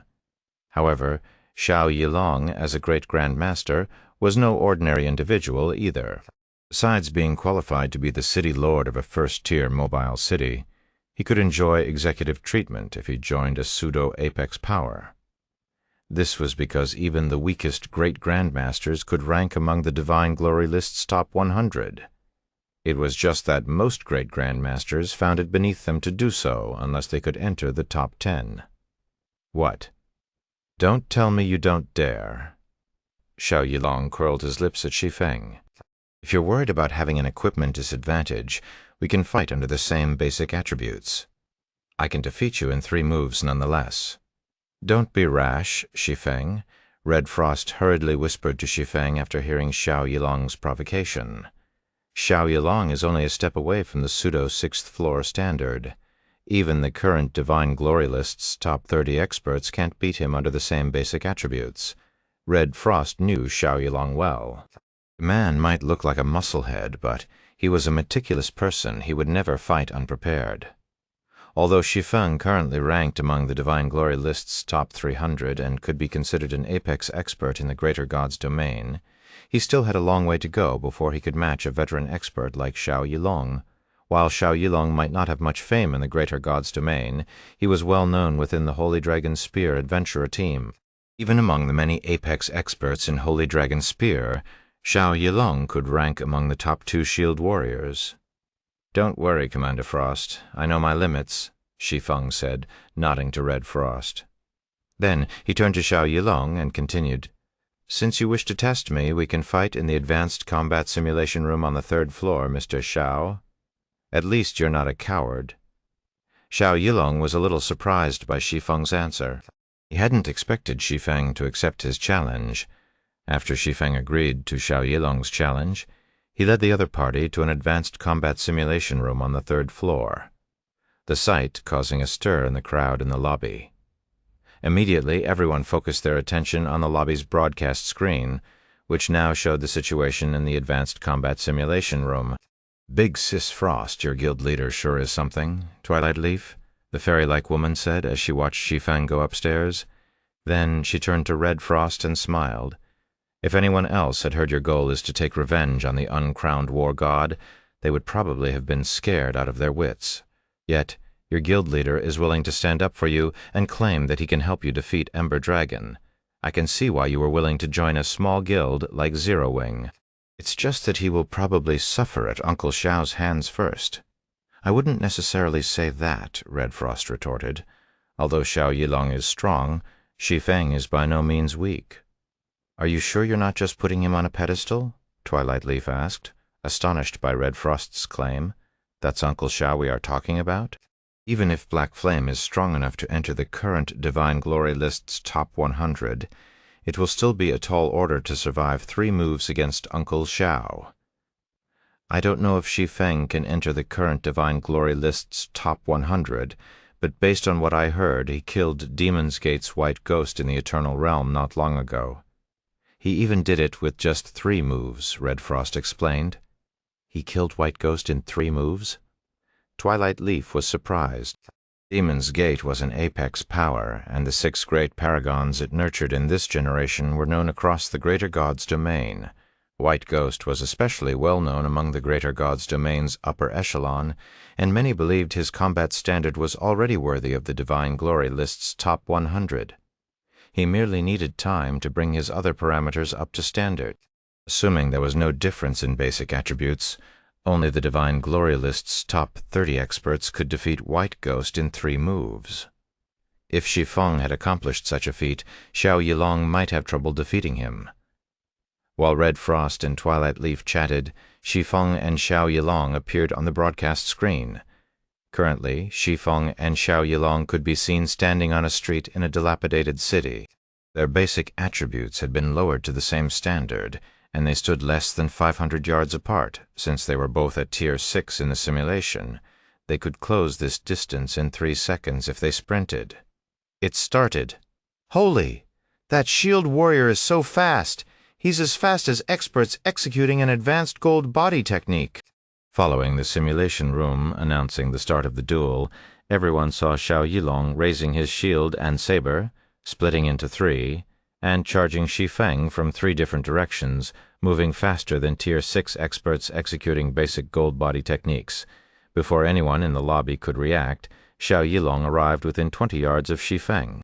Then, all 3 copies of himself swung their sabers down at Shi Feng, the weapons leaving afterimages that made it look like 3 walls of sabers were descending upon Shi Feng. Additionally, these saber walls formed a triangular encirclement as they came down on Shi Feng, which made it impossible to dodge them all.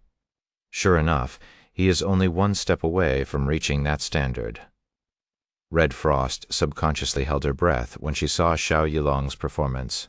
The others in the lobby might be unable to determine the intricacies behind Xiao Yilong's move, but experts who had learned advanced gold combat techniques could tell that Xiao Yilong had just executed an advanced gold fusion technique.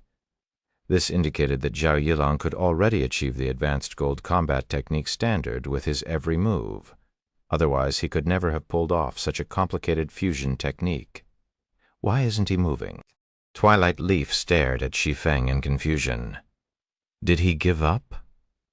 If Shi Feng had indeed slain White Ghost in 3 moves, his strength wouldn't be too far behind Xiao Yilong's yet. Even though Xiao Yilong was already attacking him, Shi Feng still did not unsheath his swords.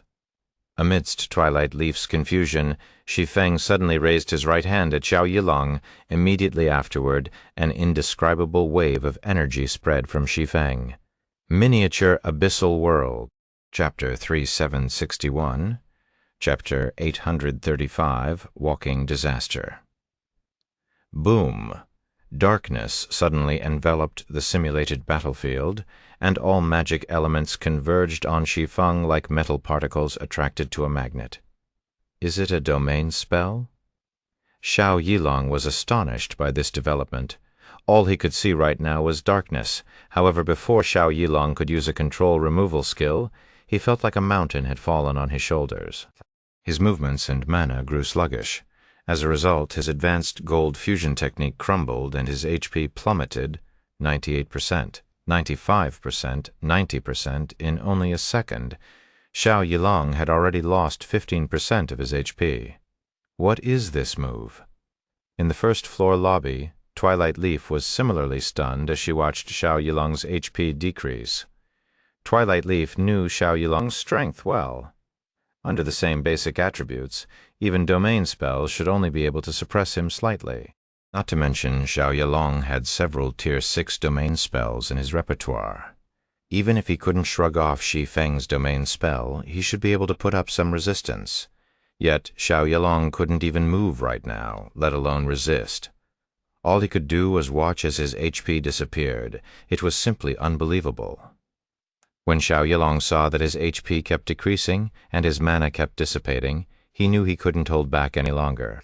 Immediately, a clearly visible law projection expanded from Xiao Yilong and quickly covered a 1,000-yard radius. Upon casting his advanced law projection, Xiao Yilong recovered much of his maneuverability. His divine body also regathered his dissipated mana. Xiao Yilong sighed in relief at this development. Although he was still suppressed, at least he could fight now, an advanced law projection. Shi Feng was unfazed by the quality of Xiao Yilong's law projection. In response, he activated the Shadow Incinerator's world's descent. Currently, his miniature abyssal world could only be considered an unfinished product. Its completion rate didn't even reach 60%. Fortunately, World's Descent could artificially enhance his control over his law projection. Although it wasn't enough to let him recreate the primordial abyssal god's law projection, it should let him achieve a passable standard. Boom! Under World's Descent, the operations of the world laws making up Shi Feng's incomplete miniature abyssal world started to flow much more smoothly. This, in turn, allowed the miniature abyssal world to go from merely suppressing Xiao Yilong's advanced law projection to devouring it completely. Additionally, like a black hole, the miniature abyssal world consumed Xiao Yilong's mana. Although Xiao Yilong desperately activated Tier 6 domain spells one after another to resist the miniature abyssal world, he still couldn't stop it from restraining his movements and reducing his HP 50%, 30%, 10%. When the duel reached the 5-second mark, Xiao Yilong's HP zeroed out. Since the duel started, all Shi Feng did was raise his hand.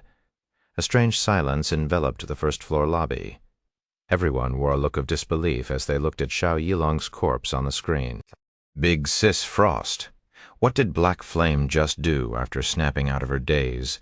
Twilight Leaf immediately turned to Red Frost for answers. Not even Tier 6 domain-type superspells can be that powerful. It can practically kill any Tier 6 player once activated. Twilight Leaf was confused and horrified by what Shi Feng had just done in the Greater God's domain. Even level 240-plus ancient gods could, at best, suppress Tier 6 players heavily when using Tier 6 domain spells. They couldn't kill Tier 6 players with domain spells alone. Not to mention, Shi Feng and Xiao Yilong fought under the same tier in basic attributes. Yet Shi Feng still managed to kill Xiao Yilong simply by activating what seemed like a domain spell with such capabilities. Calling Shi Feng a walking disaster wouldn't even be an exaggeration. This, Red Frost had no idea how she should answer Twilight Leaf's question. She was similarly confused by how Shi Feng could kill a Tier 6 player with only a domain spell. Meanwhile, on the simulation battlefield, sure enough, I still can't cast the miniature abyssal world properly. Shi Feng sighed in disappointment. Then, after his pale complexion recovered slightly, he looked at Xiao Yilong's corpse and thought, although I pushed my mental strength to its limits, the results I achieved are still satisfactory. I hadn't thought I could crush an advanced law projection, but I guess it is to be expected from the law projection created by the primordial abyssal god. Shi Feng was honestly surprised he could kill Xiao Yilong with just the miniature abyssal world. After all, his miniature abyssal world's completion rate didn't even reach 60%. Although he had strengthened it with World's Descent, his original goal in using the skill was only to strengthen the suppressive effect on Xiao Yilong. However, the miniature abyssal world exceeded his expectations. Despite being an unfinished product, it could still crush Xiao Yilong, an expert who could cast an advanced law projection. It was simply terrifying. Of course, the miniature abyssal world wasn't without its flaws. It placed a huge burden on the user's mind. Shi Feng had to stretch his mental strength thin just to use it for several seconds. It definitely wasn't a move suited for long battles. Subsequently, Shi Feng withdrew from the simulation battlefield and climbed out of his simulation cabin at the same time. Zhao Yilong climbed out of his cabin looking pale when he saw Shi Feng again. Fear, confusion, and frustration flashed in his eyes.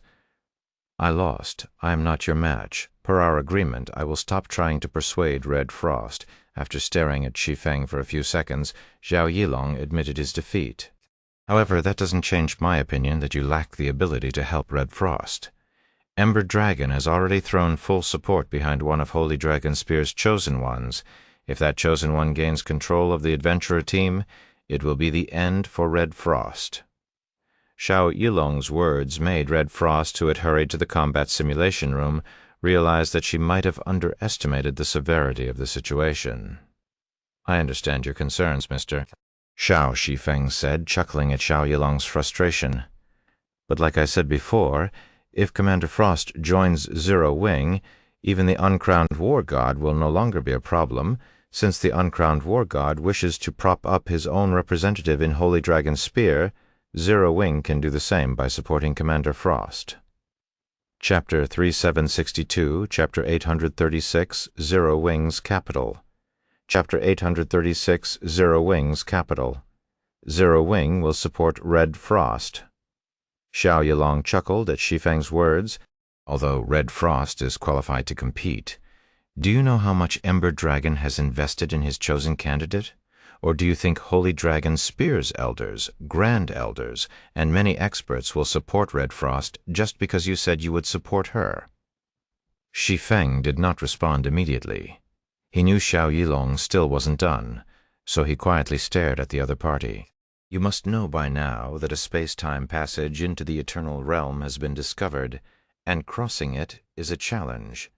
Every 1,000-man Tier 6 Legion that tries to enter the Eternal Realm reaches it with only several dozen players alive. This is because the passage teems with countless void creatures and a type of corrosive energy that eats away at players' mana. If players wish to traverse the passage safely, they must find safe zones to rest. However, there are very few places where players can safely rest in the space-time passage. Moreover, these safe zones are not permanent and appear randomly. If players want fixed rest locations, their only option is to capture one of the void fortresses in the passage. But to capture a void fortress, the monsters infesting it have to be cleared out, and the manpower and resources required to accomplish this are astronomical.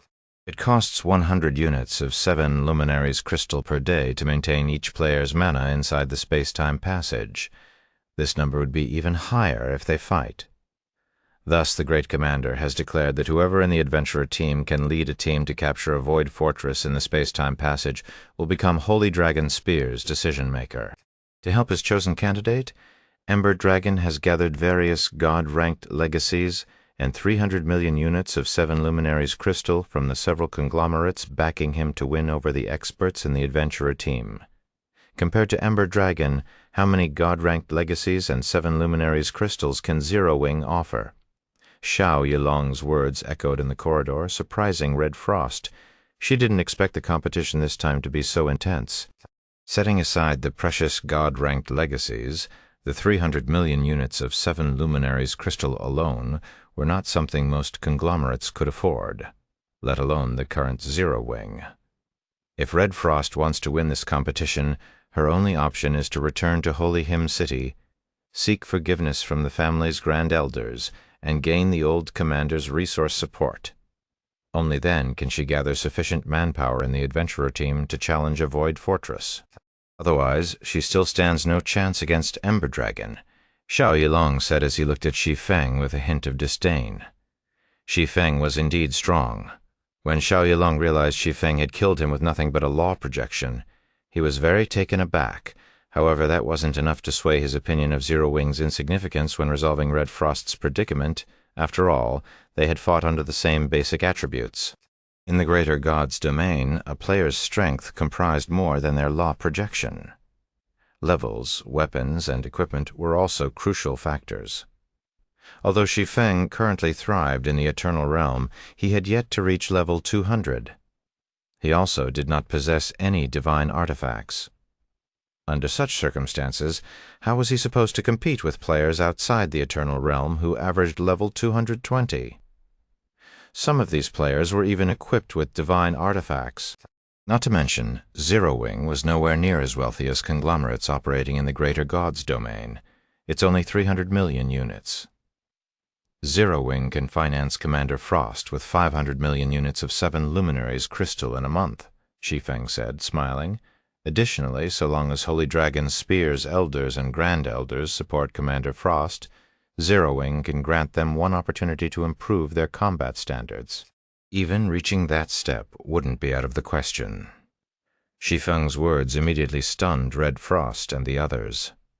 Is he exaggerating? Big Sis Frost? Twilight Leaf asked as she tugged on Red Frost's sleeve. If Shi Feng truly meant what he said, he would need to come up with 500 million units of 7 luminaries crystal and hundreds of god-ranked legacies and above within a month. In the current Greater Gods domain, only the various apex powers could fulfill such a promise. I don't know, Red Frost said, shaking her head. When she looked at Shi Feng again, she felt like she was looking at a stranger. 500 million units of 7 luminaries crystal in a month, giving Holy Dragon Spear's Elders and Grand Elders an opportunity to improve their combat standards. If Red Frost hadn't known that Shi Feng wasn't one to exaggerate his words, she would have suspected that he had lost his mind. After all, no matter how she racked her brain, she simply couldn't figure out how Zero Wing could come up with so many resources. You don't have to doubt Zero Wing's capital, Shi Feng said when he saw Zhao Yilong's look of skepticism. I will let Commander Frost bring 100 million units of 7 luminaries crystal to you in the Greater Gods domain in 3 days. Zero Wing will subsequently deliver the remaining 400 million units within a month. As for whether Zero Wing can help your Elders and Grand Elders achieve a breakthrough, you will find out once you meet up with Commander Frost in the passage. If you don't have any other problems, I can establish a God's domain contract with Commander Frost right away. You can also return and organize your forces as soon as possible. 7 luminaries crystals were indeed precious in the Greater Gods domain. The average conglomerate could, at most, come up with tens of millions of units on short notice. Although apex powers could provide 500 million units of 7 luminaries crystal in a month, it would hurt them significantly to part with such a huge sum. As for legacies that could help fifth-floor experts achieve further improvements, even pseudo-apex powers did not have many. Under normal circumstances, there was no way Zero Wing could compete with Ember Dragon financially. After all, the uncrowned war god had multiple conglomerates backing him. However, it was a different story after Shi Feng obtained the Tower of the Abyss's design. With the Tower of the Abyss, Zero Wing would no longer lack 7 luminaries crystals or methods to help players improve their combat standards. As for why Shi Feng had decided to get involved with Red Frost's affairs, it was because of Holy Dragon Spear. Holy Dragon Spear was an adventurer team with extraordinary strength. Its foundations were vastly superior to those of the current Zero Wing. Now that a passage into the Eternal Realm had been discovered, the war between races had officially begun. If Red Frost became Holy Dragon Spear's decision-maker, it would be equivalent to an alliance between Zero Wing and the Adventurer team. This, in turn, would elevate Zero Wing's overall strength in the Greater Gods domain by a large margin. More importantly, Shi Feng could get the help of Holy Dragon Spear's legendary 10,000-man Tier 6 army. He might not have cared as much about getting this army's help if it were before his trip to the Crucible of the Ancients, but now that he knew the method to advance to Tier 7, Holy Dragon Spear had become the key to killing one of the 22 taboos. If he missed this opportunity to ally with Holy Dragon Spear, it was unlikely he could find another power that could help him in the foreseeable future. Subsequently, Shi Feng signed a God's Domain contract with Red Frost, under the witness of Zhao Yilong and Twilight Leaf. According to the contract, Zero Wing would give Red Frost 500 million units of 7 luminaries crystal and her supporters a chance to achieve a breakthrough. In return, once Red Frost became Holy Dragon Spear's decision-maker, she had to ally with Zero Wing and grant zeroing the authority to mobilize Holy Dragon Spear's full force once. After Xiao Yilong and Twilight Leaf reluctantly left Zero Wing Tower, Shi Feng promptly returned to his room and logged into God's domain. Chapter 3763, Chapter 837, Tower of the Abyss takes shape. Star, Lake City, Airport. Uncle Zhao, do you think Big Sis Frost stands a chance? Twilight Leaf asked worriedly as she looked at Zero Wing Tower through the window of the interstellar spaceship. Although Black Flame has signed a God's Domain contract agreeing to help Big Sis Frost, that person has Ember Dragon's full support. The family is also taking a neutral stance on the matter. On top of that, Big Sis Frost won't receive the old commander's guidance now that she has refused to return with us. At this rate, I'm worried Big Sis Frost won't be a match for that person in the family's Battle of the Chosen Ones. Red Frost was once considered a peerless genius that appeared only once in centuries by the family. By the tender age of 15, she had reached the unthinking realm and developed her concentration to the Tier 6 limit standard. Unfortunately, while exploring a ruin in the 12 sanctuaries, an encounter with Ember Dragon robbed her of her coveted legacy and caused her to be cursed by one of the 22 taboos. The Greater God's Domain's 22 taboos were dreaded by even ancient gods. The curse of these existences was so powerful that Holy Dragon's Spear could do nothing about it. The curse also grew stronger over time, weakening Red Frost continuously and forcing her to leave Holy Hymn City and the Holy Dragon Spear adventurer team. Despite later achievements in the Starlight Realm, Red Frost's situation did not improve, although she returned to the 12 sanctuaries to try to lift her curse and get revenge at one point. Her efforts proved futile, and she had no choice but to spend the rest of her days retired in the Starlight Realm. Originally, Red Frost should have regained the family's support now that she had recovered partly from her curse, and reclaimed much of her strength. However, that did not happen. This was because a new prodigy had appeared in the family, and she needed to compete and win against this monster before the family would throw its support behind her. Twilight Leaf was currently considered the number 2 genius among the family's younger generation.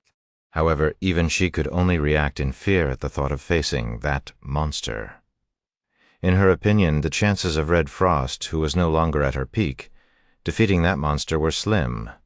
Red Frost doesn't stand a chance in the Battle of the Chosen Ones. That person's combat standard can already rival the current Divine Glory list's top 10. It is also why Ember Dragon is supporting her in the first place, Xiao Yilong said, shaking his head. Red Frost's only hope now is the breakthrough opportunity that Black Flame mentioned. If Black Flame can let the 5th floor elders and grand elders reach that standard, winning them to our side will be easy. Reach that standard? Various thoughts filled Twilight Leaf's mind when she heard Xiao Yilong's words, the 6th floor standard, also known as the Mortal God standard. No one in the human race's Greater God's Domain had ever reached this standard thus far, and it was only theorized to exist because of the World Tower. When Shi Feng logged back into God's Domain, he promptly activated world-breaking teleportation and made his way to a secluded area in the Void Sea near the miniature ancient world. Then, he erected an isolation barrier and waited. Roughly 14 hours later, a peerless beauty with long, flowing hair appeared in the area. The woman was clad in white holy armor and armed with a crimson spear. When Shi Feng saw this woman's face, he exited the isolation barrier to greet her. The peerless beauty in question was Red Frost, who had been operating in the Starlight Realm for many years. Currently, although Red Frost was still cursed, her level had reached 223. She was also equipped with a legendary equipment set, and the crimson spear she wielded was of extraordinary quality. Although the spear was not at the standard of divine artifacts, it radiated divine might that rivaled that of divine artifacts. In terms of overall strength, Red Frost could challenge the current Divine Glory list's top 50 and possibly emerge victorious. Sorry for the long wait, Guild leader Black Flame. Red Frost apologized. She also couldn't help but feel a little surprised when she saw Shi Feng's in-game character. When Red Frost first met Shi Feng in the real world, Shi Feng was only a newcomer trying to join Star Lake City's City Legion. He wasn't even at the peak of Tier 4 back then, let alone Tier 6, yet in only a few months, Shi Feng had already become an expert whom she had to look up to. Not at all. The average Tier 6 player would need over 20 hours to come here from the Starlight Realm's central region. You have already exceeded my expectations by arriving in less than 14 hours, Shi Feng said as he looked at Red Frost, who looked exactly like her real-world self. Then he activated world-breaking teleportation and continued. Let's continue our conversation in the Eternal Realm. After Zhao Yilong and Twilight Leaf left, Shi Feng had instructed Red Frost to meet him outside the miniature ancient world. This was so that he could improve Red Frost's strength. The reason Holy Dragon Spear could become one of the Greater God's Domain's 8 legendary adventurer teams was that most, if not all, of its members possessed astonishing combat power. Although it wasn't stated in Holy Dragon Spear's rules, those who knew the adventurer team would know that only its strongest member could become its decision-maker, also known as the Great Commander. Although Red Frost had already recovered a considerable portion of her strength, thanks to the mana purification technique, she was still somewhat lacking compared to Holy Dragon Spear's current Great Commander. Thus, it was of utmost importance that she improved her strength. Otherwise, even if she captured a Void Fortress and became Holy Dragon Spear's next Great Commander, many in the adventurer team would be reluctant to follow her orders.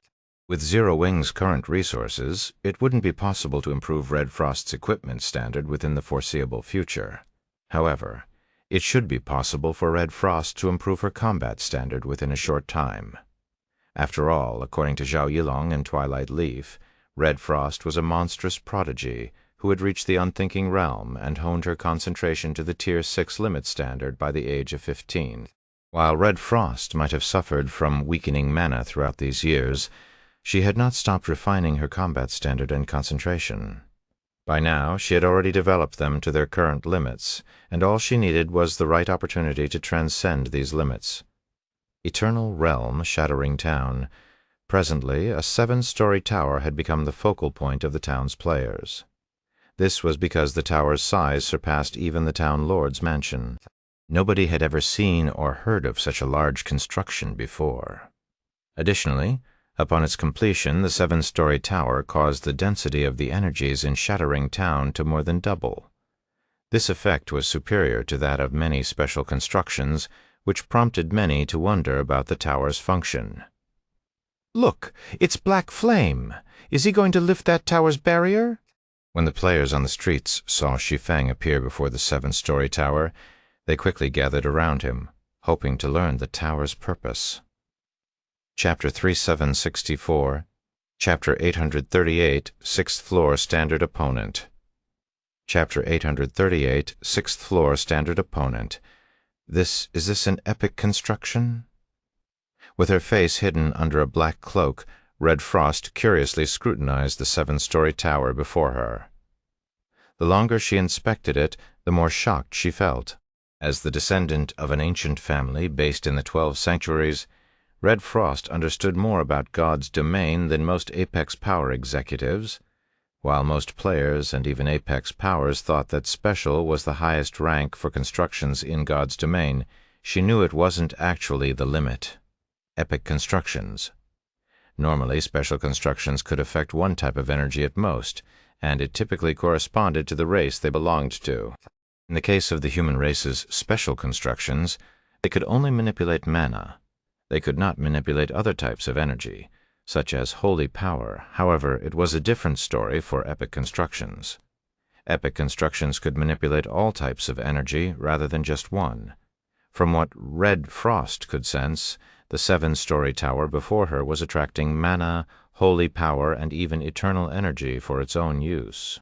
This led her to suspect the tower might be one of the epic constructions of legends. "No, it's not an epic construction," Shi Feng said, shaking his head. Then, while lifting the barrier on the Tower of the Abyss, he added, "It's an advanced epic construction." "Advanced epic?" Red Frost gaped in shock. "How can this be? Advanced epic constructions should have disappeared in the mythical era?" Studying the history of the Greater God's domain was one of Red Frost's hobbies. Thus, she knew that the human race's Greater God's domain had experienced at least 2 major setbacks in technological development across history. The first happened before the mythical era, and the second happened during the mythical era. Because of these two setbacks, the human race's development slowed down massively. Meanwhile, advanced epic constructions were rarely seen even during the mythical era. It was rumored they were passed down from a prior era and possessed abilities that were borderline miracles. If an advanced epic construction were to appear in the modern era, it would definitely send the entire Greater God's domain into turmoil. Unfortunately, Zero Wing lacks the technical abilities and materials to recreate it perfectly, Shi Feng said, putting a damper on Red Frost's excitement. It is only an epic construction right now and cannot accomplish its most vital function. What a pity. Red Frost sighed in disappointment as she looked at the Tower of the Abyss.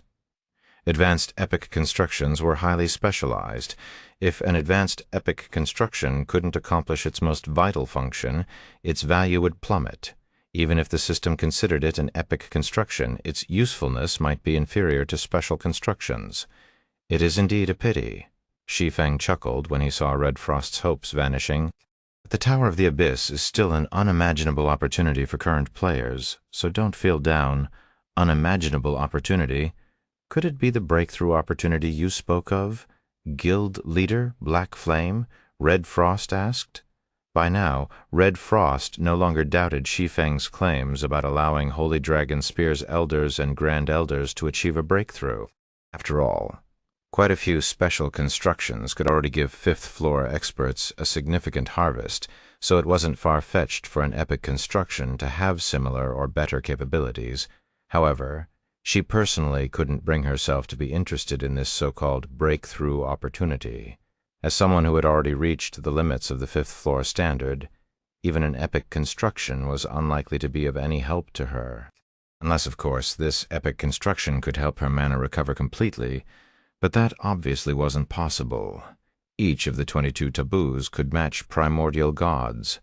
Not even the power of divine artifacts could do anything about the curse of these existences, let alone an epic construction. That's right.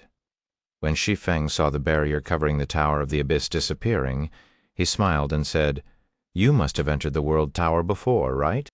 In that case, you should know that apart from testing players, the World Tower does nothing else. It neither provides guidance nor anything for players to learn from." Yes, that is true. Upon reaching the fifth floor, I only had a bunch of walls to attack. If I could break them, I could proceed. If I couldn't break them, I could only stay where I was, Red Frost said, nodding. When recalling the World Tower's fifth-floor test, she couldn't help but feel exasperated. The World Tower's fifth-floor test was clearly a test of players' destructive power. More specifically, it tested players on whether their destructive power had exceeded a certain threshold. However, even when she executed advanced gold combat techniques and taboo-ranked mana techniques, she could not break the final wall on the fifth floor. If not for the World Tower limiting players' basic attributes, weapons, and equipment, she would have thought that divine artifacts were required to conquer the fifth-floor test. Of course, some experts also believed peak gold combat techniques were required to break the final wall. However, Red Frost knew not even peak gold combat techniques would work. This was because Holy Dragon Spear's great commander had already tried it, to no avail. Then what if I tell you the Tower of the Abyss functions similarly to the World Tower, but unlike the World Tower, the Tower of the Abyss requires players to defeat one opponent on each floor to progress? Shi Feng whispered to Red Frost. It functions similarly to the World Tower and provides opponents to fight against? Red Frost nearly grabbed Shi Feng out of excitement when she heard his words. Opponents for experts like herself, opponents of a similar caliber, were something they could only dream of having. Some of them didn't even dare to dream about it. The higher a player climbed the combat standard pyramid, the fewer peers they would have.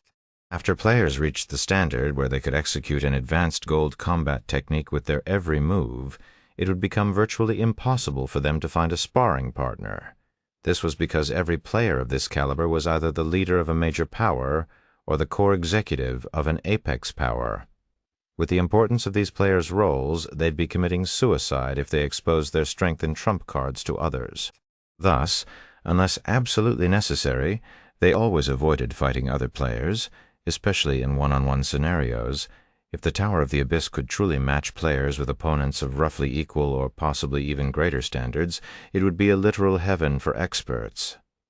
You don't need to doubt my words. I can also tell you that the opponents you face on each floor are not fixed. Instead, your opponents will come from a pool of thousands upon thousands of players, Shi Feng added when he saw the trace of zeal in Red Frost's eyes. Moreover, the Tower of the Abyss not only has opponents at the 5th floor standard, but also the 6th floor standard. The 6th floor standard? How is that possible? Red Frost was shocked. Fortunately, she still had the presence of mind to keep her voice down when she exclaimed, "The World Tower ends on the 6th floor? How can there be opponents at the 6th floor standard?" The Mortal God standard. This was a standard that no player of the human race or the holy race could imagine reaching, let alone having opponents of this standard to fight against. Countless experts would get on their knees just to receive some guidance from a mortal god. Not even in her dreams would she dare to think of fighting against mortal gods as much as she wanted. Chapter 3765, Chapter 839, Primordial Swordsman, Chapter 839, Primordial Swordsman. When Shi Feng removed the barrier on the Tower of the Abyss, he immediately received a series of system notifications. System, congratulations. Zero Wing has become the first guild to construct an epic construction, rewarding 50,000 guild reputation points, rewarding 30,000 town popularity points to Shattering Town. System, congratulations. Shattering Town's popularity has reached 50,000 points. You have been promoted to a 3-star count of Holy Ring City, rewarding 5 levels and 50 Holy Ring City reputation points. System, congratulations. You are the first player to become a 3-star count of Holy Ring City, rewarding 5 levels and 100 Holy Ring City reputation points. Following the system notifications, a purple-gold glow enveloped Shi Feng, and his level increased from 190 to 200 in the blink of an eye. At the same time, like an ancient god that had just awoken, the Tower of the Abyss started to radiate an aura that suffocated every player in Shattering Town. Crap! What rank of construction is that? How can it radiate such a powerful aura? Look! That tower's attracting eternal energy on its own. The gathered eternal energy is condensing into mist. Am I hallucinating? When the Holy Race players and human players in the vicinity saw the mist-like eternal energy around the Tower of the Abyss, their eyes immediately turned bloodshot. Eternal energy had an invigorating effect on the mind for all races. The denser the eternal energy, the greater its effect, and the greater the help it could provide players' learning techniques. The Eternal Realm's environment, which was rich in eternal energy, was also why some players were willing to abandon their levels to enter the Eternal Realm. Yet, despite the richness of eternal energy in the Eternal Realm, the Tower of the Abyss could create an even better environment in its vicinity. Moreover, this was only the tower's exterior. If the tower could already create such an environment outside, they couldn't even imagine what kind of environment was available inside. Is this an epic construction's power? Red Frost couldn't help but exclaim in her heart when she saw the eternal energy gathered around the Tower of the Abyss. When Shi Feng told her the Tower of the Abyss could simulate 6th-floor experts, she had already considered the tower a treasure beyond the reach of even apex powers. After seeing the environment the tower created around itself, she felt that she had still underestimated its value. If players could train in such an environment, their training efficiency would increase by at least 100-fold. Let's go in.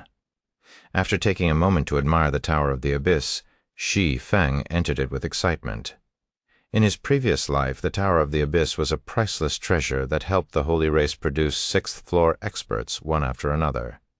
This result had tormented all human players with jealousy, and Shi Feng was no exception. After snapping out of her daze, Red Frost quickly followed Shi Feng into the Tower of the Abyss.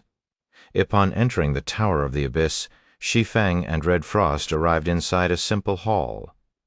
The hall was the size of a football field. Apart from a large teleportation portal and a 100-meter-tall phantom with a blurry appearance standing beside it, there was nothing else in the hall. My creation is called the Tower of the Abyss, and I created it while referencing the World Tower. This tower has 7 floors, and I have populated them with experts from all walks of life. It costs each person 100 units of 7 luminaries crystal to use the teleportation portal, and only by defeating 1 expert on each floor can each person proceed to the next. It also costs 10,000 units of 7 luminaries crystal to maintain the Tower of the Abyss's daily operations. As the new owner of my creation, I hope you can use it well. When Shi Feng approached the teleportation portal, the Phantom offered a simple introduction to the Tower of the Abyss before vanishing into thin air. It only costs 100 units of 7 luminaries crystal per person. Shi Feng was astonished when he heard the Phantom's introduction.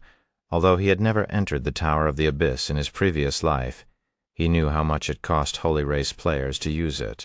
Each entry cost a whopping 5 eternal gold and 2,000 units of Holy Power crystals. The Holy Race's Holy Power crystal was the equivalent of the human race's 7 luminaries crystal. Thus, 2,000 units of Holy Power crystal was equivalent to 2,000 units of 7 luminaries crystal. Holy Power crystals were considered hard currency among the Holy Race, and the average Tier 6 Holy Race expert would need about 2 weeks to earn 2,000 units. Of course, even with such a steep entry fee, Holy Race experts still poured into the Tower of the Abyss in droves. After all, opportunities to spar with opponents of equal standards were rare. Not to mention, the Tower of the Abyss could provide opponents up to the 6th floor standard. Thus, it was understandable that using the Tower of the Abyss cost a fortune. However, Shi Feng never imagined the actual cost would be so little. If it only cost 100 units to start a challenge, it meant that the Tower of the Abyss's owner in his previous life made 5 eternal gold and 1,900 units of Holy Power crystals each time a player started a challenge. Even calling this daylight robbery would be an understatement. Red Frost was also stunned. She never thought the Tower of the Abyss's operating cost would be so low. It should be known that 100 units of 7 luminaries crystal was nowhere near enough to hire a 5th floor expert as a sparring partner, let alone 6th floor experts. Typically, players needed to fork out at least 5,000 units to get a sparring partner of the 5th floor standard. Moreover, the hiring player needed to be sufficiently strong to get a 5th floor expert to agree to be their sparring partner. Otherwise, not even 10,000 units of 7 luminaries crystal could sway a 5th floor expert. After all 5th floor experts were considered apex existences in their respective realms. It would sully their reputation if it was made known that they would stoop so low as to fight significantly weaker opponents for money. Shi Feng didn't dwell on the matter for long.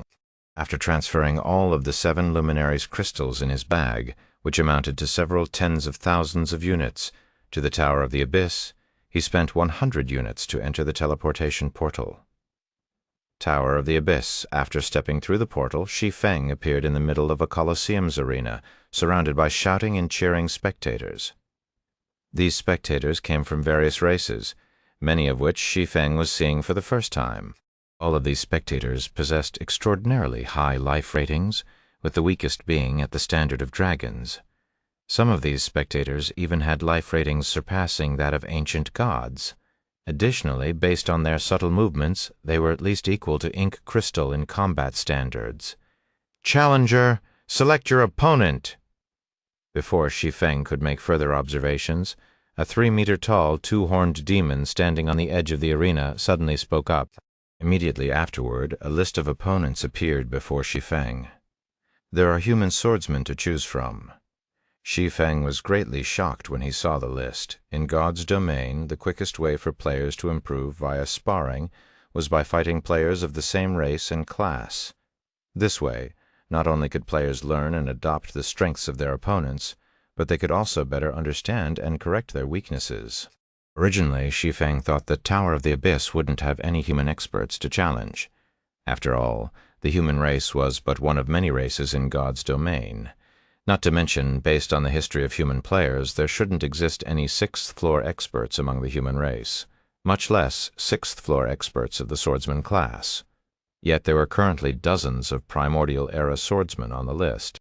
Moreover, they were all 6th floor experts, Chapter 3766, Chapter 840, Unthinking Technique.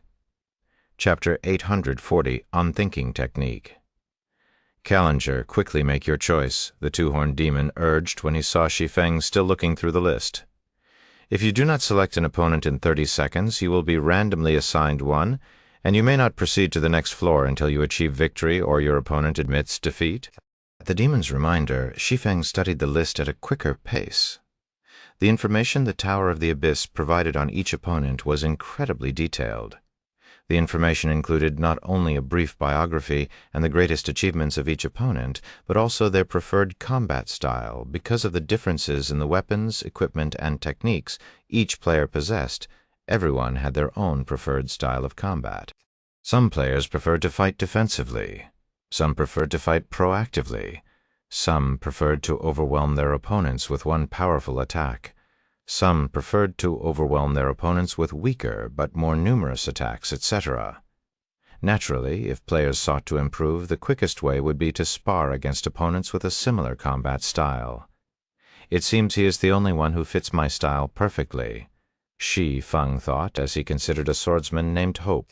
Besides being a dual-wielding swordsman whose strength lay in his law projection, Hope was also one of the few listed swordsmen close to reaching the World Tower's 7th floor standard. He was a peerless existence during his era, even when fighting against other 6th floor experts under the same basic attributes. Nobody could last more than 10 moves against him. Although the list had another swordsman comparable to Hope, the other party used a greatsword. Thus, it would be more beneficial for Shi Feng to learn from Hope. Subsequently, Shi Feng chose Hope as his opponent. As soon as Shi Feng made his decision, a level 200 swordsman appeared a short distance away from him. The swordsman had a deep cut running through one of his eyes, and his basic attributes were exactly the same as Shi Feng's. As a fellow swordsman, it is unwise for you to designate me as your opponent, Hope stated, as he stared at Shi Feng. He behaved like he understood why Shi Feng had chosen to fight him. I am not your match in my current state. Let us meet on the 5th floor. After saying so, Hope turned around and walked out of the arena. Seeing this, the two-horned demon promptly announced the conclusion of the match. Victor, Black Flame. After announcing the outcome, the demon turned to Shi Feng and said, "Your opponent, Hope, has requested to fight you on the 5th floor. Do you wish to head to the 5th floor directly? If not, you may head to the 2nd floor and choose a new opponent." "I will head to the 5th floor," Shi Feng answered without hesitation. He was already at the 5th floor standard. Since the difficulty of the Tower of the Abyss's floors corresponded to the World Tower's floors, he would merely be wasting his time if he fought on the first 4 floors. Tower of the Abyss, 5th floor. The 5th floor was set on a large island. The island was devoid of any energy, and players could rely only on themselves to fight. Currently, Hope sat in the middle of the island with his eye closed, behaving like he did not notice Shi Feng's arrival. Is this him at the 5th floor standard? Shi Feng's heart shuddered as he looked at the one-eyed swordsman 100 yards away. Although Hope's physical appearance remained the same, he felt completely different compared to when he was on the 1st floor. If the 1st floor's Hope were described as a human infant, the 5th floor's Hope would be an adult dragon. Even though the one-eyed swordsman was just sitting there, Shi Feng dared not move even a step closer to him. "Since you have chosen to meet me here, I won't hide anything from you," Hope said, as he opened his single eye. Even so, he remained seated and showed no intention of standing up. "I have mastered only one move in my life. If you can block it completely, you win." The instant Hope finished speaking, Shi Feng instinctively activated Void Barrier, rendering a 100-yard radius immune to all damage for 30 seconds. Boom! Before Shi Feng's senses could even react, a crack had appeared on the defensive barrier protecting him. However, that was not the end of Hope's attack, as the sword light that cracked the defensive barrier did not fade. Instead, it persistently tried to pry open the barrier like a walnut.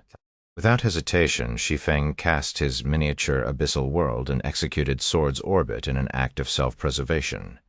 Fortunately, his desperate attempt paid off, and he blocked the sword light in the nick of time. However, he failed to neutralize the attack completely as he stumbled by a step. This is within the 5th floor standard. Shi Feng was in disbelief as he stared at Hope, who remained seated on the ground. When Shi Feng arrived on the 5th floor, the Tower of the Abyss had indicated to him that his opponent was restricted to the 5th floor standard. Logically, there shouldn't be any 5th floor experts who could threaten him. After all, he had defeated even Garuda, who was at the half-step mortal god standard. Yet when Shi Feng faced Hope's attack, he felt death descend upon him. Additionally, Hope's attack was so unbelievably fast that Shi Feng didn't even sense when the other party had executed his attack. If Shi Feng hadn't activated his miniature abyssal world to weaken Hope's attack, his fate would have been sealed. However, before Shi Feng could recover from his shock, many other cracks appeared on his void barrier.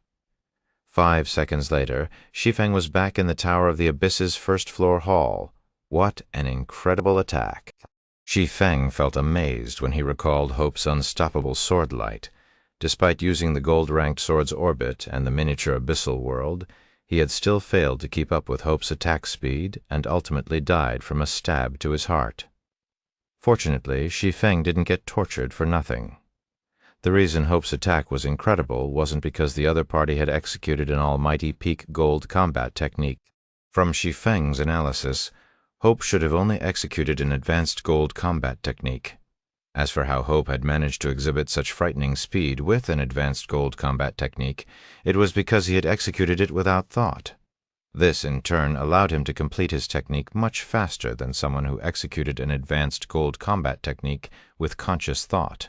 In the past, I only thought about pursuing powerful sword techniques and achieving the power of advanced gold combat techniques in every move. I thought this was the correct way to reach the 6th floor standard, but looking at it now, it seems I was mistaken, Shi Feng thought. Then he recalled Garuda, who was at the half-step mortal god standard. Garuda has already developed himself to the limit in all aspects. Logically, he should have reached the 6th floor standard already. Yet he did not. I previously suspected his concentration might have needed to undergo a qualitative transformation for him to achieve manifold executions and reach the 6th floor standard. But it seems concentration was never the key. Instead, the key is to merge gold-ranked techniques with the unthinking state. Only then can one freely use gold-ranked techniques. Thinking up to this point, Shi Feng excitedly spent another 100 units of 7 Luminaries crystal to challenge Hope. Previously, Shi Feng was clueless about how players could reach the 6th floor standard. He only knew that 6th floor experts could multitask to an extreme extent. An example would be Ink Crystal, who could accomplish the unbelievable task of executing a twofold peak gold-ranked technique. However, after his fight with Hope, Shi Feng finally learned the direction he should take to reach the 6th floor standard. Now he only needed to train in this direction. In another part of the Tower of the Abyss's 5th floor, Red Frost wielded her spear in darkness as she stood before a human female with short hair and an indomitable expression. Like Red Frost, the human female was also a spear user. Currently, though, she had a hole in her heart, and her HP was at 0. Victor, Red Frost, you may proceed to the 6th floor. Chapter 3767, Chapter 841, Expert's Paradise, Chapter 841, Expert's Paradise, Shadowring Town, Tower of the Abyss. Shortly after Shi Feng returned from the 5th floor once more, a flash of light appeared beside him. When the light faded, he saw Red Frost standing there, looking tired and wearing a wry smile. "Are you still having trouble surviving even one move against your 6th floor opponent?" Shi Feng asked curiously. "No, that's not it," Red Frost said, shaking her head. "I can barely last 3 moves now. It's just that I only managed to merge one of my 3 advanced gold combat techniques with the unthinking state. If I want to truly trade blows with that person, I must also merge the remaining 2 techniques, but I don't know if I can make it with only 2 days left." Red Frost's response rendered Shi Feng momentarily speechless. Then he said, "It doesn't matter, even if you can't make it. Your goal in returning to Holy Dragon Spear is to win the Elders and Grand Elders to your side. You don't need to be at the 6th floor standard to do that. The 6th floor standard was a legend in the human race's greater god's domain. Throughout known history, not a single human player had ever reached the 6th floor standard. Although Red Frost had already developed herself to her current limits in all aspects, the 6th floor standard was still beyond her. Even with the Tower of the Abyss's assistance, she would need time to make the final step. Not to mention, it had only been an hour since the two of them entered the Tower of the Abyss. Both of them had also started their respective climbs from the 5th floor, yet while he still struggled against hope on the 5th floor and could barely integrate Sword's orbit with the unthinking state, Red Frost had already set foot on the 6th floor. Additionally, in just a little over a dozen attempts, she had integrated an advanced gold combat technique with the unthinking state and could now survive 3 moves against her 6th floor opponent.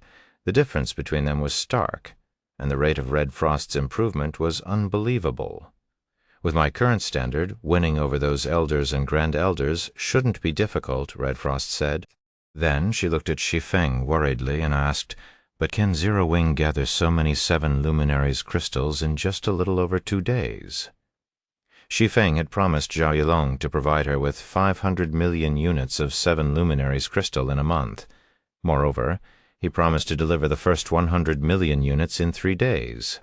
She might not have been as concerned if she didn't know about Zero Wing's internal situation, but she knew clearly that, apart from shattering town, none of Zero Wing's other properties could generate 7 luminaries crystals. With Zero Wing's current state, it would be impossible to make 100 million units of 7 luminaries crystal even in a month, let alone 3 days. It's simple. You've already seen the effects of the Tower of the Abyss for yourself, Shi Feng said, chuckling. So long as I open it to the public and charge each person 5 eternal gold and 2,000 units of 7 luminaries crystal, making 100 million units in 3 days isn't a problem. When the Tower of the Abyss was made available to the public in his previous life, a little over 1 million Holy Race players challenged it each day. That was also the maximum capacity the tower could handle. Considering the steep markup the tower's owner charged, this meant that the tower generated 2 billion holy power crystals each day. This far exceeded the revenue any other business could generate. Of course, when the Tower of the Abyss was constructed in his previous life, the connection between the eternal realm and the outside world had already been established for a long time. Thus, there was no lack of players coming to use the Tower of the Abyss. At present, although the various human powers had already discovered a passage leading into the eternal realm, only a small number of Tier 6 experts could cross it. Thus, Shi Feng did not expect the Tower of the Abyss to generate a daily income of 2 billion units of 7 luminaries crystal. Even so, the tower shouldn't have difficulty generating a daily income of 100 million units. You plan to open it to the public? Shi Feng's words astounded Red Frost. We are talking about the legendary 6th floor standard here. If news of the tower's function gets out, even the Holy Race's royal powers will lose their minds, let alone the human race's apex powers. They'll do everything they can to snatch it. Be it the human race or the Holy Race, the existence of 6th floor experts was unheard of. Even a fool would know how the two races' apex and royal powers would react if they learned of the Tower of the Abyss's capabilities. With Zero Wing having only recently established itself in the Eternal Realm, there was no way it could defend the Tower of the Abyss. They're more than welcome to try, Shi Feng said, chuckling nonchalantly. Nobody knew better than him what kind of influence the Tower of the Abyss could have over players. However, he also knew that with Zero Wing's current resources, once the outside world's level 200+, Tier 6 experts flooded the Eternal Realm, Zero Wing's days would be numbered. After all, Zero Wing had offended many powers. Given the opportunity, these powers would try to destroy Zero Wing as soon as possible. If Zero Wing wanted to survive this predicament, its only option was to make the Tower of the Abyss available to the public. After all, the Tower of the Abyss wasn't just a tool to make 7 luminaries crystals. It was also a tool for powers to strengthen themselves. While Shi Feng and Red Frost chatted, Hidden Soul appeared in the hall and approached them with hurried steps. "Guild leader, I finished gathering the manpower you requested. They are ready to move out at your command," Hidden Soul reported. "Good. Have them head to the various NPC cities and spread the news of the Tower of the Abyss," Shi Feng said, nodding. State that each player may challenge the tower once a day.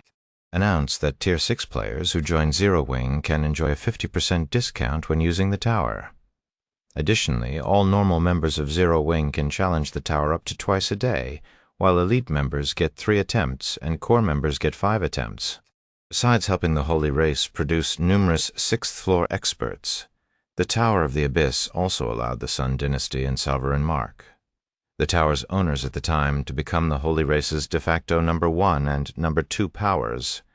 After all, very few players who considered themselves experts could resist the temptation of becoming a mortal god. Although the Tier 6 experts Zero Wing could recruit from the current Eternal Realm were still nowhere near enough to fight the outside world's Tier 6 experts if they worked with Shattering Town's NPC guards, it shouldn't be difficult to prevent the town from falling into the hands of others. By the time the outside world established a safe route into the Eternal Realm, Red Frost would have already made Holy Dragon's Spear her own. By then, Zero Wing would be strong enough to confront any single apex power or royal power. This, in turn, would enable Zero Wing to buy itself more time to strengthen its position. Subsequently, Hidden Soul carried out Shi Feng's instructions and had Zero Wing's members travel to the Eternal Realm's various NPC cities. Then these Zero Wing members started to publicize the effects of the Tower of the Abyss, causing a commotion across the Eternal Realm. Chapter 3768, Chapter 842, Uproar in the Eternal Realm. Chapter 842, Uproar in the Eternal Realm. Is this a scam? How can a construction provide guidance at the 6th floor standard? It's fake. Nowhere in the Greater God's domain can you find an opportunity to spar with 6th floor experts. How can a construction achieve such a thing? Why would Zero Wing crazily advertise it like this if it's real? Why not benefit from it in silence? Indeed, so long as the various apex and royal powers aren't stupid, they'll do everything they can to snatch such an opportunity. Zero Wing would have to be run by idiots to let others know it has such a miraculous construction. I agree. Not to mention, Zero Wing is charging only 5 eternal gold and 2,000 units of 7 luminaries crystal for the opportunity to spar with a 6th floor expert. How can such a wonderful opportunity exist? This must be a scam. When news of the Tower of the Abyss spread across the various NPC cities on the Eternal Continent, many players and powers were skeptical. Some even felt that this was an attempt by Zero Wing to trick Tier 6 experts into joining it. After all, since the Sun Dynasty, Sovereign Mark, and Demon's Gate started to target it, Zero Wing had lost many of its members, and its strength waned with each passing day. Shattering Town, Volcano Rat High-Class Bar. Raven, what do you think of the news Zero Wing is spreading? Azure Dragon asked when he overheard the conversation of the independent experts in the bar. Although he too found the news too good to be true, he couldn't help but be tempted. The price of 5 eternal gold and 2,000 units of 7 luminaries crystal was neither high nor low. This was roughly a week's income for members of the Order of 12. Take Verdant Rainbow's commission that they accepted, for example.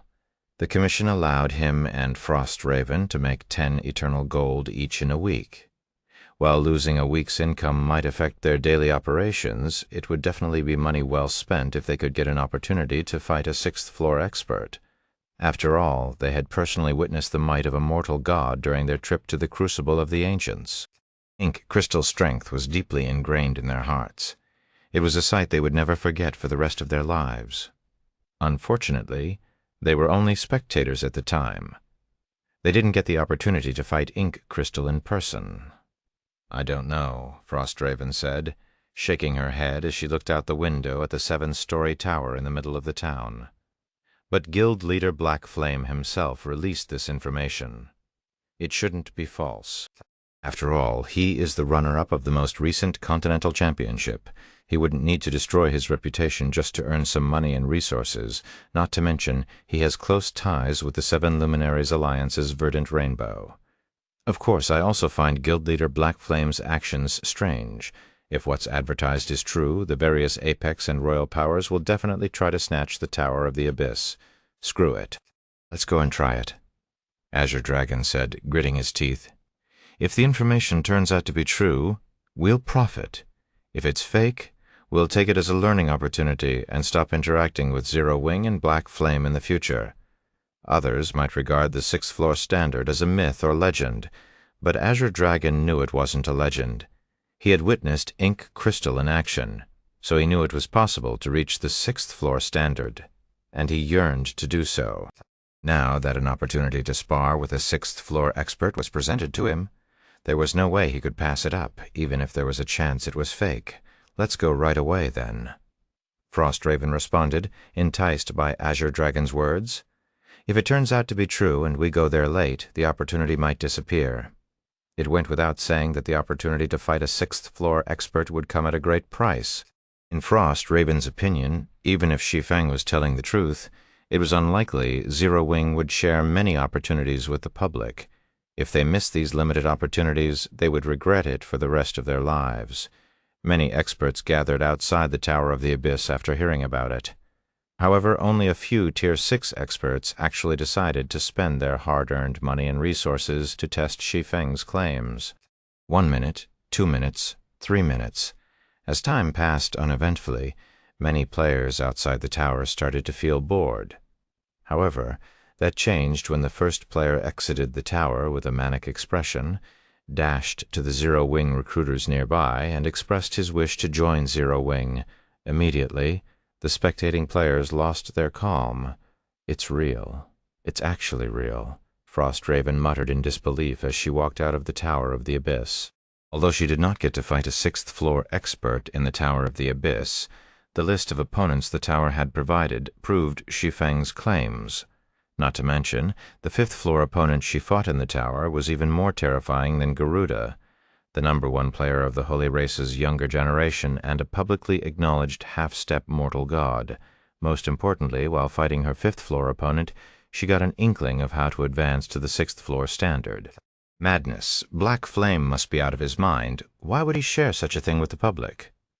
Is he not afraid the various apex and royal powers will snatch it? Azure Dragon stared at the Zero Wing recruiters nearby in confusion. The Tower of the Abyss's advertised effects were real. Azure Dragon could easily imagine many independent Tier 6 experts across the Eternal Realm would join Zero Wing once this information spread. However, even if many of these independent experts gathered, it was unlikely they could repulse the various apex and royal powers. After all, there was a significant difference between the combat and equipment standards of independent experts and of the various apex and royal powers experts. Simply put, Zero Wing was destined to lose the Tower of the Abyss. Commander, we should inform the Great Commander about this. If we don't act quickly, we might never get another chance to enter the Tower of the Abyss. Frostraven stated. Right, I'll go offline immediately. When Azure Dragon heard Frostraven's reminder, he promptly logged out of the game to report this shocking news to the Order of 12's Great Commander. At the same time, news about the validation of the Tower of the Abyss's effects spread across the Eternal Realm, causing an uproar among the human race and the Holy Race. Many players and powers that initially adopted a wait-and-see stance began to flood Shattering Town like crazy. They also began to do everything they could to amass 7 Luminaries crystals, causing the market value of 7 Luminaries crystals to increase by 3-fold in just half a day. Even then, demand exceeded supply. In only a day, the Tower of the Abyss earned Shi Feng a net profit of 200 million units of 7 Luminaries crystal. Additionally, so many Tier 6 experts joined Zero Wing that the Guild's Tier 6 member count exceeded 30,000.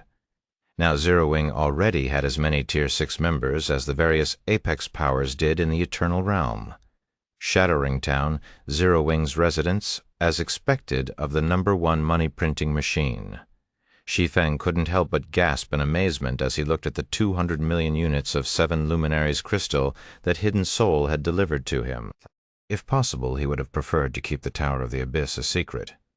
However, the discovery of a passage into the Eternal Realm left him with no other choice. With how many 7 Luminaries crystals I have now, I should be qualified to visit the Abyss Workshop, right? Shi Feng turned his attention to the Abyss Workshop certification in his bag, but couldn't help hesitating a little. Chapter 3769, Chapter 843, Abyss Workshop, Chapter 843, Abyss Workshop. Should I risk it? Even after taking the Abyss Workshop certification out of his bag, Shi Feng remained hesitant. Although he had obtained the Abyss Workshop certification long ago, he could never bring himself to waste his first visit to the Abyss Workshop. The Abyss Workshop, it was a name rarely seen in the history books of the human race's greater god's domain. The players who had visited the Abyss Workshop were also few and far between. Yet the Abyss Workshop was publicly acknowledged as one of the greater god's domain's 3 great workshops. It was a place that gathered the most advanced technologies to have ever appeared in the greater god's domain. It was also one of the most expensive places in the greater god's domain. From what he had heard in his previous life, the Abyss Workshop sold items beyond one's imagination, such as advanced epic combat puppets that could rival Tier 6 gods. It was also rumored that on their first visit, each player would be offered a once-in-a-lifetime opportunity to purchase divine artifacts and world sources. Be it divine artifacts or world sources, either could help Shi Feng tremendously. However, although the Abyss Workshop allowed players to acquire incredible items with great convenience, this convenience came with extortionate markups. This, in turn, caused even the smallest transactions to exceed 10 million units of 7 luminaries crystal, with the going rate for divine artifacts at 100 million units of 7 luminaries crystal. Shi Feng didn't even dare to imagine how much he would need to buy a divine artifact from the Abyss Workshop. Although world sources were less valuable than divine artifacts, they were much rarer. This was because world sources typically only appeared after the destruction of a realm. Most players would spend their lives without ever experiencing such an event, let alone its byproduct.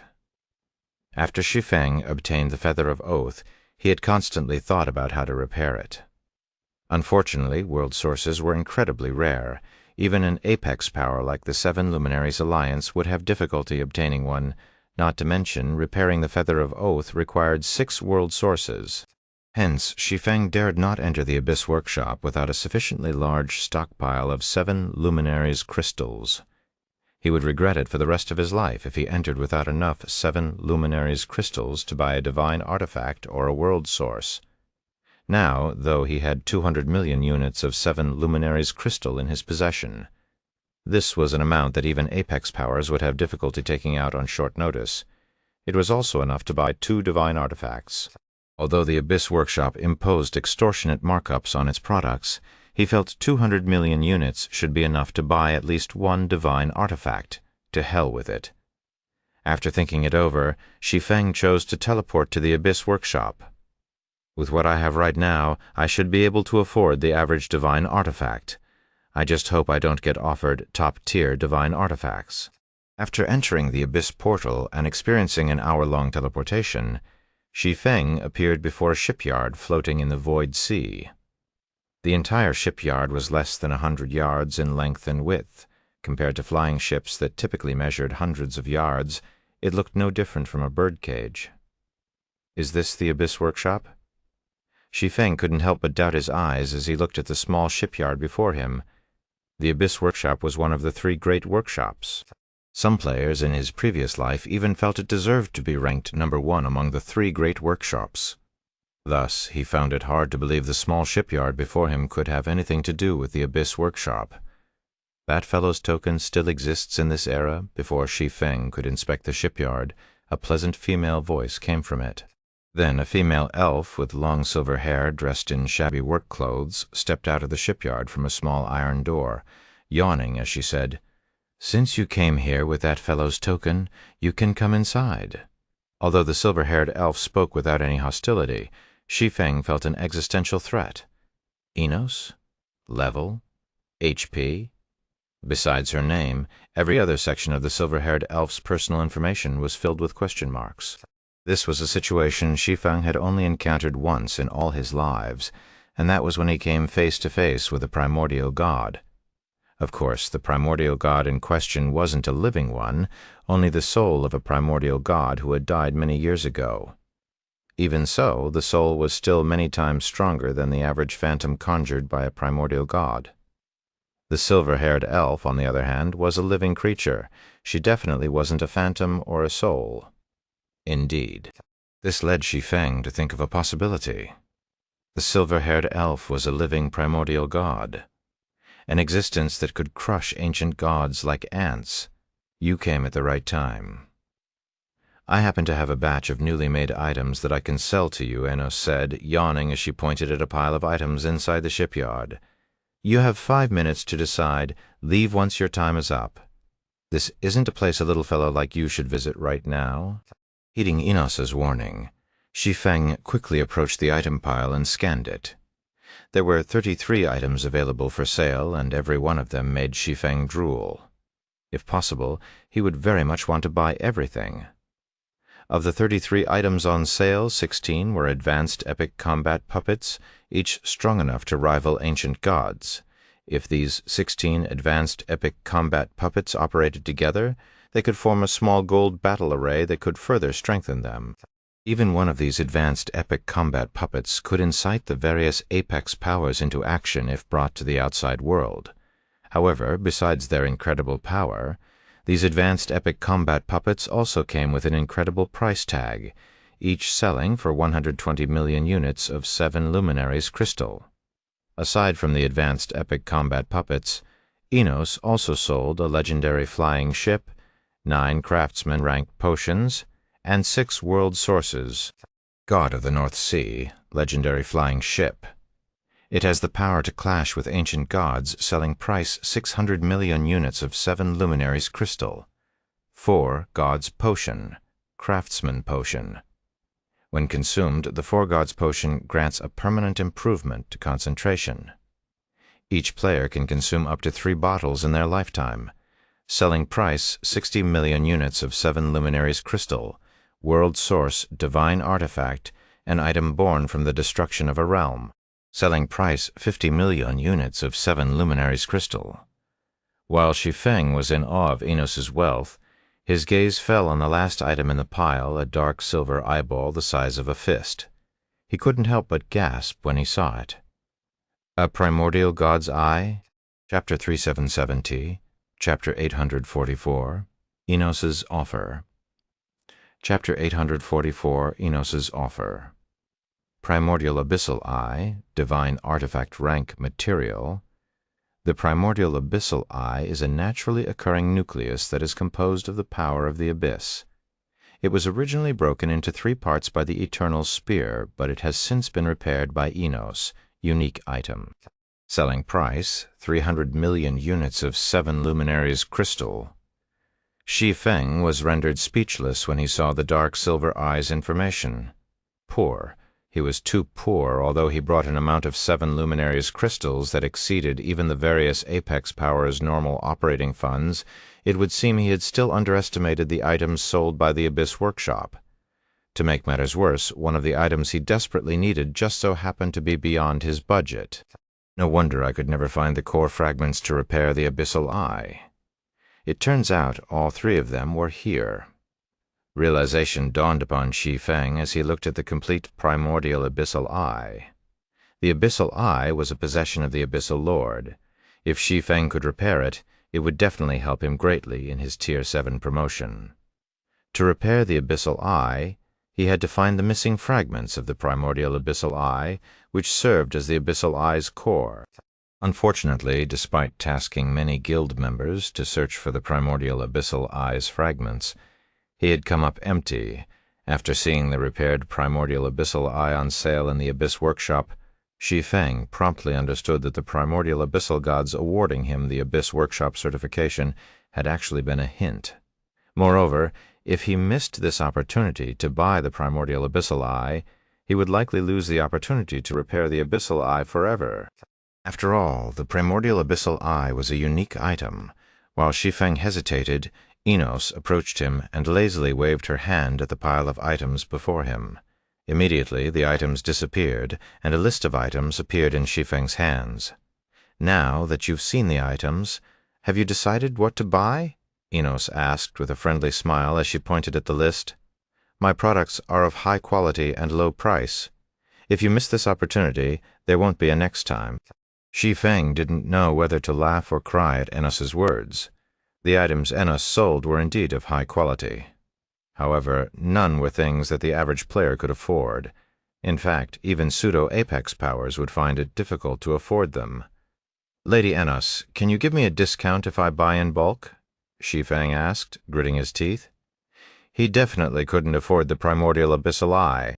However, the lower-priced advanced epic combat puppets, four gods potions, and world sources were all things he wanted very much. Yet there was no point in buying just 1 or 2 units of these items, as they could only exhibit their value in sets. Firstly, the advanced epic combat puppets. A group of 16 could form a small gold battle array, but even only 3 could still form a small silver battle array and become a fearsome force in the outside world. Secondly, the four gods potions. 3 bottles could increase a player's concentration standard from the Tier 6 intermediate standard to the Tier 6 limit standard, which would enable the player to utilize 100% of a divine artifact's potential. In the current Zero Wing, where a few members had already developed their concentration to the Tier 6 intermediate standard, the Four Gods potion would be of significant help. Lastly, the world sources. With 6 world sources, Shi Feng could return the Feather of Oath to its former glory, turning it into an item that could be used against primordial god-ranked existences. Unfortunately, even if Shi Feng wanted to purchase these items in sets, 3 Four Gods potions were all he could afford with his 200 million units of 7 Luminaries crystal. "My prices are final," Enos stated firmly. "Do you buy items here, Lady Enos?" Shi Feng asked, still unwilling to give up. "I have some precious items in my possession. I hope to exchange them for 7 Luminaries crystals. Besides selling items, it was common for NPC shops in God's domain to buy items from players. The only problem was that most NPCs were only willing to purchase high-value items. Currently, he had plenty of precious items in his possession, such as Divine Water of Life and Eternal God Crystals. He even had a divine artifact he couldn't use. If Enos was willing to accept the Sunlight Blade, he could exchange it for a significant sum of 7 Luminaries crystals, even at 10% of its going rate. Forget it. "I don't accept items here either," Enos said, smiling. Then, looking at Shi Feng's anxious expression, she continued, "If you really want the items on the list, I can give you an opportunity." "An opportunity? What opportunity?" Shi Feng sighed in relief when he heard Enos making him an offer. He knew this was likely a lifeline the primordial abyssal god had prepared for him. After all, under normal circumstances, nobody would think to bring 300 million units of 7 Luminaries crystal on their first visit to the Abyss Workshop. Even the guild leaders of Apex powers would most likely be forced to watch their precious opportunity fly away. "You should have heard of the 22 taboos, right?" Enos said, grinning, as if she could see through all of Shi Feng's thoughts. "This is a threshold you must cross in the future. It just happens that I need a particular material. This material can only be obtained from the Undying Mother, one of the 22 taboos, so long as you agree to kill the Undying Mother and bring me its undying tentacle. I can sell you all of the items here at cost. When you attempt to cross that threshold in the future, I will even help you halve the difficulty. What do you think?" System. Congratulations. You have triggered the Mythical World main storyline quest, The Past World. Do you accept it? Quest content, kill the Undying Mother in 3 months. Rewards unknown, kill the Undying Mother. Shi Feng couldn't help but wonder if the system was joking with him. The Greater God's Domain's 22 taboo bosses were not equals. In fact, there was a huge disparity in strength among them. If one were to consider the 22nd ranked taboo to be only strong enough to give ancient gods a headache, the Undying Mother would be a disaster that could devour ancient gods. In his previous life, a 100-man team from the Holy Race had snuck past the front lines to raid the Undying Mother. The team consisted of some old monsters from the Holy Race and several dozen experts from the Holy Race's Transcendent list. In the end, not only did they team wipe, but every member of the team also suffered a permanent death. Although the Holy Race had tried its best to keep the matter a secret, the human race eventually learned about it since the battle took place in human territory. While the details of the battle remained unknown, it was discovered that at least 30 members of the raid team had been equipped with divine artifacts. In addition, Even the weakest member of the raid team was a level 230 expert at the 5th floor standard, who could use gold holy arts. Nevertheless, the raid team had failed to last even a minute against the Undying Mother. "Of course you are free to refuse. It's all up to you," Enos said, shrugging. "You have 1 minute left." Sure enough, good things don't come easy. When Shi Feng saw Enos's behavior, he had a sneaking suspicion that the amount of 7 luminaries crystals he brought did not actually matter. Even if he had come with significantly greater amounts of 7 luminaries crystals, Enos would probably not let him leave with anything good unless he accepted her mythic-ranked world main storyline quest. After thinking up to this point, he gritted his teeth and said, "Fine, you have a deal."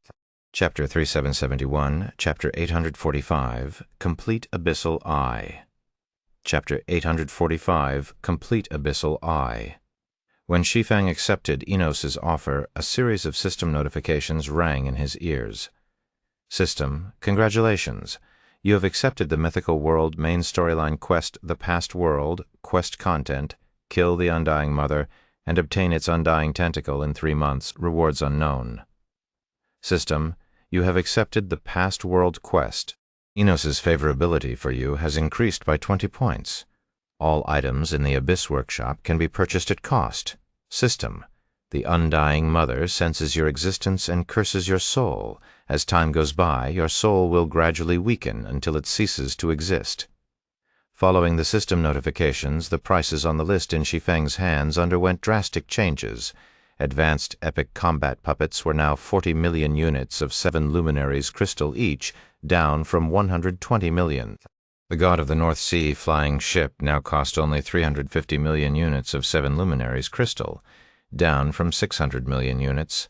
4 God's potions were now 30 million units of 7 luminaries crystal each, down from 60 million. World sources were now 35 million units of 7 luminaries crystal each, down from 50 million. The primordial abyssal eye now cost only 80 million units of 7 luminaries crystal, down from 300 million units. You've made a smart choice, but don't forget, you only have 3 months. You must bring me the undying tentacle in 3 months, Enos said. Also, you'd best act within 45 days. Otherwise, your soul will become too weak to confront the Undying Mother. If you don't have any questions, hurry up and buy what you want. You have 30 seconds left.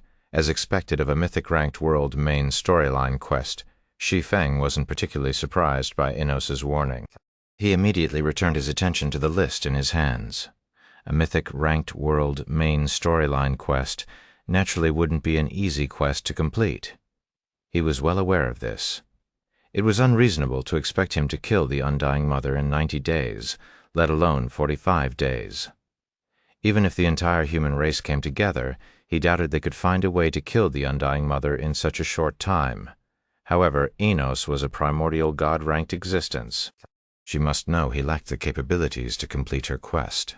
Yet, she still placed a 3-month time limit on her quest. This must mean that once he accepted the quest, there would be a lifeline he could rely on to complete it. As for what that lifeline was, it was most likely the primordial abyssal eye, Shi Feng said without hesitation. I also want 3 world sources.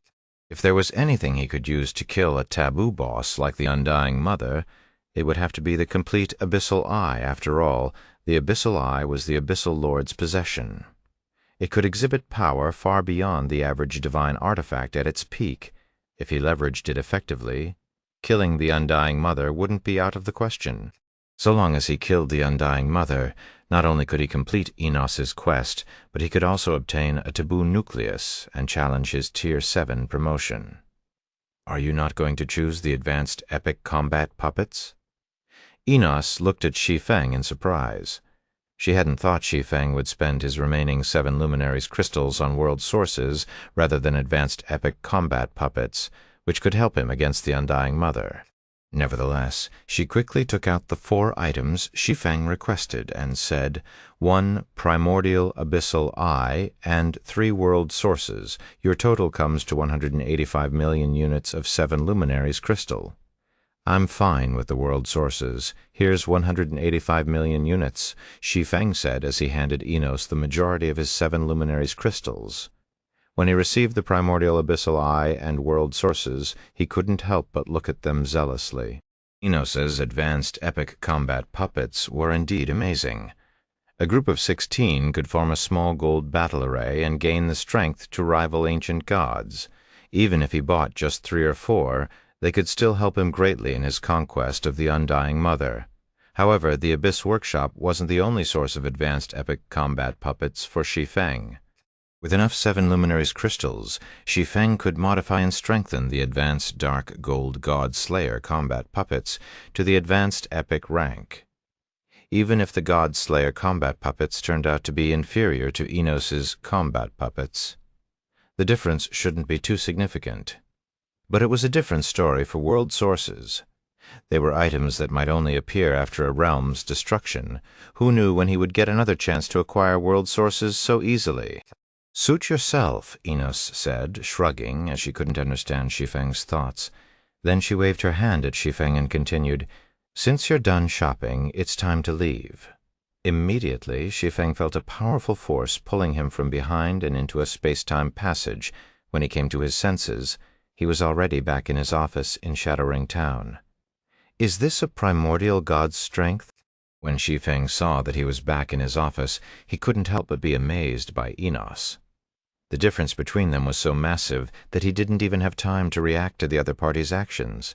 It was no longer a difference that could be compensated with basic attributes. While Shi Feng recalled Enos's capabilities, Red Frost suddenly called him Guild Leader Black Flame. "It's almost the appointed time. Are we not leaving yet?" Red Frost asked, feeling a little puzzled as she looked at Shi Feng's somewhat dazed expression. "The primordial dragon sanctuary is far from the Starlight Realm. Although I have a Tier 6 teleportation passage scroll for the primordial dragon sanctuary, the journey will still take several hours. If we don't leave soon, we might not make it." Leave? But isn't there still a day to when Shi Feng heard Red Frost's question? His first thought was that they still had plenty of time. However, before he finished his sentence, he suddenly recalled that not all places in God's domain experience the same time flow. Thus, he quickly changed his words and said, "Okay, we'll leave right away."